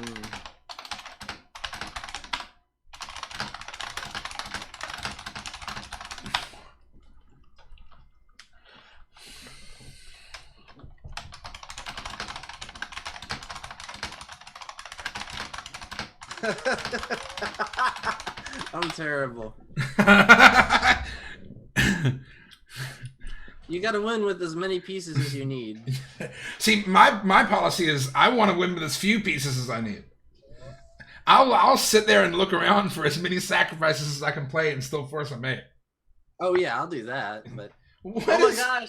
Oh, I mean, there's no way this doesn't win. Okay, but but like, it doesn't change. It doesn't change the fact that he's getting checkmated. Like yeah, now he's getting checkmated with the two rooks.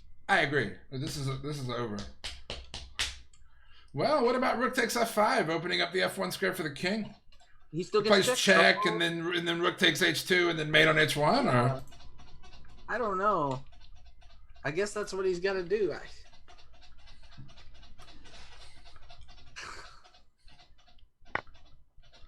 Let's go with this. Is wow.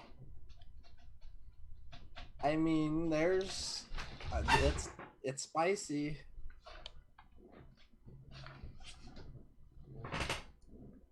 Wow. I got a Norbert style. Quote Norbert style. He's playing Norbert style. He's looking for checkmate.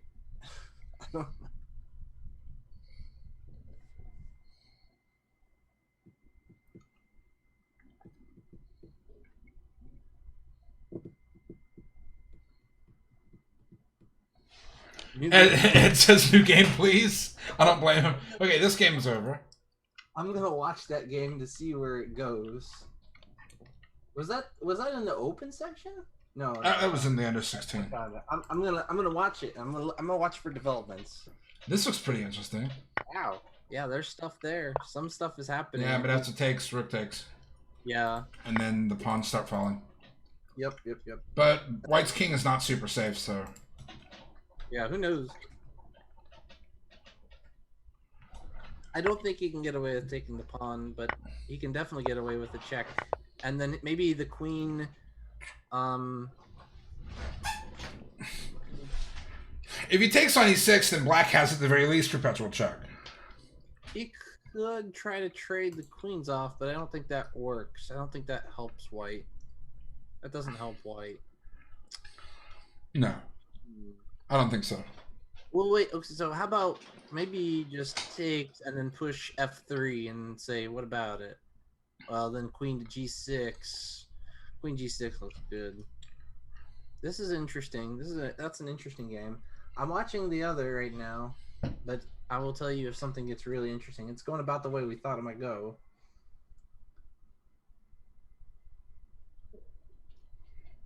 We're waiting on rook takes h2, but over here, this is interesting. I feel like White's queen. Ooh, that's okay, because then he can think about, I don't know, queen to e3 maybe. There's just no good checking squares. That's a weird square. The king is good. Oh yeah, he just takes. Yeah, I think he wants the pawn. I would take it. I would totally take that. I think queen g6 is Black's best move here. But after queen g6, now you have to look at rook here and then check, and then this is actually defended by the queen, so you can play king h2 and. With the queen there, he might just play, I don't know, queen to e3.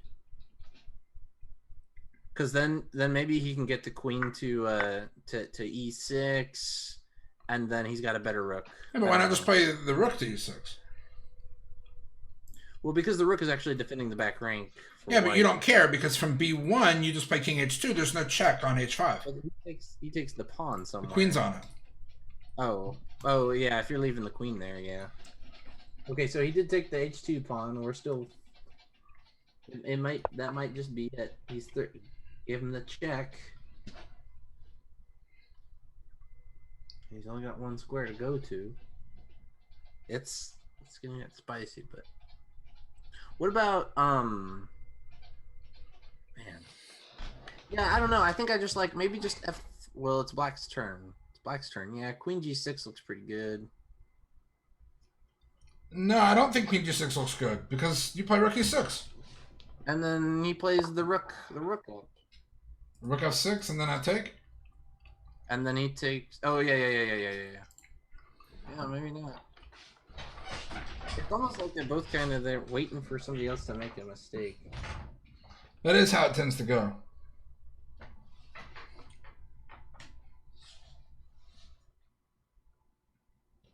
So then, I mean, like Black to move. What does Black do?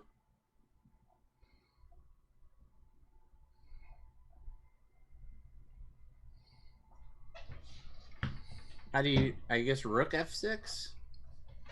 Then you better be careful about the other rook coming down. Well, I mean, if that happens, then he blocks again, right? And you're in the same position you were in. Then you play rook e6. Then he takes, and you get the check. I don't know. I don't know. So why did he play rook to e1 in the first place rather than just rook to e6? I don't know. Okay, fair enough. I mean, fair enough.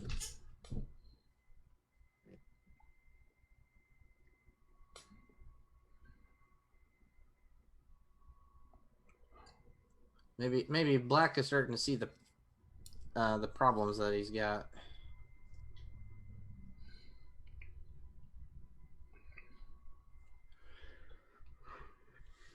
I mean, in the very end, at the very least, black has like queen d1 check, queen h5 check. Like if those pieces weren't there, it's pretty perpetual.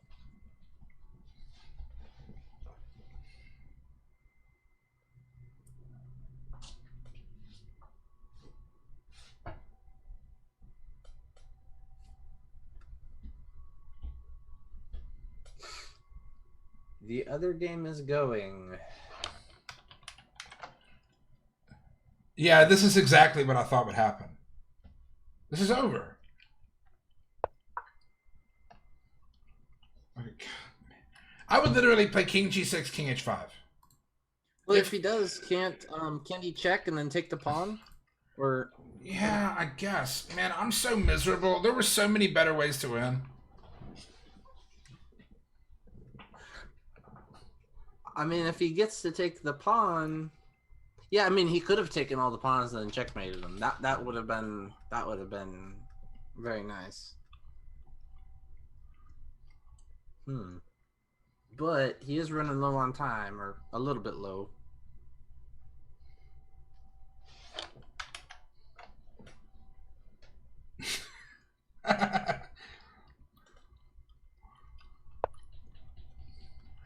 See, it's gonna run. Still saying rook e6. Yeah. Unless he's calculated something, rook f6 might be playable, but I'm taking this deep pawn. Yeah, he played it immediately. Yeah, and then probably queen b1 check, king h2. You can't really take this because your rook is hanging. If you, yep. There we go. Not queen takes, obviously, because then you lose the pawn, but. Well, maybe even in queen takes, I mean, I think even in queen takes he might lose. Because, like, if you look at the pawn structure, black can never push the b pawn, and white just walks his king up. He never pushes the king side pawn. Black has a potential outside passer. No, I don't think it's real though. I think he just walks his king up, leave the pawns back. Or play G4 to freeze the pawns. But if you freeze those pawns, you might lock it to where the king, the black king and the white king have to oppose each other, or one of them loses. Right. You know, when you step up, you have to now step up, or you lose. Or if you step up and you allow the person to step up at the wrong time, then you lose. Like, if you step up at the wrong time, you might lose. So I wouldn't lock that down. I'd almost remain flexible, see what black does. Maybe. Alan Bogle is hanging out in the chat right now, and he just suggested if it was white's move here, he would play e7, giving up the queen and then promote to a knight. Yeah. I would do it. I would do it. Yeah, but it's black's move right now, so. Yeah, it's a shame. You never know. Maybe he plays like h5, and we get the chance. One can hope. h5. That's my vote. Yeah, but what about e7, queen here? Then you play queen to D wherever. D8 and then king f7. And then you leave the queen there and you start walking up the king. Yeah, but now I think e7 wins. Oh, yeah, it does. He can play the check now still. He could do it. I'm so excited to see if that happens. This game is still going on. Yeah, I mean, there's checks involved, and I don't even know. Yeah, now it works, e7. He's got to play rook takes pawn. But yeah, e7 wins. That's fun. Oh, that wins too. That's less fun, but it wins. He can, yeah, I mean, he could probably even trade it down. I really just think that he's not going to be able to win. Both of their pawns are equally stuck over here. I don't think white wins the sending. I think black's going to basically have to move the b pawn at some point. That's what I'm thinking. Why? They both have open centers, and black is the one with the scarier outside pawn after h5.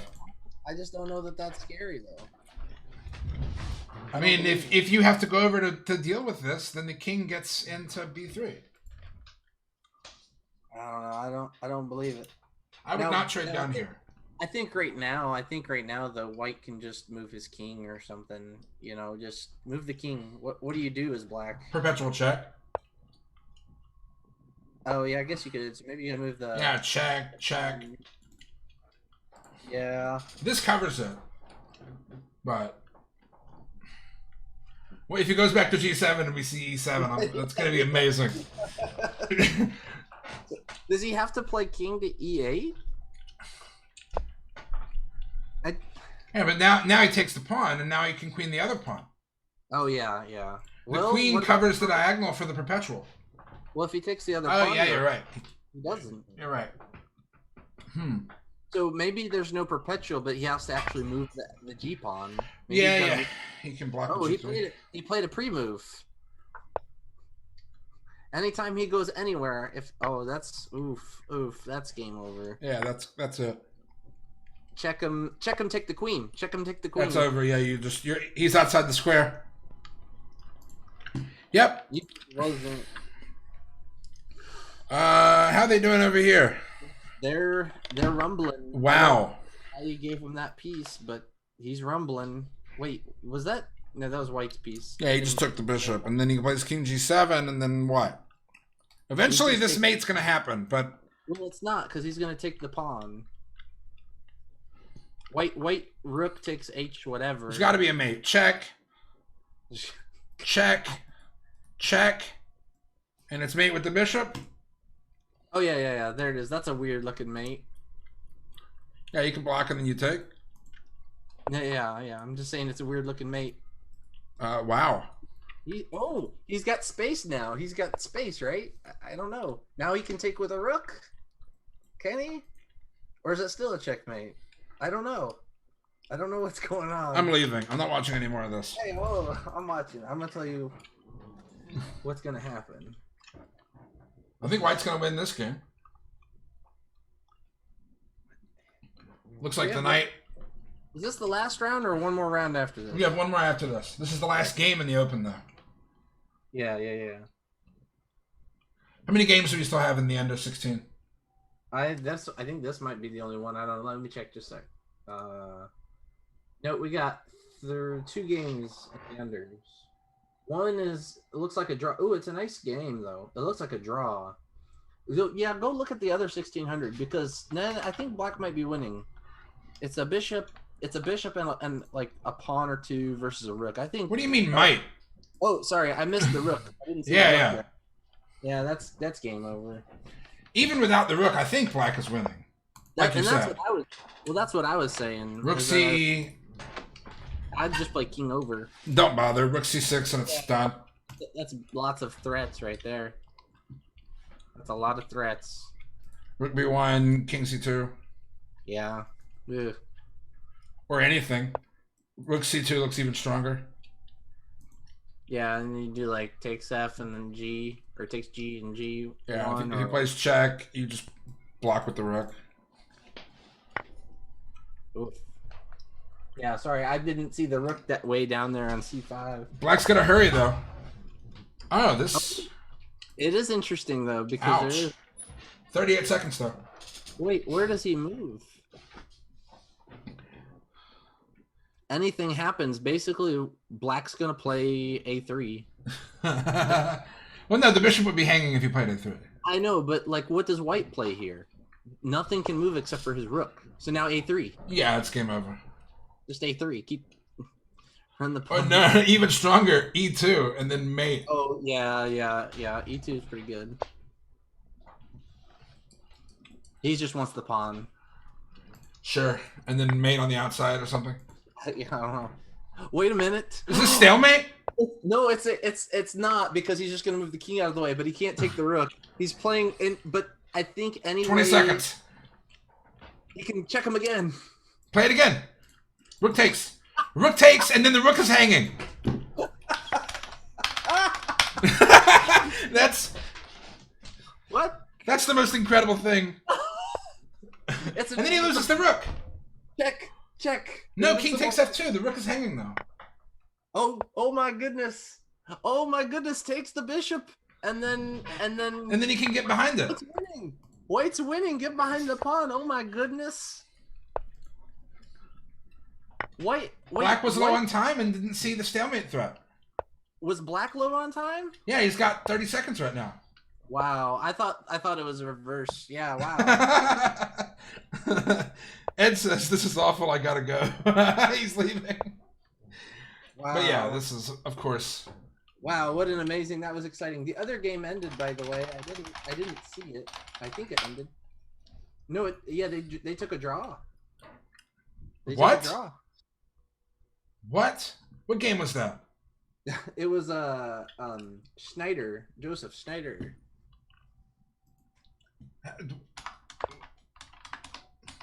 Took a draw. Oh, it's Perpetual. Yeah. He can't go to H8 because he gets checkmated. Yep, that's for sure. But he could go back to H7. And then he checks him again. No, he checks him. Oh yeah, you're right. It was the same row. That's horrible. There were like 20 different checkmates for black. And 4 pawns. Yeah. Do the windmill and then checkmate. Who is playing? What in the holy moly? Oh, good grief. I gotta go. Who is this playing? We don't know. My lord, indeed. It happens, okay? That's just what happens sometimes. That was some exciting chess. Adam got checkmated. All right, we are on a break. We have 3 minutes approximately until the next round. So I am stepping away from the computer. Same. I'll be back in a sec.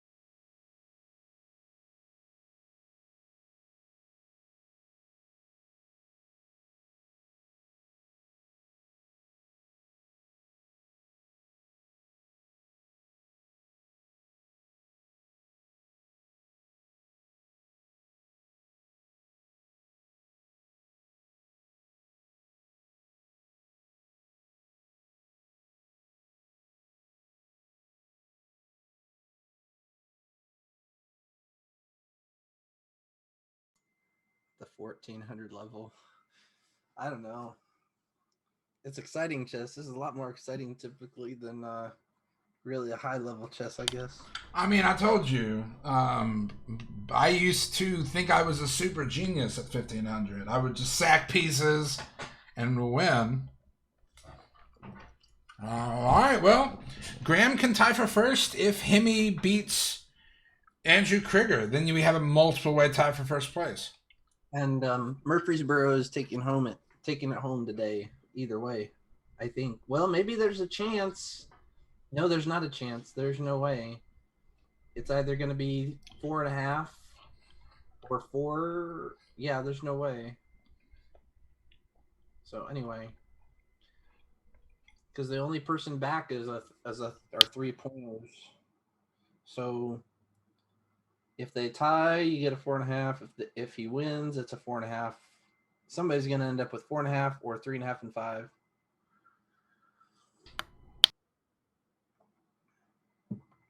I'll actually do my job this time and kind of keep an eye on the lower rated section here. Maybe I get a game I want to watch. Man, that win that we saw with the stalemate stuff, that is just the most bonkers thing I've seen in a long time. Yeah. I don't know I've never gotten a windmill in a tournament game. Like I've just been waiting. One day I will get the chance to windmill someone.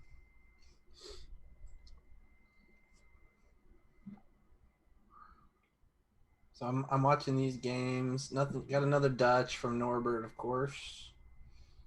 Got like a King's Indian with the 3 left pawns. I don't know what it's called, but that's what I'm gonna call it.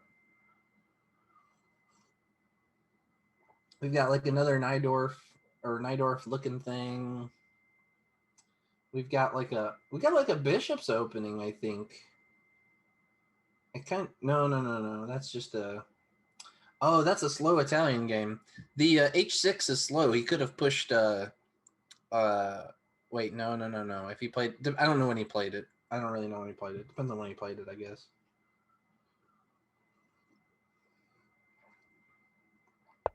Yeah, that's boring Italian's game.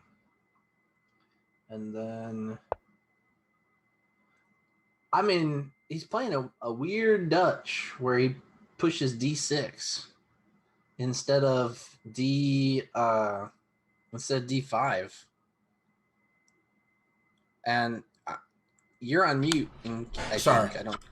Yeah. Don't. That's okay. I don't care. D6, D5, C6 is the Stonewall. But D6, Queen E8, Queen H5 is a totally normal way to play the Dutch, like the classical line. But I thought that even in that, you would still play Stonewall style. You would still play Queen E8. No, because you want to keep control of E5. Because at some point you may play E5, F4, and sack a bishop or something. I've never seen the D6 way to play Dutch. I've only really thought about the Stonewall and the Leningrad. Yeah. I play the Leningrad when I play the Dutch. Because I play the King's Indians, and the Leningrad is like similar, right? It's like it's weaker for black structurally, but you save 2 tempi because you don't have to move the knight twice. And there's sometimes there's more tactics too. Right, because the center stays a little bit more open. But I play it just like I play the King's Indian with knight A6, knight C5, A5. Now, in the Stonewall, though, wouldn't you still end up playing Queen to E8? Sometimes. But the attack on the King's side really isn't that dangerous. At least not in my experience. So then, I guess he's just going to go straight for the Queen to G6 or Queen H5. White's going to play E4 and open the center. Yeah, so I mean, then you played D5 and prevent it and say you misplaced your rook. It's kind of weird. It's kind of like D6 feels like a wasted move, but then rook E1 feels like a wasted move. Well, rook E1 is a waste of 2 moves because the rook is totally useless. So he has to move it somewhere else. Well, why? Especially back to F1. Well, he's trying to. Oh, you're saying if he plays D5. Oh, I see what you're saying. Yeah. It's kind of like black got a whole extra move if he plays. That's weird. That's really weird. Yeah. Let's see. I'm looking at other games. Ooh, this is nuts.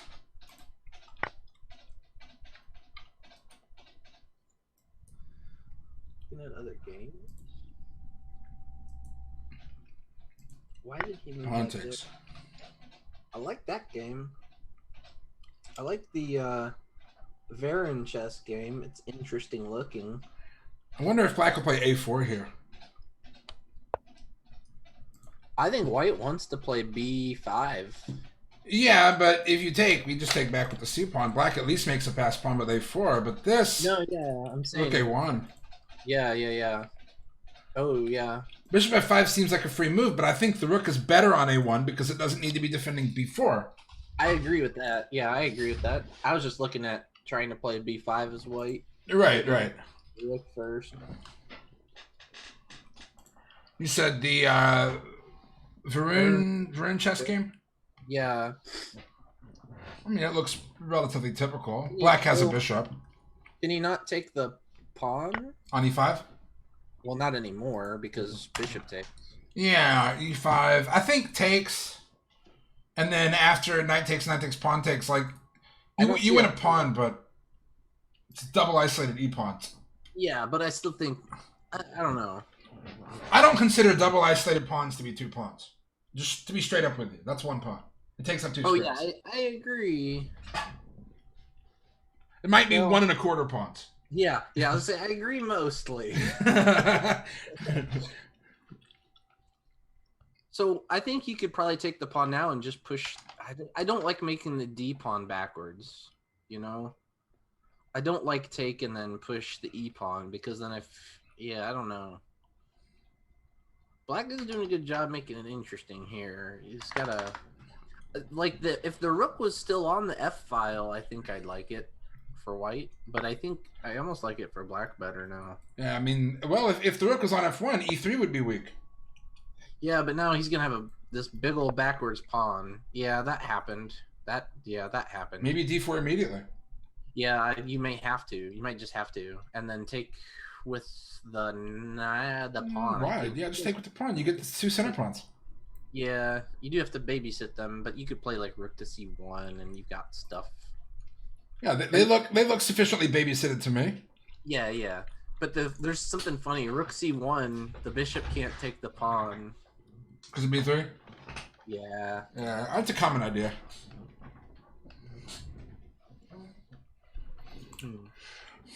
It was an interesting game because I liked the pawn structure, and I was kind of wishing the rook was on the f file. This pin on f6 here looks real bad. Ooh, that's... Yeah, if you ever have to, bad d pawn, and yeah, this is just not good. And he can't move the rook over. You can play to h6 g5. Yeah, about the only option. Yeah, And then the other pawn is loose and kind of weak. certainly. You're putting the bishop on the square, so then you're gonna have to push it, and then it's gonna be attacked by the rooks and the queens.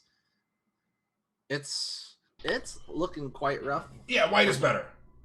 Flat out, white is better here. But this is not a level where I would say white wins. Yeah, I agree. I can agree to that. But if I had this position against a master, I'd be in real bad shape. As black. Just a little crying there. Tal is going for the throat. Norbert always heads for the attack. There's got to be some like trap lines for attacks. Like somebody attacks you, but they've walked into a trap.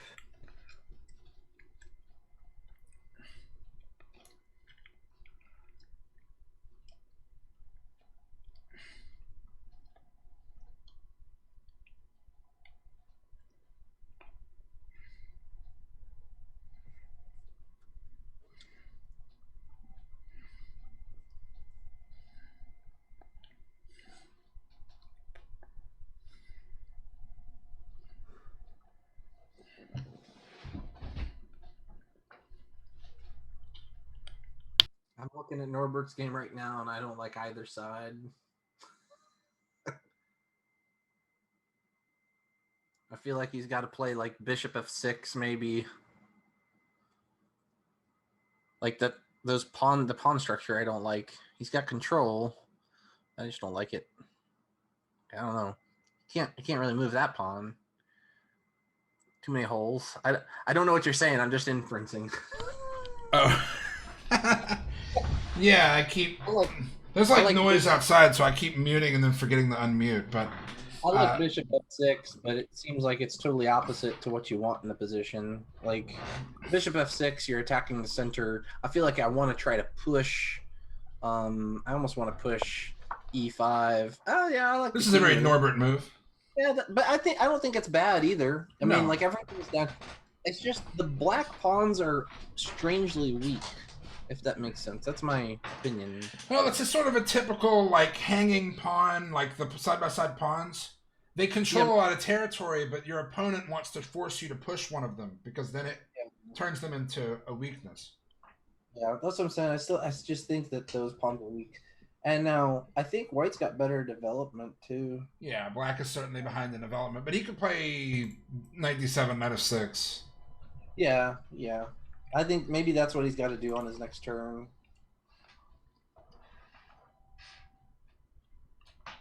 And then here maybe White plays like I don't know that he can get away with c4 here. Yeah, he can. Ooh, wow, he can. He can play c4. That's weird, but he could. With c4, d5. Oh, d5. I was looking at e5. Yeah, You're I talking guess about he c4. He takes and he goes backwards. So yeah, maybe he just moves his bishop. Yeah. I think This is pointless. I don't know if it's bad, but I'm sure White has more important moves to be playing here. yeah, he's got to get his dark square bishop back. That was what I was thinking. Yeah. And see now he's giving Norbert the knight to d7 move kind of for free because by the time the knight gets to the f6, knight f6 is kind of a free move because now he's attacking the bishop, and that light square bishop I think is a good bishop, especially compared to the other light square bishop. But I think that'll get fixed soon. Let's see here. I don't like to make assumptions so early in the game. E6 square should be too much to overcome. Why would the E6 square? Because it's a structural weakness. Oh yeah. I thought it was not so good. That was my assessment, but I wasn't thinking very bad. I think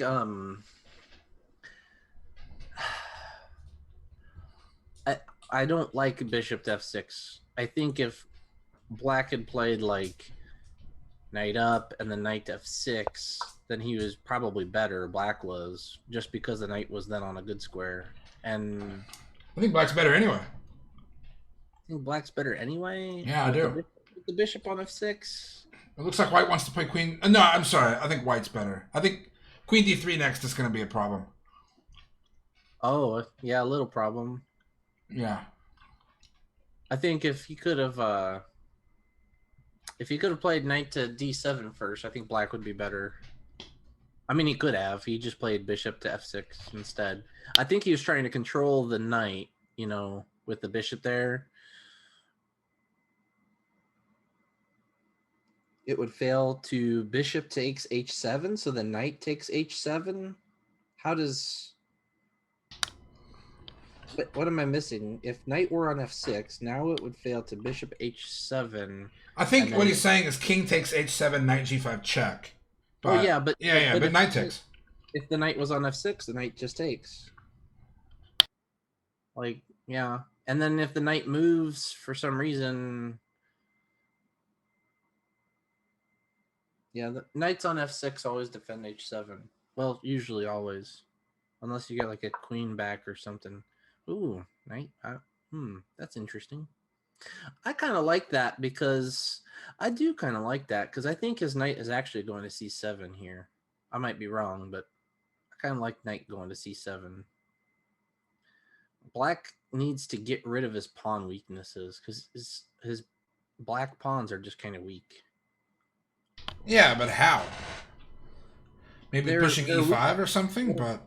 Yeah, that's what I'm saying, is he's got to look at pushing e5. I'm saying they're weak because they can't really go anywhere. This is pretty cramped, but knight c7, bishop d7, rook a, e8, and black's pieces coordinate slowly. Yeah, they coordinate. But yeah, like I said, I think I like knight a6 overall. Knight d7, bringing them to the feature attack. Yeah. Knight c7. No, he's not. He hasn't played the queen in front of the bishop yet. But now d6 is weak. Yeah. All the pawns are bad. So what about bishop takes D4. Then you take with the. Oh yeah, Bishop? rook's hanging. I'm confused. Well, the idea was the attack on I know. F4, but It's skewer. It's skewer. But then maybe there's the. Does the check do anything after that? Like, no, it's king two takes is pawns for fine. the piece? No, it's one pawn for the piece, Oh yeah, that's right. It's just one pawn. and the e6 pawn is still gonna fall. Even like bishop b3 or something. Oh yeah. I'm just waiting for queen to d3.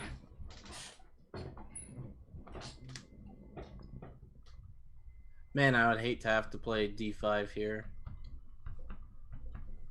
I would almost just play e5 and give up the pawn, Yeah. but that loses immediately to this at some point. Well, it doesn't necessarily lose immediately because then you can push your pawn, right? Well, it takes But bishop b3. Oh, Bishop I was b6. sorry. No, yeah, then no, because you got the rook also. Don't forget about the But rook. it's blocked because there'd be a pawn. Takes, Oh, takes, yeah. bishop. The point is, at some point in the exchanges, like for example, e5 takes, bishop takes, bishop b3, bishop e6, knight g5. Knight over, yeah. No, but then queen takes f2, and then bishop takes b3. I mean, there's stuff here, right? But I think black is worse. It's yeah. I feel like black's worse because of those pawns though. It goes back to those pawns. Yeah. It's like they can't do anything. I think the real mistake was c6. E6 is a problem, but Oh yeah. Ooh. gross. It's exactly what you God. don't want. Can he play just play like bishop to d6 now? I just feel like bishop to d6, and if you need to go to a3, you got it. But it controls the knight. I mean, and then if he attacks you with the rook, you just bring the bishop back to h2, like bishop to d6, and just like I don't know. It looks very uncomfortable. Oh wait, bishop. You got to be real careful. I like bishop to g3. Bishop g3 is a nice careful move. Yeah, I agree. Bishop g3 is what I would play here as well. You want to kind of guard that f2 square, or maybe. Yeah, you want to guard that f2 square. I like bishop g3. Let's look at the open. Who's still playing? Oh, Graham already won. Oh, so there you go. You were saying he should have quit. No, I was saying he might quit. I know. Yeah, knight. I mean, isolated d pawn. Graham and I get these positions all the time with the isolated d pawn, and White played this correctly, and Black didn't. I don't know. To one of the people in the chat, I don't know how bad the black pawn or the black knight is. The one on Because the black the one on a6. That was the Norbert game. Yeah, he's gonna go to c7. I was just replying to somebody in the Ooh, chat. nice tactic here. Check, Oh, he hit him with the check. and then Graham wins. Yeah, yeah. Yeah. Well, it all comes down to how this game goes. If Black wins, then he takes the tournament, or if he draws. Only if White wins. And White is down a pawn, but like Black's pawn structure is really bad. Even something like knight e4 looks extremely tempting here.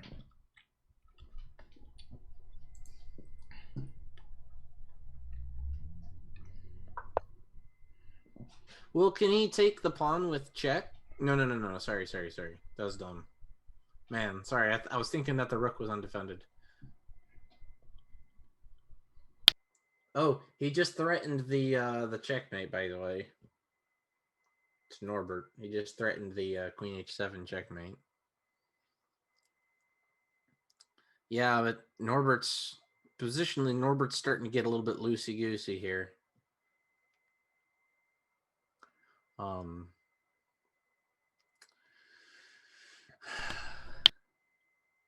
This bishop on c8 is just completely garbage.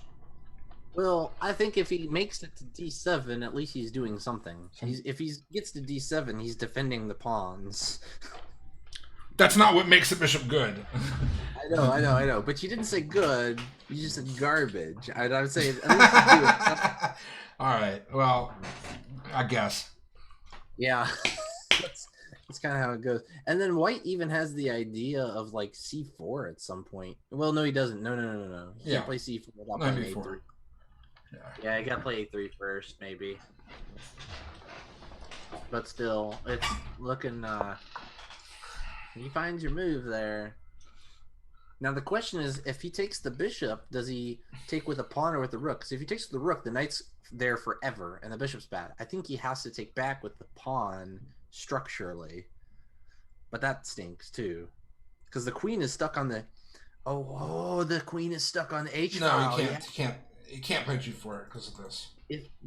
If there was a way, if there was some way that you could dislodge the queen, Just a total madman like King H2 and then G4. yeah, maybe if you can decoy the queen, you win. I mean, that's it. You decoy the queen, you win. Yeah.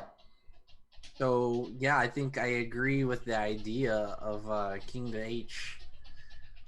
Is there a way that you could even decoy the queen somehow by hoping you get to play rook wherever? I don't know. Like, can you decoy the queen with the knight somehow? I don't know. It's really unfortunate that the spawn's on H3. Otherwise, I'd be looking at rook lifting Yeah. over here somehow.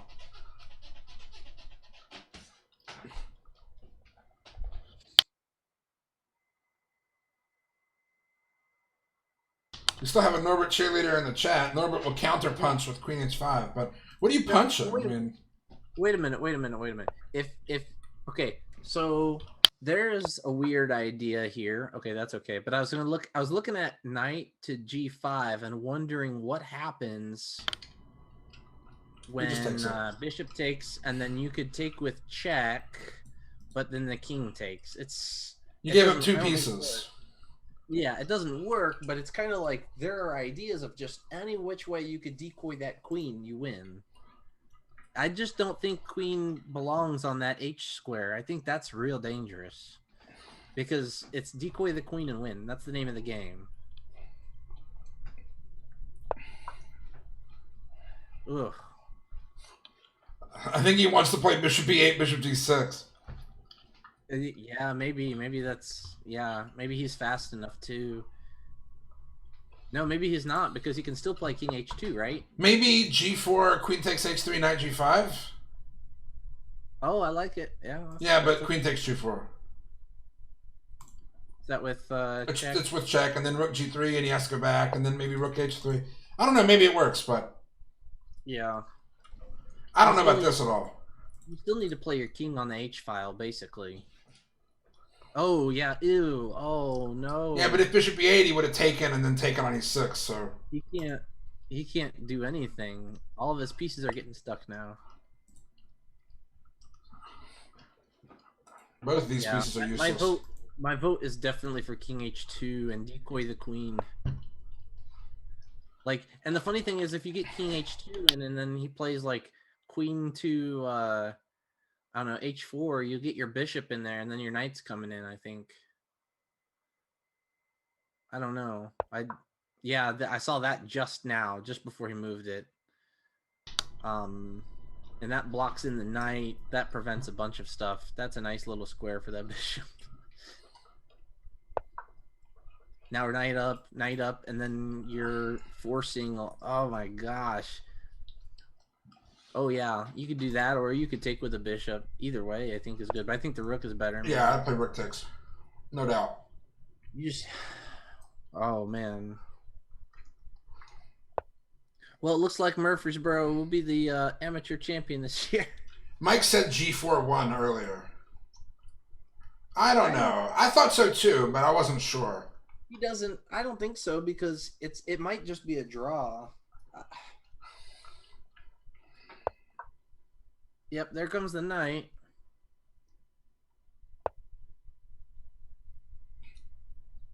And if he doesn't take, it takes check.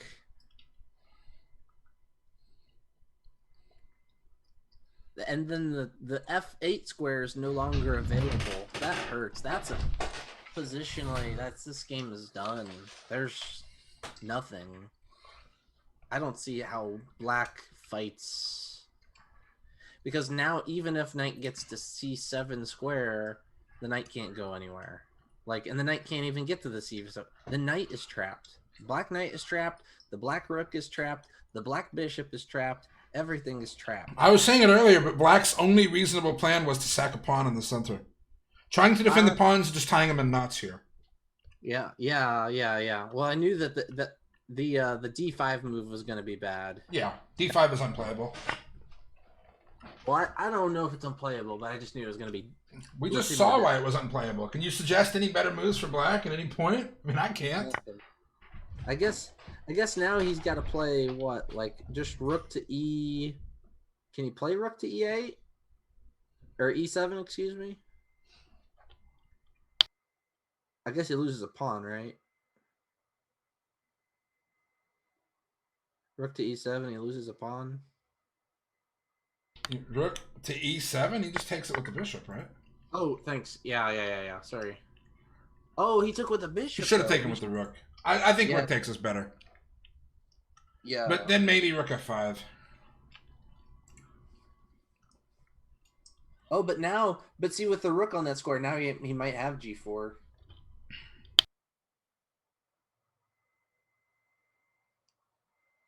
He's got he can play g4 right now. Wow, this is not so good for well, maybe black can play f8 now. Although the bishop just comes back. I don't know.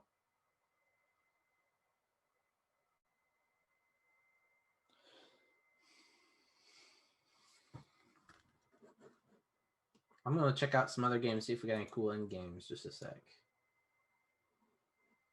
Ooh, we got a good end game. Number 6 versus number 5. Under 16? Yeah, under 16. Yeah. This is nice. I think this is a draw, but it's nice. Black might be winning, but Now he is. but then white moves. Oh yeah. Yeah. He should have gone Well, here. Yeah, you're right. Yeah, because he had to land on that square in the end. Right, and then if king e6, he should have played king e2. But if he goes to that square, then can black play king to c wherever and try to triangulate? Here? Yeah, king to c c5. King c3? Yep, and then oh wait. No, maybe that's it. White can keep the opposition forever. Yeah, I was thinking. Whoa, wait, no. He goes and he pushes the pawn. Maybe. It's defended. Yeah. But I'm not saying So I'm saying like here he goes king to king e wherever, and now he pushes the pawn. Draw. Yeah, that's a draw. Yeah, it's a draw. But king e3 loses, I think. No, yeah, he's definitely lost here. He's Yeah. definitely lost here. Like, you didn't keep the opposition at the right time. Right. Yeah, you gotta use the distant opposition and stuff. And he offered a draw after king e3. Is this the second time we saw a one of these flip flops? I think it's the second time we've seen a flip flop on a king pawn endgame in the under section. I mean, it happens repeatedly. Will, I don't know how often it normally happens, but I'm just saying, like, out of the whole tournament, we saw at least 2 games where the result flips based on the king pawn endgame. Well, white wasn't going to win anyway, I think. Well, yeah, it was a draw, but I'm saying that it still changed, like the outcome changed. Maybe I shouldn't have said flip. This is interesting. The top game in the Open, black is still up a pawn. White has some open lines, but I don't know if they're enough. It looks like black can defend them.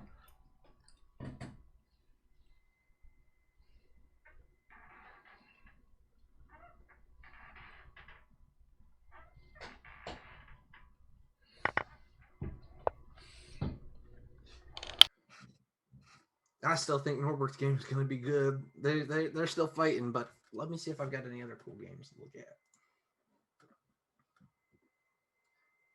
Got a rook and a knight. That one's probably lost.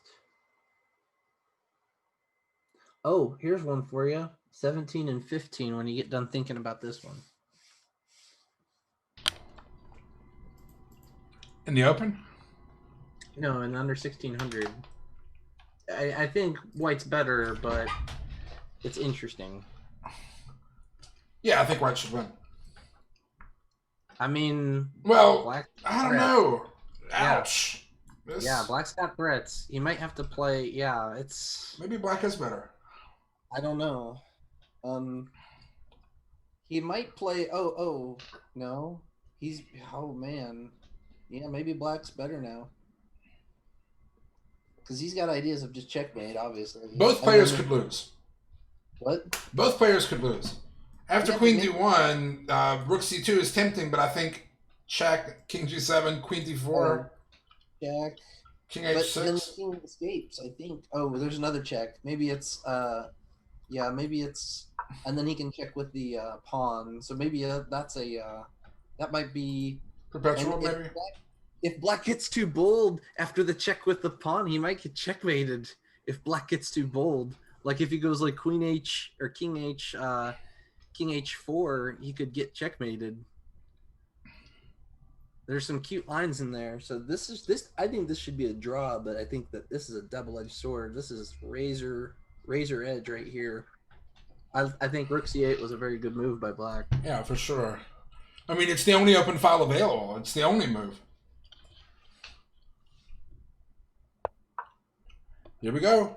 See if he plays Rook C2. If I know Shub, I mean, he plays yeah, Rook I C2 would. here. It's a good move. But I don't know. I think it gives white too many options for a counterpunch.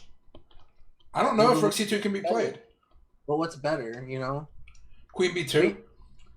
Taking the diagonal and threatening Rook C1. Queen B2. Taking that as threatening Rook C1. Oh. Yeah. He can't play. He can't take the pawn. That might be better. Yeah. I think Queen B2 might just win outright. What does white even do? He probably attacks the dark pawn a second time. I don't know. I mean, he well, could just then take it for free, but Rook C1 wins. Rook comes in. Ooh, you're right. There's just nothing there. There's no way to defend. You can defend the Rook, but then black promotes. Black should still win the endgame. Rook takes A5. Rook takes A5. Rook C1. Well, Rook D5.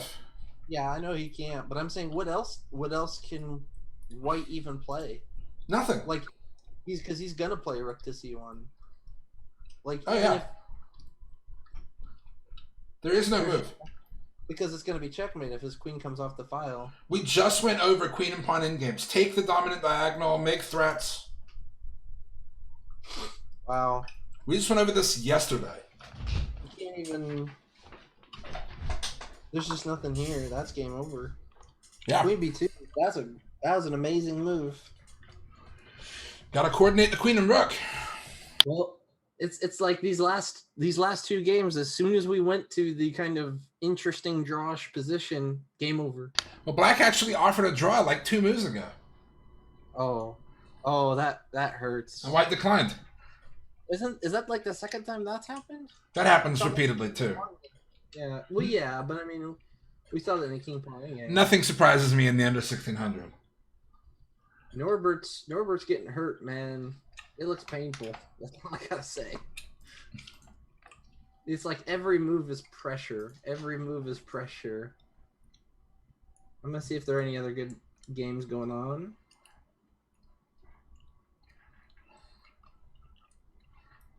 That game is done. That game is done. Took me open.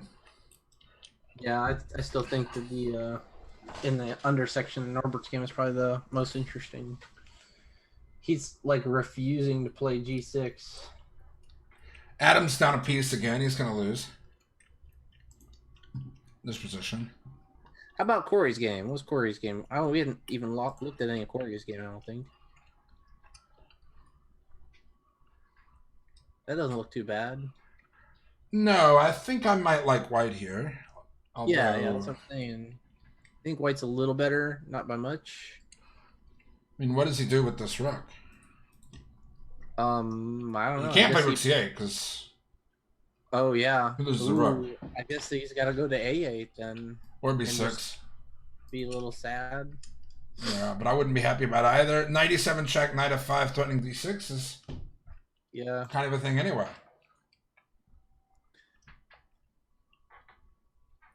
But white needs to find a way to activate the second rook. I think activating that rook is about as easy as putting on the e file, just preventing. I mean, it does a job on the e file. I do agree though that there's got to be a better score. Oh, maybe he goes rook to d3. Yeah, Rook D3. taking away c3 from the knight. Yeah, that seems to be a decent. But then he pushes the pawn, and then maybe he ends up on g3. I don't know. Like the rook would end up on g3. Yeah. Well, you got to then be the- careful. No, the king ends up on e2 on d2. Yeah. I think white's still better there, not by much. Man, white is in Norbert's game. White is like billioning up on all of the squares. Yeah, and what can he do? Wow. Nothing. White can be as slow as he wants to be. Yeah. Well, he can't move the queen, remember, because the whole queen h5 move just he really needs to play g6 sometime. And even then, that's not a move you really want to play. No. And he can't do anything with the knight. I mean, g6, rook g3, you're still threatening the sack on g6. You want to know what? And you know what's funny is that the knight, you could put it on b8, but then you can't put it anywhere else. Yeah. What are you going to play? Knight b8, bishop c8, knight d7? I mean... No. If you play bishop back... Oh, yeah! Bishop, you see what I mean? The knight can't go anywhere. He's just... I think you have to... Hold on. Can black play e5? Oh, I think he can. I think he has to. No, I'm sold. You got to play it, man. That gets both your rooks better, too. Yeah. And threatens this, and threatens e4, and threatens bishop f5. Wow. Black's in it if he finds e5. Who knew? I mean, he might not still be in it. This is still trash, but, like, e5 is well, no, the only move. I feel like he's in it. I think this Schubert person found it. He said, wait. Now he's going to move the queen and attack the rook or something. I don't know. Wolf. But he did get the rook out of there. Didn't he just drop the queen? Huh? How did he drop the queen?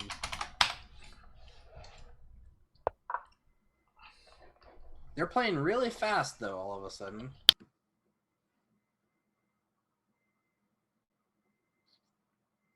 Didn't he just drop the queen? Well, it looks like he's finally got to play g6. And then he'll end up playing bishop to e... Oh my gosh. Is there some way he can defend this? Bishop e8 and then bishop f7, defending all the pawns with the bishop. And then he can bring the knight back into the game through e8. And the knight finally gets to f6. The knight finally gets to f6. Like we told him in the beginning. He might have to sack the rook for that bishop. I don't know. Wait, he missed it. We're asking what move number and what move. Corey did play rook d3, by the way. Oh, nice. I like it. Yeah. I think that's a nice move. I mean, the funny thing is if you look at the black rook can't move. And now you can't play e4 because of rook e3 because of the pin. Oh, I didn't even think about that move. He's played rook b6. I just figured you take and you move the rook to g3, but that's good. The black knight can't really move. The black rook can't really move. Like, he's almost getting into some Zugzwang stuff here, man. Yeah, he's in trouble. For sure. Like, he has not many choices. Nope. I need to ask Alex. We need to ask Alex if they can hear us in the Memphis Chess Club. They can't. It's on mute. It's always on mute. Yeah, but did he confirm? Because he said Yeah, he was gonna... he said so. Ah, okay. Because then I could yell at the people again, even though I didn't. And they're only up in the mezzanine, so... Have you been to the what? chess club? Are they only showing this on the mezzanine? I think so. That's what he said. They've got two. They got 3 TVs. I didn't see a third. There's TV. 2 in the front, and there's 1 up in the mezzanine upstairs. Yeah, I saw the two in front. Yeah. There's also one downstairs in the tournament hall, but it's not normally used for anything other than pairings. Yeah. I like this game too. I feel like Corey's doing a good job of playing like a very Karpovian game. He's running out of moves almost. Black is running out of moves. Yeah, black is like out of stuff to do. So then you got to think about what's White gonna try to do. Is he gonna try to push the pawns on the king side? How is he gonna try to exploit the fact that he's got no moves? Right. Yeah, that's definitely the hard part. Probably some kind of long knight reroute to a better square. Well, even the other rook doesn't have a lot of moves. Like Sure it does. Rook d7. no. The black rook, even the e8 rook doesn't have a lot of moves. Oh yeah, all of black's pieces are bad. White traps the knight and then plays rook d7. I think Yeah, but see here, he just takes the pawn with the knight. I mean, that's just a freebie. It's just free. I guess he's trying to open up a file for the rooks or something. Yeah, but the knight's gonna sit there forever. Yeah, I agree. Honestly, I'd take with the pawn. No, because knight c5. No, don't knight take with the takes. pawn. Take with the knight, and then what you want to do is you want to play knight to or rook to c6, hoping he trades. And if you don't trade, then you just have a good rook, and you can take the pawn. Yeah. You know? And if he trades, you take this way. Take the pawn anyway. Yeah, that was my point. Is the pin. So I don't know. Just take with the knight. I don't see any tricks, but I could be wrong for sure. Let's see. Oh well, g6 was played. Well, I think he's getting ready to play rook to f7 and try to start hammering onto the white king and get a little counterplay. Instead of telling you what move he was talking about, he said, "Oh wait, I gotta go. See ya." He just left. She was leaving us sitting here. We'll never know how the queen was lost. Yeah. Oh my goodness. That's real rough. These are not official tie breaks. Well, no. I wouldn't offer a draw. Never draw. Why would... Oh, if he needs a draw to win the tournament, yeah, he could offer the draw and just win the tournament. He could do that. Yeah. It wouldn't be about tiebreaks.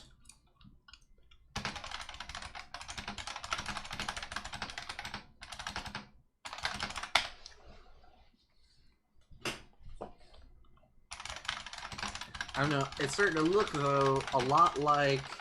It's really starting to look as though if White gets the opportunity to sack on g6, he will.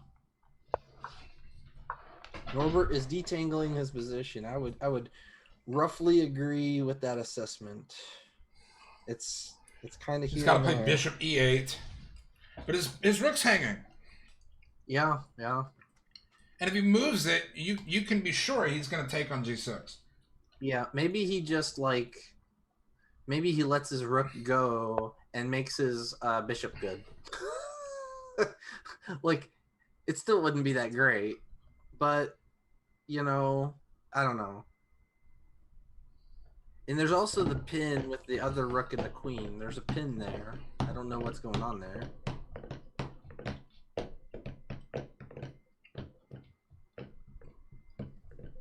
If only black had found e5 earlier.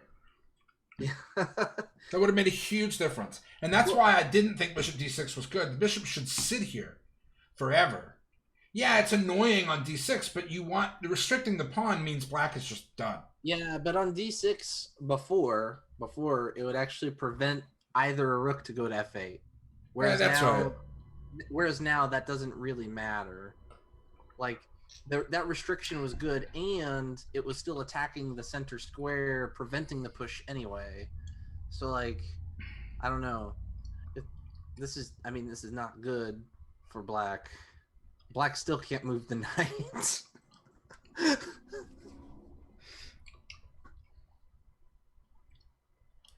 I think I don't know. It's looking really bad for black because black, his rook is under attack. Where is he going to move it? Where does he move the rook? Like now, look at the squares, and you say, where does he move the rook? If he moves it on f8, you know he skewers. Oh, he's gonna go for the check. This doesn't do anything. No, it doesn't. Just take the rook. Ah, And then- well, queen takes b2, pins the bishop to the queen. What? No, I'm saying take the rook with the bishop. He's in check. Oh, I see what you're saying. He was Sorry, in check. was- So now queen takes b2, pins the bishop to the queen. Yeah. I don't know. I don't believe it. I guess you would just sack the rook. I don't know. I don't believe that queen takes b2 can do anything. I don't know what is there, but I don't see anything better. yeah, maybe not. Who knows?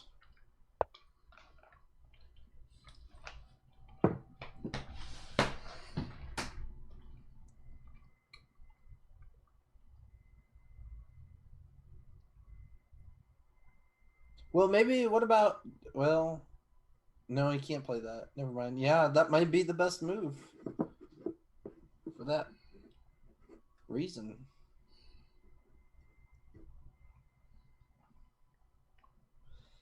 But man, what? And Black doesn't have a lot of time. He's losing on time, big time.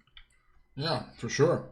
That's not just a little few minutes here or there. That's every second's counting. Every time it goes past 5 seconds, you've lost time. That's it, man. It's gone forever. You're never getting it back. I wonder if he's thinking about rook takes bishop. What about that? Do you see that? Rook takes e5. Yeah, rook takes. Yeah, maybe. Pawn I don't know. takes. Oh, pawn takes. Sorry, I was. Yep, you're absolutely correct. Yeah, but even if not, well, no, the queen is sitting on c2 guards g6, so Queen sitting on. Yeah. yeah. Queen takes. But Queen takes. I forgot about the d pawn though. I just forgot about it. I mean, taking with the d pawn does let the knight come back into the game, but there's no way that's enough. Yeah. Especially, yeah, it's oof. And he's in the time we've been talking here, he has halved the remaining of his time. Oh yeah. Well, let's go back. Oh man, I'm gonna keep watching that game then. I think Corey's got a good game here. I think he could. I wish you could play rook c3. I think he just moves his king. Just move the king, or I don't know. No, I don't think he should. Oh, he took rook takes, pawn takes. Pawn's got to take. I think he's may have heard me talking. I don't know. Man. I mean, I guess at least it keeps him alive for a little while, but the bishop sack is coming. Like, bishop takes is... He's got to take b2. And you know what? I'm wondering now if there's a checkmate. So, like... well, not anymore. But, you know, if black had taken b2, and then bishop takes, and then queen takes, the bishop can actually go back with check and pick up the queen again, dude. Oh, wait, no, he can't because the queen is defending. Queen is attacking the checking piece. That's weird. That's a weird combo, but anyway. Norbert's down to under 50 seconds. As long as white doesn't, like, play tricky chess and try to beat him on time, I think white will win that one. But this is a nice game. I like this game. I think black might try to play knight to b5. Maybe. He's got to free up his knight somehow. And that may have been the What, pawn knight sack. b6, knight c4 or something? Yeah, just anything, you know, like that knight is just awful, but it frees his knight up because he can. Oh yeah. Maybe he's got to take first. Well, no, he can't take first because then he loses that pawn. So yeah, it looks like black's gonna walk up. Maybe black has to play like B rook to A7. I don't know. I think this is a good move. Knight B7. White is coming with his big guns, fingers and thumbs. I don't see how black escapes it though. I don't see it like. It's a whole lot of defenders here. But there's not really. Why is white trying to play really fast? Well, the problem now is white just loses the end game. I mean, white just wins the end game. As long as he doesn't like keep trying to play really fast. I think he plays like bishop to D3 here. I think just prevent the knight from getting good.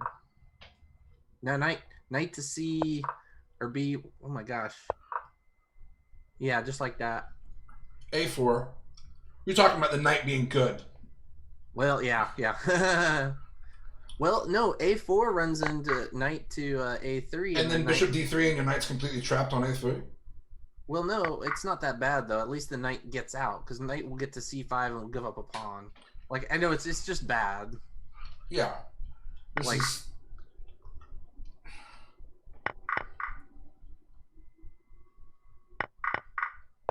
But now he drops a pawn, right? Well, no, he's got to play knight back, or rook back to G3.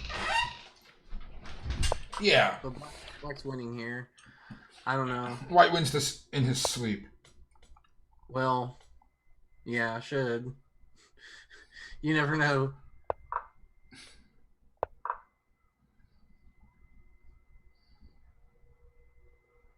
Oh, wait. Rook to D3. I like rook to D3, just making clearance. Oh, that's even better. Oof. Wow. Somebody get him a tissue. There goes the B pawn. There's no tricks either. There's just no tricks. Just the B pawn is gone, then the A pawn. There's no tricks. I'll keep watching. I'll let you know if I find any tricks. Yeah. This is all over. Let's see. That's kind of a weird. This knight stopping knight rook C3 is really making a difference in black's ability to hold on. But is it really stopping it, or is it just stuck there? That's one of the things that I wonder. I mean, both. The knight really can't go anywhere else, but... He didn't take the B7 pawn in Norbert's game. Norbert's got this weird active knight. I mean, that's not. I know it's not good, but it's like he needs to take the time. He's got 13 minutes to find good moves. You know. I would just play like king to G2, attack the squares that the knight can go to, and just get the knight stuck. Oh my goodness, he's gonna try to push his pawns and get a queen. You know he's going to try. Well, he can't. He can't because of the D pawn is not enough. The D pawn is just not enough. And white doesn't have to do anything. White can just sit there. Right. Yeah, he can. Yeah, he can do nothing.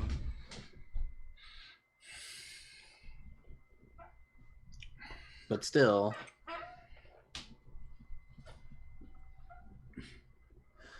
I still think the king needs to go to G2 and then to F3. And start stepping the king up. He's going around the long way though. That's cool too. Although he might be giving him a pawn. Holy cow. Well, no, because if he tries to get the pawn, the G pawn rolls. Yeah. You can't take this. Well, so what I was thinking though is that like he would try to take it, but he can't. He could, maybe he could trade the 3 pawns for the knight. I don't believe it, but I don't believe it.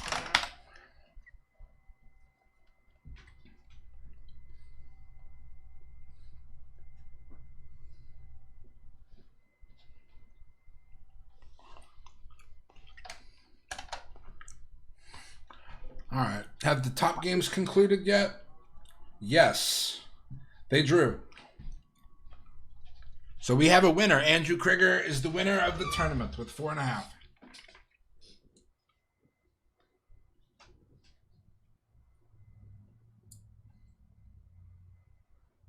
And that's that. Oh man, he's coming in with a big check. I'm just watching their game. You can pick something else if you need to, or if something else looks more interesting. Oh, there's a queen rook end game, dude. What, the one where white's up a bishop? No, the queen rook end game, 8 and 9 on your left. Oh, I see. Yeah. Isn't that like a 25-ish move checkmate? So I mean, You have to know how to do it. But so here's the thing. At a low level, it's more likely that black messes up and loses the rook.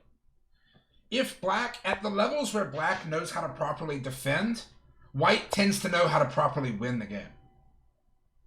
yeah, I know what you're saying. I don't know. I've always thought it to be not terribly hard to defend as much as it is terribly difficult to win accurately.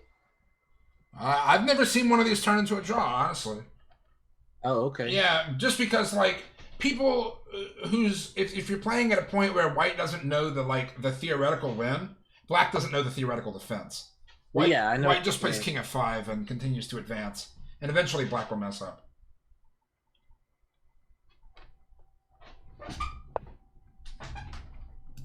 Looks like Norbert's getting hurt though. Yeah, That pawn is he can't stop the pawn at all. The king is completely trapped on f5. it's unstoppable now. I mean, the best you could do is probably like knight h5. And if that's the best you can do with 9 seconds, Yeah, this game's over. he'll keep playing, I think. Yeah. Norbert will keep playing. He doesn't resign. I would be insulted if someone continued playing against me in this position. I would never be insulted because that's the rules. Just because it's the rules doesn't mean it isn't etiquette. He took the pawn. He could push. I don't know. And then he pushes the pawn again. He took. He might have been able to, oh, No, what are you, crazy? He just goes back with the rook. Yeah. No, that's right. Sorry. I thought his king was in the way for too long. And the king would have been in the square anyway. Yeah. C4, F3. Yeah. He's only in the way for one move anyway. Well, he got an extra 30 seconds out of it, I guess. Just take all the pawns. Why bother? Checkmate. King's already on the back rank. Yeah. You could do that, yeah. Alright, he finally resigned. Tournament's over. All the games have finished. is there any first place ties? Nope. B-Max, whatever his name was. I knew earlier. I looked.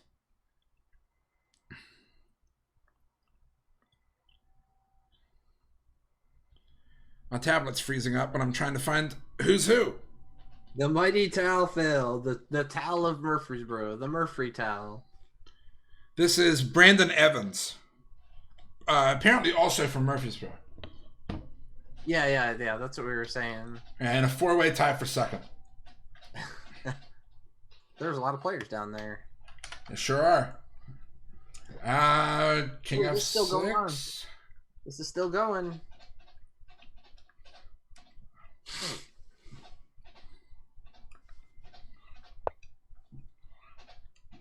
He's got to move the king over, like the F to E8, I think. You can go here, I think. Oh yeah. You're right. Just block the king and see. This might be interesting. That's what I'm saying. Like, how many moves? What was the last pawn or captures? How many moves ago was that? There's a He promotion. queened on 58.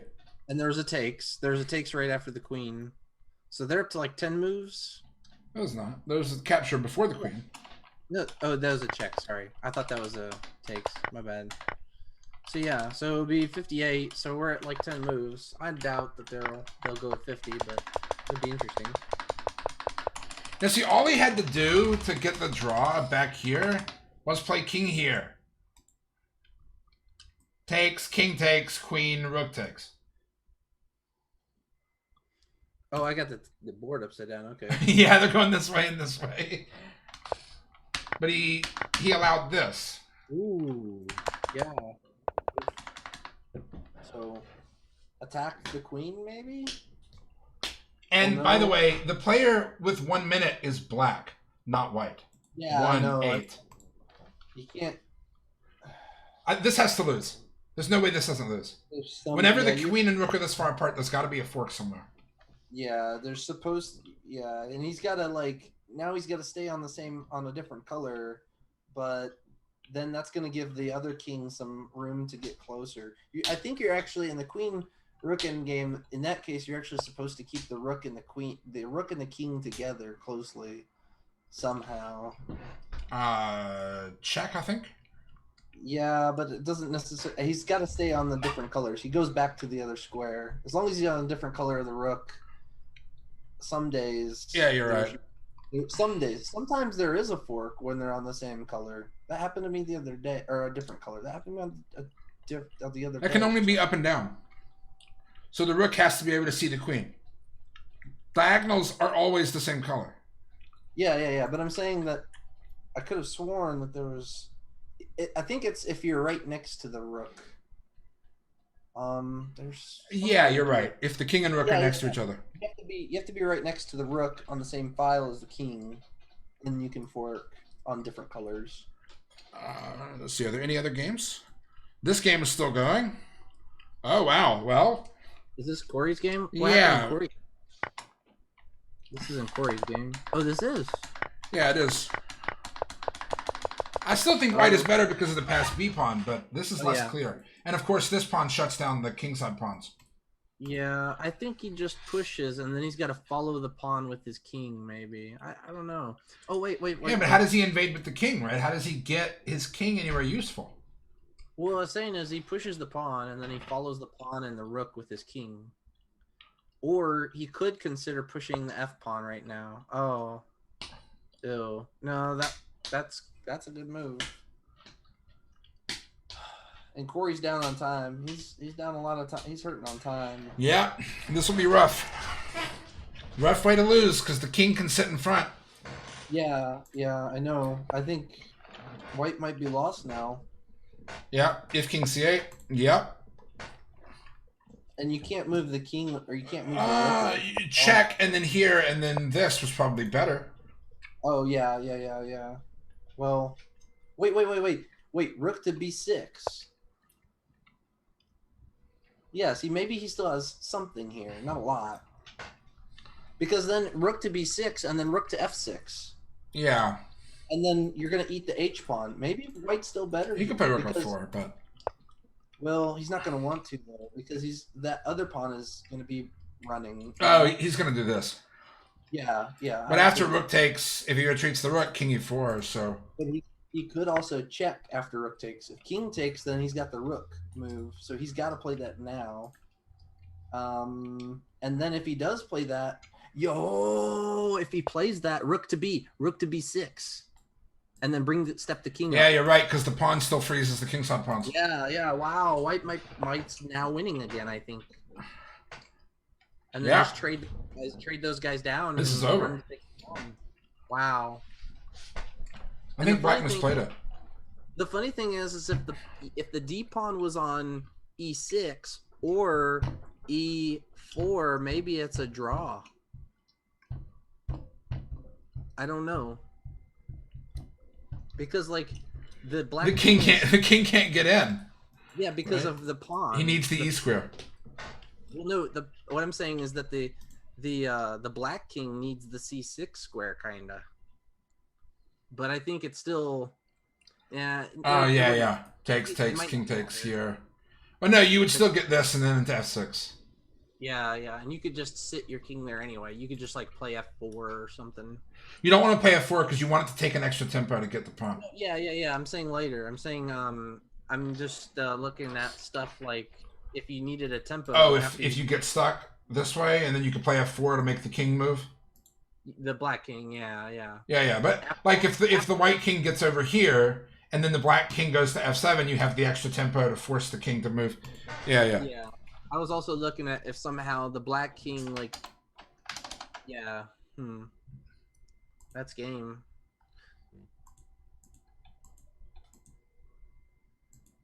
I'll what's the queen rook endgame look like?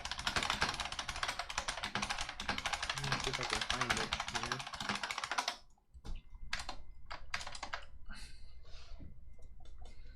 There we go. Click to open.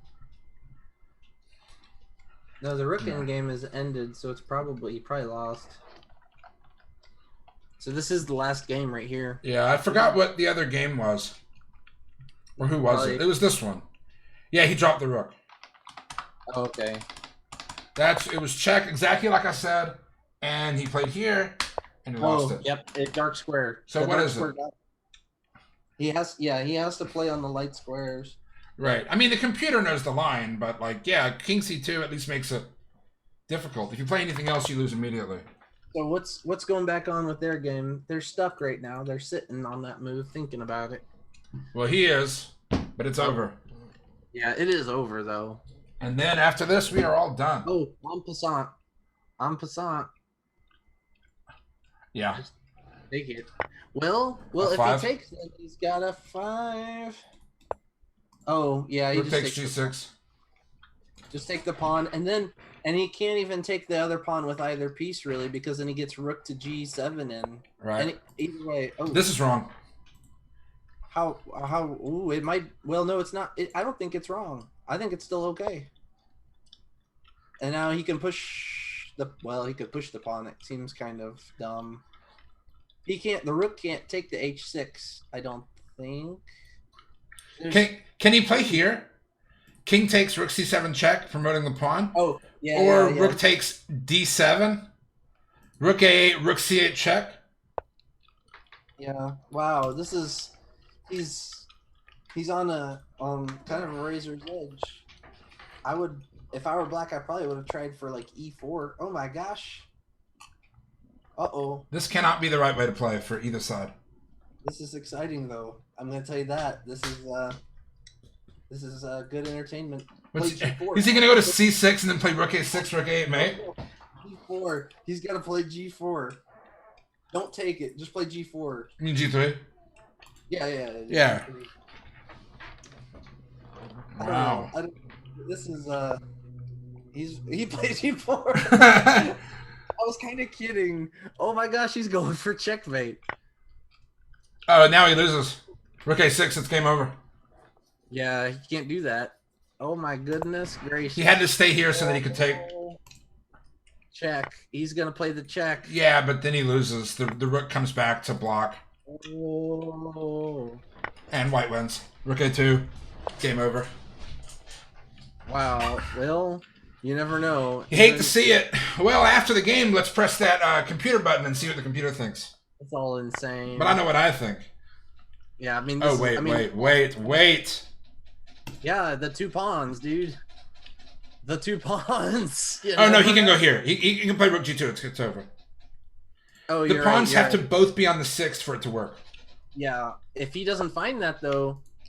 What is this? Oh wait, King A, King Rook King A. here. Rook here. Yeah, Game fuck. over. Rook G. Oh, he's gonna checkmate him. He's gonna bring Rook the king G2. up. Come on.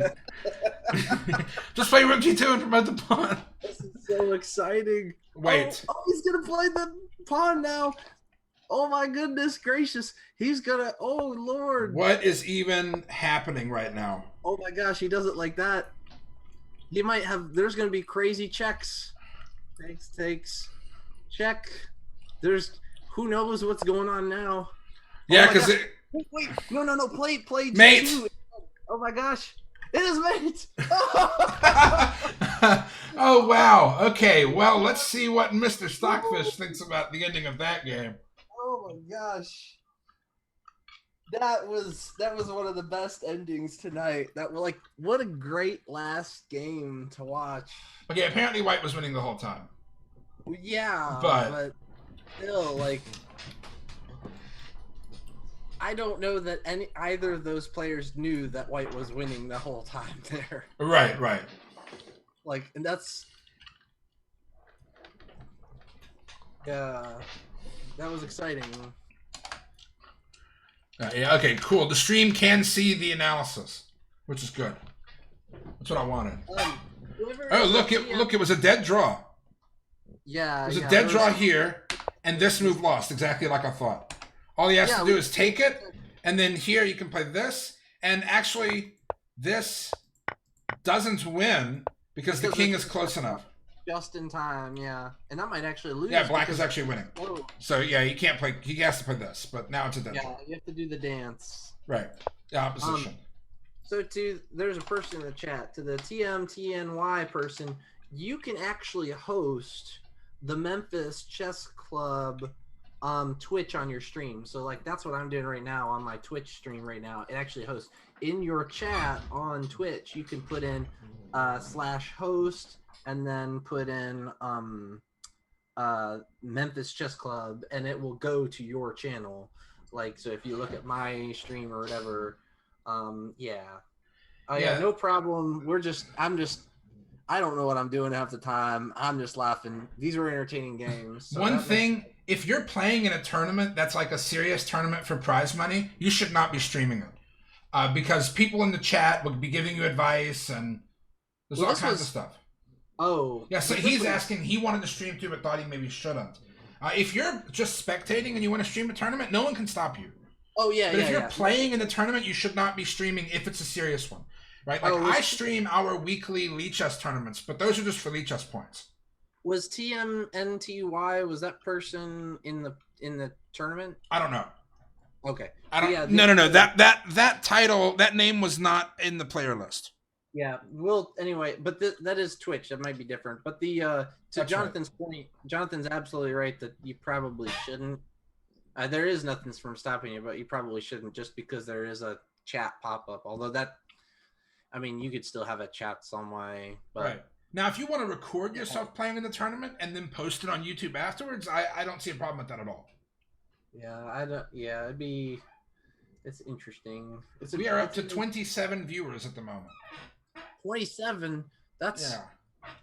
26. two less than a prime number. If we had two more, it'd be a prime number. That'd be like 28's not a prime number, Mike. no. Oh, no, I said sorry. Yeah, it's a Look. 26. 2 plus 27 is 29, Jonathan. You're right.